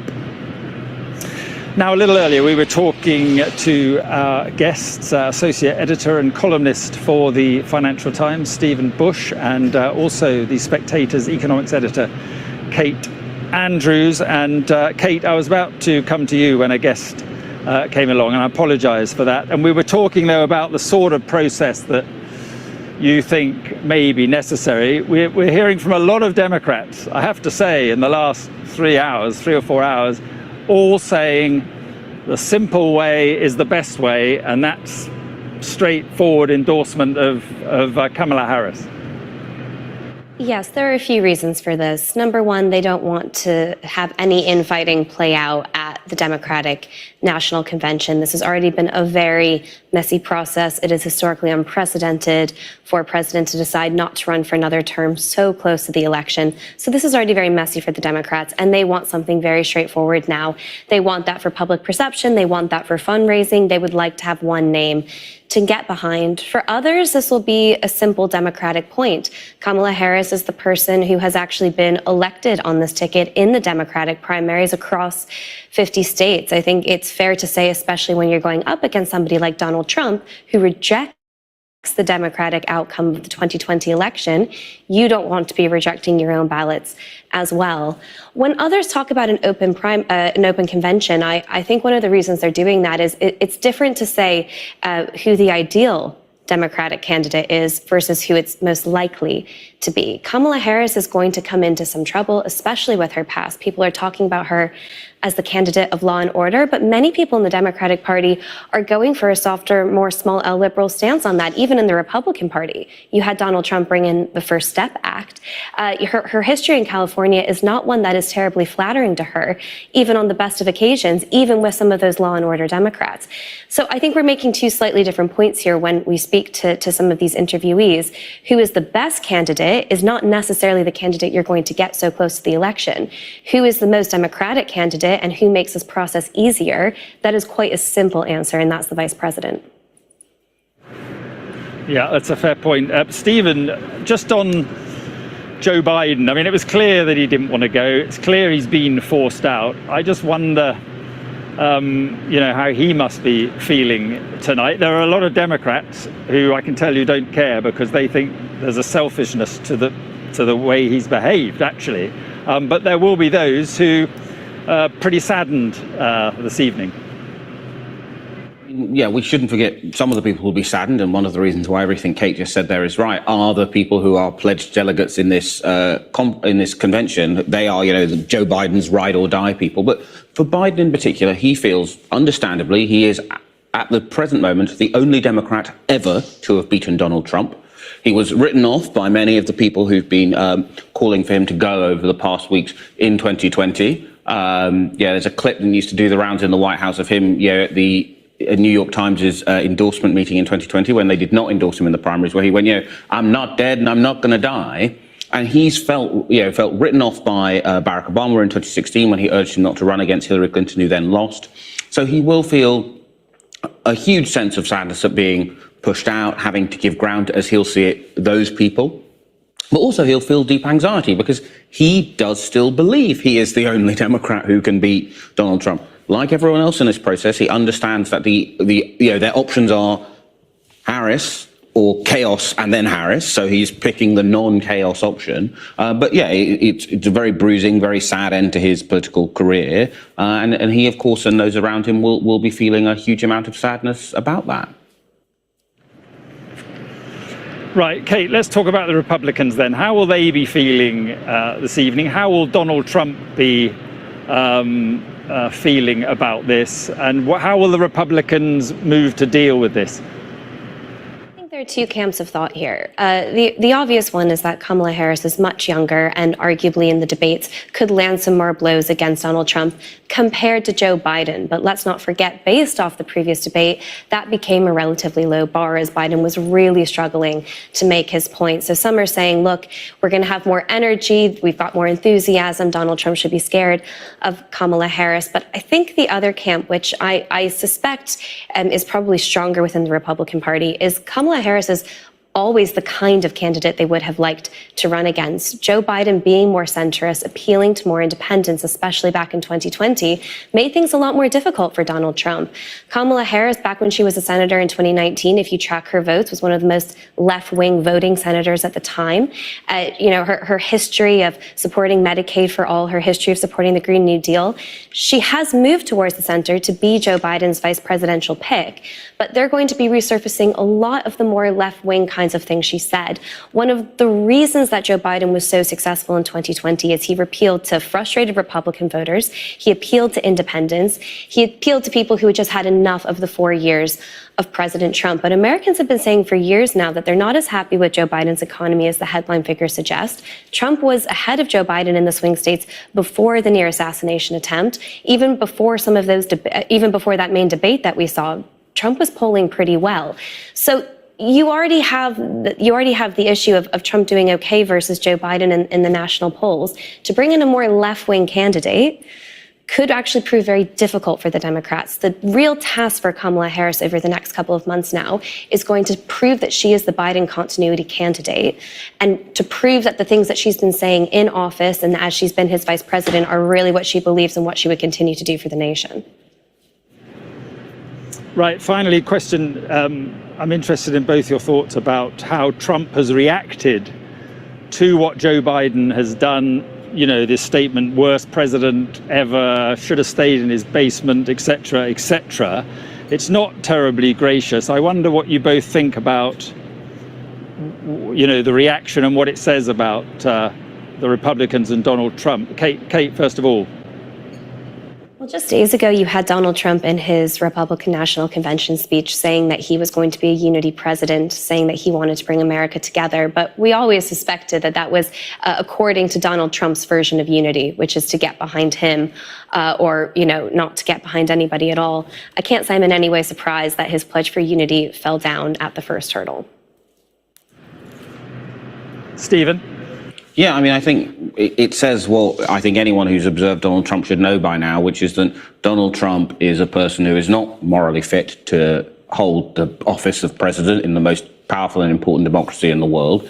He's someone who doesn't deal well with any form of opposition, and he will be personally embittered that the person who beat him last time is not going to hang around for him to get revenge. And although Harris is not the strongest candidate for all of the reasons Kate sets out, a change in the dynamic of this race is a risk to the person who is currently ahead, who is Donald Trump. And when Donald Trump hits a speed bump in his life, which he hasn't all that often, he tends to have a bit of a tantrum, as we're seeing him have now on Truth Social. And let's not forget that Donald Trump was desperate to replay the 2020 election. He wanted this to be a repeat. He wanted Americans to say, we got it wrong. We want Donald Trump back in the White House. He doesn't have that opportunity now. With Harris, it is a different election. Regardless of the outcome, he doesn't get to repeat history. Yeah, Kate, it's a good point. Thank you very much indeed. Stephen, thank you very much. And Dr. Lindsay Chavinsky joins us now, and presidential historian and executive director of the George Washington Presidential Library. Well, this is all interesting, all very interesting. Put this in perspective for us historically. I mean, it's a momentous event and a momentous day, isn't it? It is. We very rarely see anything like this in history. It's really quite a remarkable moment. There are a couple of close parallels. Of course, Harry Truman and Lyndon B. Johnson stepped down, but they did so much earlier. And so this is really something that is quite rare. And I think especially given all of the power and the prestige of the presidency, it is pretty remarkable that someone is willing to step away from it.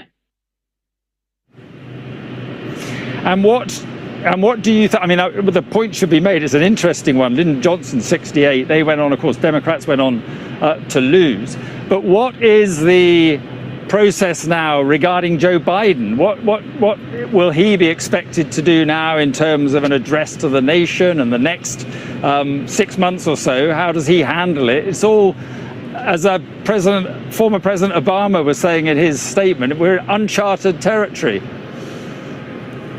We are. The thing about the presidency that is kind of unusual compared to other democracies around the world is that the president is expected to be the head of state, the head of the executive branch, and the head of party. And those are often three contradictory responsibilities and goals. And now that he has been freed of being the head of party because he's not running, he can, I think, really bring out the elder statesman part of both, I think, his personality and also what the job requires. I suspect he will be leaning in on trying to bring the American people together, to bring Democrats together, especially leading up to the election. And I don't know for sure, because of course, historians tend to be really bad future predictors, but I think that he might have success because so much of people's frustration with Biden had to do with his age and his running again. And once that is out of the way, I suspect that people are going to have much more positive feelings about him. So as he is still President Biden, so he could he, an address to the nation, talking about his legacy and so forth, even though this is a fundamentally Democratic Party matter, he can still have all those trappings around him as he makes this address to the nation. He could, and I think this might be one area where the 1968 parallel demonstrates how the Democratic Party has learned from that historic example. In 1968, the Democrats were really preoccupied with fighting amongst themselves. Most of the divisions were over the Vietnam War. And so the intra-party divisions really dominated the convention, and they were less focused on who they were competing against. Now, partly that's because Richard Nixon wasn't yet the super dominating force that we later come to think of him in history once we have the benefit of hindsight. But that is not the case in 2024. And Democrats have actually proven over the last 10 years that there is nothing that is more unifying than Donald Trump. So I suspect if Biden can make this statement about the future of democracy, the future of the republic, fighting against the threat of Trump, that might actually be a compelling message. I mean, is it possible, you mentioned inter-party rivalries and the convention, I guess it's possible that that's what we're going to see in August in Chicago at the Democratic Convention? It is certainly possible. Evidence suggests thus far that we might not really see that same sort of outcome. I think there seems to be a push to rally around Vice President Harris before the convention. We've already seen a number of governors and congressional leaders, potential other, names that have been bandied about for vice presidential choice, like Josh Shapiro just endorsed her, Adam Schiff just endorsed her. So far, it doesn't seem like there's one other person that maybe is going to take the lead to challenge her, which you would need to have that sort of brokered convention. But we still have a few weeks before that comes about. And so, if anything, 2024 has demonstrated that history is not predictable and our election is not predictable. Right, but just in terms of the members of a party forcing out a president like this, because that's what has happened, a president who wants to run for a second term, that's very rare. I mean, you say about Johnson and so forth, one thinks of Nixon, but going back even further, it's very rare that happens, is it?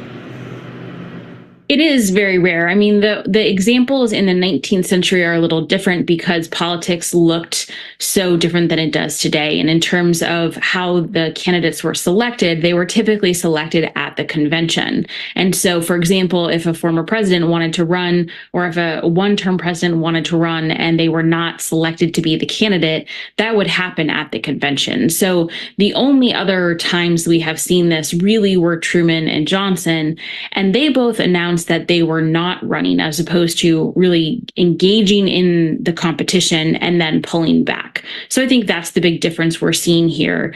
And it is a remarkable moment. Most people who are in power don't want to give it up, whether they are president or in any other position of authority. And so I think it should be appreciated as a very rare occurrence. Very, very interesting. Thank you very much indeed. Appreciate your time and thank you for coming on the programme. Thank you for having me. Right, James Matthews, not at all. James Matthews is with me. So, I mean, there's a historian putting it in context how rare this is. And it just feels like a big day. A huge day, Mark, a huge day for what it means in terms of the political landscape generally, but also in terms of implications for America moving forward and who will be Commander-in-Chief, leader of the free world. We're in Washington, D.C., surrounded by museums, 101 political stories being told. This week is the story that we would hesitate to write for fear it wouldn't be believed. One candidate elevated in the polls because he's been shot. Another candidate reduced in the polls and forced to take the jump because at times he can barely string a sentence together. It's not the day that Joe Biden wanted. He, in his statement, his exit departure statement, spoke about his achievements. And he is a president who has achieved in grand style. His trouble is that no one can listen to the message because of the messenger. And he will face accusations that, having stepped down as candidate, he should not remain as president. He shouldn't remain in office. There will be those who say that his timing has simply, he's got it wrong on the timing. A man who wants a legacy as father of the nation, who's stepping down for the good of the country, he will face accusations from his opponents in particular that he's a lame duck president who shouldn't be in the Oval Office. Not the day Joe Biden wanted. A president for whom time simply ran out. Yeah, that will be the allegation from his opponent. But I mean, that then would put even more uncharted territory ahead of us. Yeah. Uncharted territory is going to be the phrase that does a lot of heavy lifting this week, isn't it? Where do we go? Where does the Democratic Party go forward from here to pull together a coherent message? And which individual does it build an election campaign around? We're only a few months out from the November election. Kamala Harris, who's failed electorally in the past, didn't get anywhere near the Democratic nomination 4 years ago. She has much being pinned on her shoulders, and it's an uncertain road for the Democrats. She is untested as a presidential candidate. So there was risk in staying with Biden. There is risk in moving forward with Harris or whoever the replacement candidate will be. Ultimately, they reckon that with Joe Biden and the uncertainty, it was simply too big a risk. Quick word on Trump. Like Kate Andrews made the point there that here was a man who said he was going to have a new, softer message and more unity and so forth. And really a fairly scathing attack on Joe Biden subsequent to Joe Biden's announcement. Well, it's game back on, isn't it, for Donald Trump? Donald Trump, before this morning, Donald Trump had won the election. You look at every poll, you look at the 7 key battleground states, Trump was out in front. He could afford the luxury of being Donald Trump, father of the new politics, a Donald Trump who was reducing the rhetoric in political debate because Joe Biden was in his rear-view mirror. And we saw Trump at the Republican National Convention. It was almost a St. Donald. You could see it on his face. He was a man who had increased in stature, increased so far in the polls that he didn't have to engage in, didn't have to play the man anymore. He could play the ball. That's clearly turned on its axis in the space of a Joe Biden tweet. He's got a new opponent, and we're back to the old style of politics. James, thank you very much indeed. We'll see where this all goes. It's an extraordinary week. I actually thought that the attempted assassination on Donald Trump would take the attention away from the Democrats and ease the pressure, if you like, on Joe Biden. But in the last few days, in fact, the opposite has happened, and very senior figures in the Democrats have either publicly or privately turned against Joe Biden. And a number of congresswomen in the place behind me here, they have come out publicly, 37 or so by this morning. So the pressure was growing. President Biden himself has been insistent that he was the man to take on Donald Trump because he was the man who could beat Donald Trump. But the pressure has grown to such an extent that he produced this letter today. He is standing down as candidate, and it is an historic day in American politics. Much more coverage throughout the night and, of course, tomorrow. But for now, from me, from Washington, bye-bye.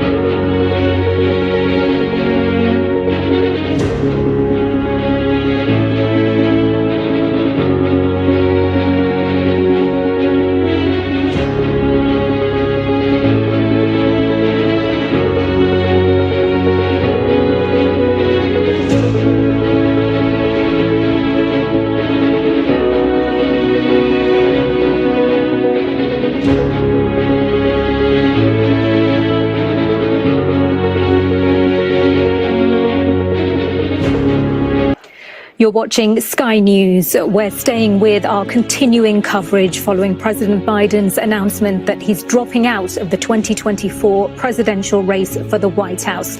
We'll be showing a special program now from our NBC partners in America reacting to the news. Who's your candidate? The race is on. Now, the countdown has begun. News for the generation of now is NBC News Now. Tonight, an NBC News special report. President Biden dropping out of the race for the White House. The historic bombshell now rocking the race for president. The president throwing his support behind his vice president, Kamala Harris. Prominent Democrats coming out in support of her. Members are very excited. Voters on the ground are very excited. The party is very excited. But huge questions remain. Will the party unite behind her? Does she have a better chance of taking on former President Trump? Or will this be a fight all the way to the convention? She's crazy. She's nuts. Former President Trump speaking to our correspondent. What he says about this political earthquake. Voters across the country reacting. I think he didn't have a chance against Trump. It was a shock, but at the same time, they must feel it's best for the election. Tonight, how this historic decision played out and the big questions moving forward as the battle for the White House enters uncharted territory. This is an NBC News special report. President Biden exits the 2024 race. Reporting tonight, Lester Holt. Good evening. It is a historic day for our nation and a major shakeup in American politics. President Joe Biden has withdrawn from his campaign to become the second-term commander-in-chief amid concerns over his health. Today, writing in a statement, I believe it is in the best interest of my party and the country for me to stand down and to focus solely on fulfilling my duties as president for the remainder of my term.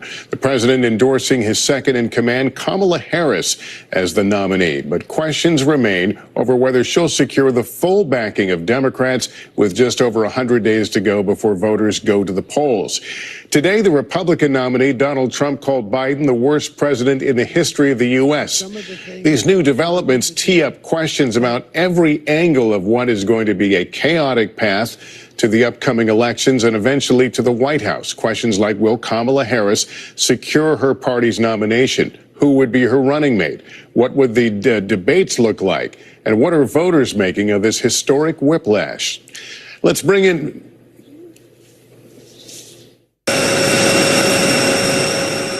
This afternoon, an about-face by President Biden, announcing he will be a one-term president, dropping his bid for the White House, saying, I believe it is in the best interest of my party and the country for me to stand down and to focus solely on fulfilling my duties as president for the remainder of my term. And in another statement, endorsing his vice president, Kamala Harris, to take his place at the top of the ticket. Harris releasing her own statement today, saying in part, I am honored to have the president's endorsement, and my intention is to earn and win the nomination. This after weeks of pressure on Mr. Biden following that June debate performance, which stunned President Biden's party, supporters, and donors. Since then, President Biden has been trying to right the ship. And I would not be running again if I didn't believe with all my heart and soul I can do this job. And reassure his party that he was up for the job. And I know, like millions of Americans know, when you get knocked down, you get back up. We last spoke in the White House just last week. Who do you listen to on deeply personal issues like the decisions whether to stay in the race or not? Me. Look, I've been doing this a long time. The idea that I'm the old guy, I am. I'm old. But I'm only 3 years older than Trump, number one. And number two, my mental acuity's been pretty damn good. After today's announcement, reaction from former President Barack Obama, who called Joe Biden a patriot of the highest order, describing the decision as a testament to Joe Biden's love of country. Praise from Bill and Hillary Clinton for his extraordinary career of service, while highlighting their worry about the threat posed by a second Trump term. President Biden doesn't run, why shouldn't we consider you a likely candidate? I think the vice president is naturally the one lined up. In the past, Harris has made it clear she understands what it means to be a heartbeat away from the presidency. Every vice president understands that when they take the oath, that they must be very clear about the responsibility they may have to take over the job of being president.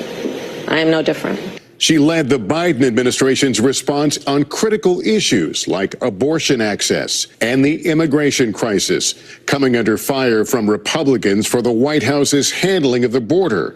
I pressed her on the topic in 2021. We've been to the border. You haven't been to the border. And I haven't been to Europe. And I mean, I don't understand the point that you're making. I'm not discounting the importance of the border. Now, she and the party are facing a new challenge at an uncertain and unprecedented time. Let's bring in NBC News senior White House correspondent Kelly O'Donnell. Kelly, what have you gathered in terms of how this all came together? Up till a few days ago, he was talking about campaigning into the next week. What happened?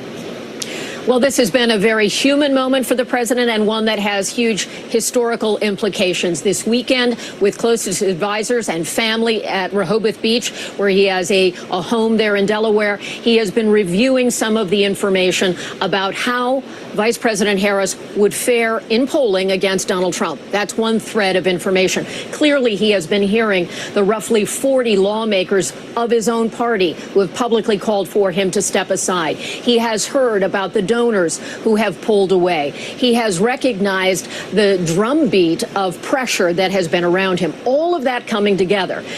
Ultimately, the decision was considered yesterday and into today, and he kept it in what we are told was a very close hold with only a few advisors who knew that he had made this decision until he announced it to his team and then publicly.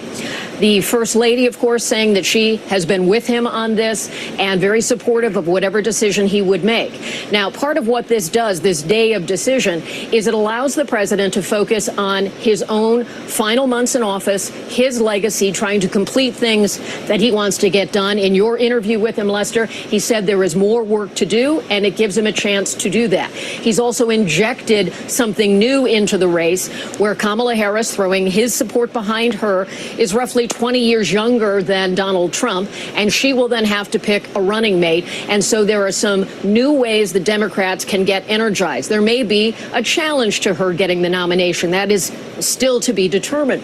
The apparatus of the campaign does give Kamala Harris the funding and the operation that was put together for the two of them. So she is the heir to that in terms of the structure, the money, and the operation. That is formidable against anyone else in the party who might seek to get the nomination. So we are at a point. This is clearly historical. There is a human aspect where this has been very painful for the president and disappointing for him.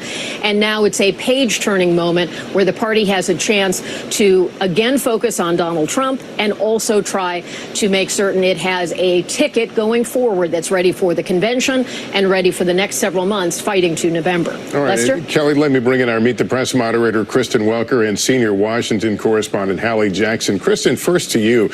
Is it important that the president appears to be all in on this thing? There are going to be opportunities to perhaps campaign for his successor. How is that all going to look? Lester, it's critical that President Biden made the decision to endorse his vice president, Kamala Harris, because he is sending a signal to the party. Let's move forward with Vice President Harris for all of the reasons that Kelly just mapped out. She inherits the war chest that he has been building up, and that is not insignificant. And look, we know that the CBC has said that it supports Kamala Harris as well as a number of Democrats. So this is a significant moment. And again, Lester, it's about sending a signal to the party that it is time to move forward, and also sending a signal that instead of having a mini primary, which some folks are calling for, He's clearly urging the party to get behind Kamala Harris so they can start the hard work of trying to take on former President Donald Trump. Think about what we all witnessed last week in Milwaukee, the Republican National Convention, this party united around former President Trump. That really added urgency, I think, to this situation, to the calculation that Democrats have. And remember the polling, Lester, a majority of Americans saying they don't want to see this matchup between Trump and Biden. And so part of the calculus here, in addition to everything that Kelly mapped out, is this opportunity to inject a new face. Yes, she is the vice president, but I've been talking to a lot of sources who say that she will reintroduce herself. She's clearly found her voice in a number of different areas, including reproductive rights. One top Democrat telling me, quote, they're breathing a sigh of relief because now there is someone who can prosecute the case against former President Trump. So the question for Harris now becomes, who will she seek to become her running mate if, in fact, she does get the nomination? But Lester, again, as she said, she's still got to fight and win the nomination. So there are still a few more steps that have to take place. Yeah, I want to bring Hallie into the conversation on that point. Hallie, it's Washington. You know how Washington works. It's hard to imagine that there aren't those on the sidelines right now who are looking to see if there's an opening here. So those who are saying that the current Vice President Harris has a lock for this, is it going to take a few days to see how it all settles out?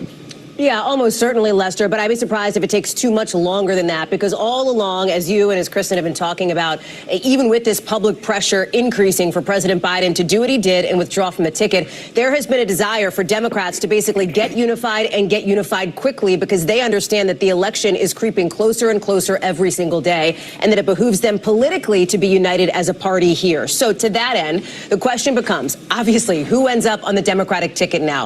Vice President Harris is in the pole position here. If, in fact, she does end up taking the top of the ticket, the question becomes, who would her running mate be? And there's a number of people, and I want to be clear, speculation at this moment, who could end up in that position. You're seeing the names and the pictures of some of them here, including some of whom could challenge her potentially for the top of the ticket if they chose to. Again, TBD on that, but you're looking at people like Michigan's Gretchen Whitmer, Pennsylvania's Josh Shapiro, California's Gavin Newsom. He obviously spoke with Chuck. You saw that interview months ago and said that it would be Vice President Harris's ticket to lose if it were to come to that. There's Roy Cooper from North Carolina, Andy Beshear from Kentucky, J.B. Pritzker from Illinois, and Senator Mark Kelly from Arizona. A couple of things to talk about on this list here. Vice President Kamala Harris, again, this is all assuming she ends up at the top there and becomes the presumptive and then official nominee for the Democratic Party. She is already from the West Coast. She's already from California. She's already got the support of a number of progressives. We have seen that today already with, for example, the chair of the Progressive Caucus coming out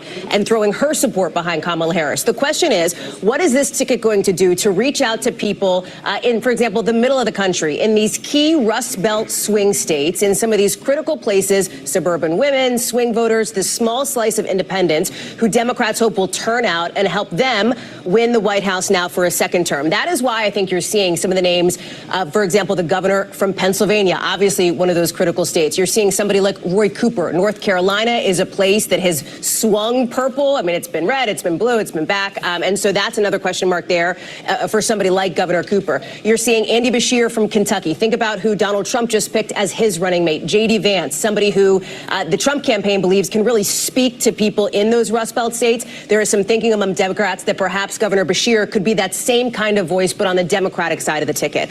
All of this, Lester, let's be clear, is preliminary. You already have two of these people, Senator Kelly and Governor Shapiro, that have backed Kamala Harris, have endorsed her as the presidential nominee. But I think that things are going to move potentially fairly quickly over the course of the next few days, over the course of the next week.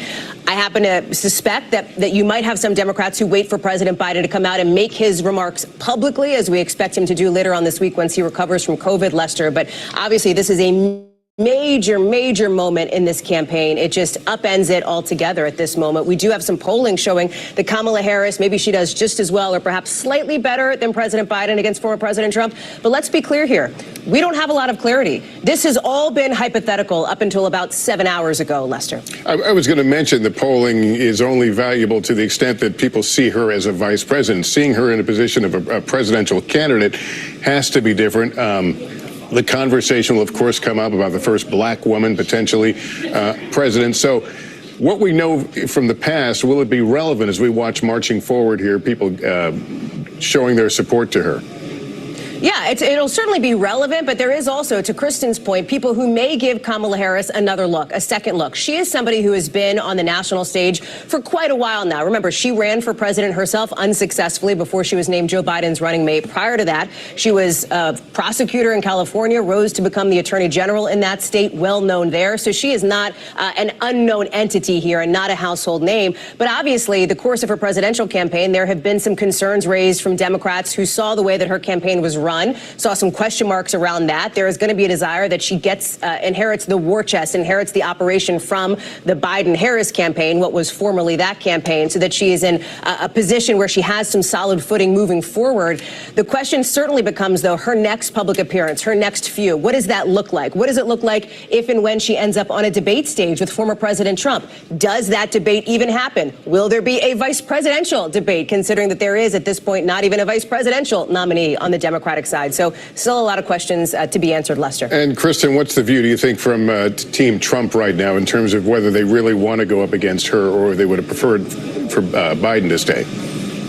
Oh, I think that the Trump campaign was prepared to take on President Biden. And so, as Hallie says, this upends everything. Now, having said that, we know that the Trump campaign has already started doing its opposition research against Vice President Harris, as well as, quite frankly, all of those governors who Hallie was just talking about, because they are also potential candidates to be the Democratic nominee if they so choose. So I think that they are getting this in gear and have been for quite some time, Lester, but there's no doubt, particularly in the wake of that debate performance by President Biden, that they thought they had the upper hand in this race. The polling bore that out both nationally and in the battleground states. And so the Trump campaign is really going to have to pivot here. There's no doubt about that. We're going to see a strategy shift, Lester. All right, Kristen, thank you. We're hearing from Vice President Harris tonight, thanking Joe Biden for his endorsement. But so many questions remain. Will she get the full backing of top Democrats, as we've been discussing? And how will voters respond to her? Here's Yamiche Alcindor with what's ahead in this historic time. All eyes now turning to Vice President Kamala Harris, who has made history over and over again throughout her life. Her biggest history-making moment was when she was elected vice president in 2020, becoming the first woman and first Black and first South Asian person to hold that role. We believe that our country, all of us, will stand together for a better future. Before that, she had forged a path, shattering glass ceilings. In 2003, she served as district attorney of San Francisco, becoming the first Black woman and South Asian American woman in California to hold that office. Then, 7 years later, she made history again, in the same way when she was elected Attorney General of California. The role made her a rising star in the Democratic Party. In November 2016, Harris became only the second African-American woman ever to serve in the Senate and the first Indian American ever. Mr. President, I rise to celebrate the anniversary of one of the most significant legislative achievements in American history, the passage of the Patient Protection and Affordable Care Act. She was raised in California, the daughter of a Jamaican father and Indian mother who met as civil rights activists. She later attended Howard University, a historically Black college in Washington, D.C. She went on to law school at the University of California. Then she became a prosecutor, a role she says helped her enact criminal justice reform from within the systems. She often worked on cases dealing with sexual violence. In 2020, she ran for president, hoping to become the first Black woman ever to be president. Now she will try to forge that path again. And Yamiche joins me now. Yamiche, how are Vice President Harris and her allies preparing for a potential campaign against Trump? Well, Vice President Kamala Harris spent today calling around Democratic leaders, telling them that she believes she has the confidence to beat Donald Trump. She's been telling them that she's going to earn this nomination, and she's going to really talk to all of the different delegates to make sure she can officially win the nomination at the convention. I spoke to one of the people who got a call from Kamala Harris today, Vice President Harris. He was the Congressional Black Caucus Chairman, Stephen Hortzford. He told me that he got emotional during that call because, of course, the history that she's going to make if she was to become not only the top of the ticket, advocate about the first Black woman to be elected. He told me that she told her that this was really going to be a race that she was going to try to not take any constituency for granted. I was also told in the last few weeks that her allies were focusing on the fact that she was going to have to build a campaign operation. So even though she's getting that war chest from the Biden-Harris campaign, there is this idea that she's going to have to build a different kind of campaign tailored specifically to-do list here, of course, first picking her vice president, but also shoring up donations, because at a time like this, in the last few weeks, donations had plummeted to Democrats into the Biden campaign. So there are a lot of people who are now sort of saying that there are a lot of donors who are energized, really ready to get behind her. I'm also told that she's going to be traveling just this week. She's going to be going to Milwaukee as well as Indianapolis. She's going to be continuing to go on the road as she makes this case to voters, but she has to make up for lost time here. So people close to her say that she's going to be doing that. She's going to be thinking about the staff to hire here, and she's also been thinking about her messaging, specifically because she looks like she's polling best among young people, and that her voice has also resonated with women because she took the lead on abortion access and the messaging for the campaign there, Lester. All right, Yamiche Alcindor, thank you. I want to bring in Democratic Senator from Minnesota, Amy Klobuchar, who has just endorsed Vice President Harris. Senator, thank you for joining us. Hey, Lester. Thank you. You have endorsed her, but you notably did not call for President Biden to drop out. Can you explain that? I think that people played different roles over this last month, but for me, this is not about looking in the rearview mirror.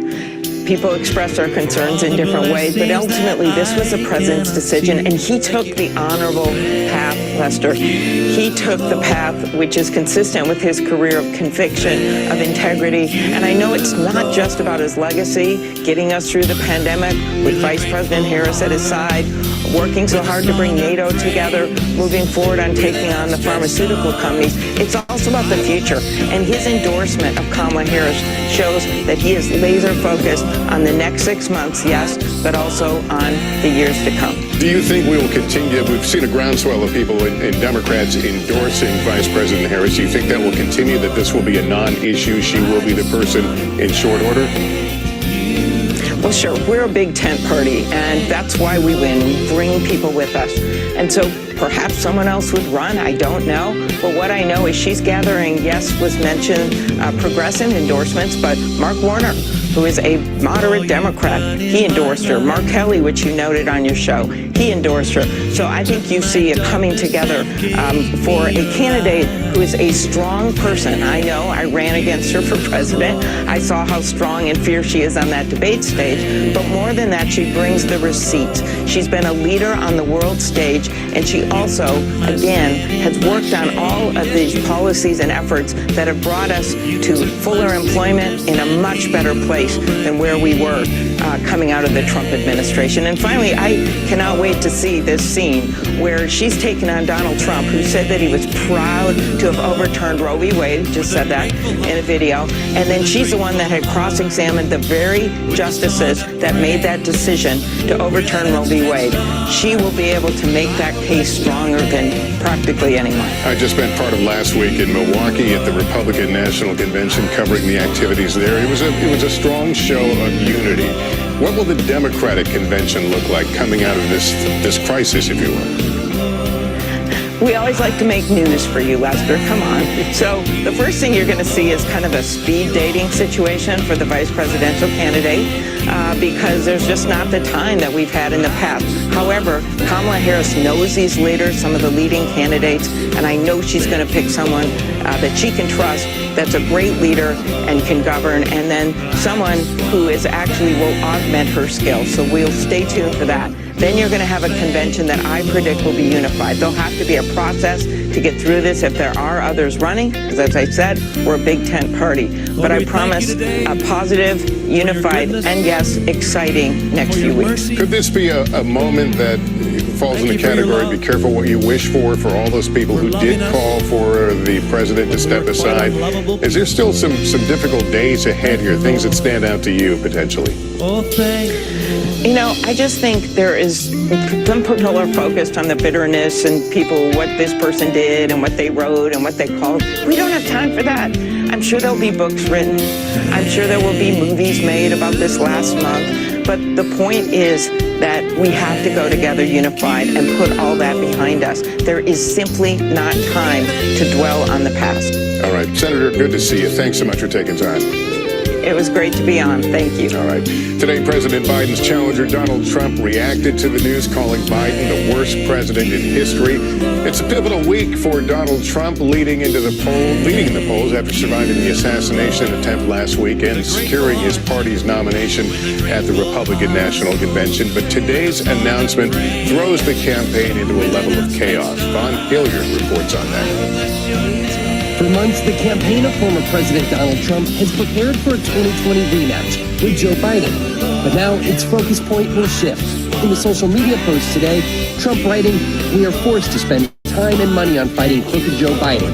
He polls badly after having a terrible debate and quits the race. Now we have to start all over again." A move he was already preparing for at his campaign rally last night in Michigan. Who would you like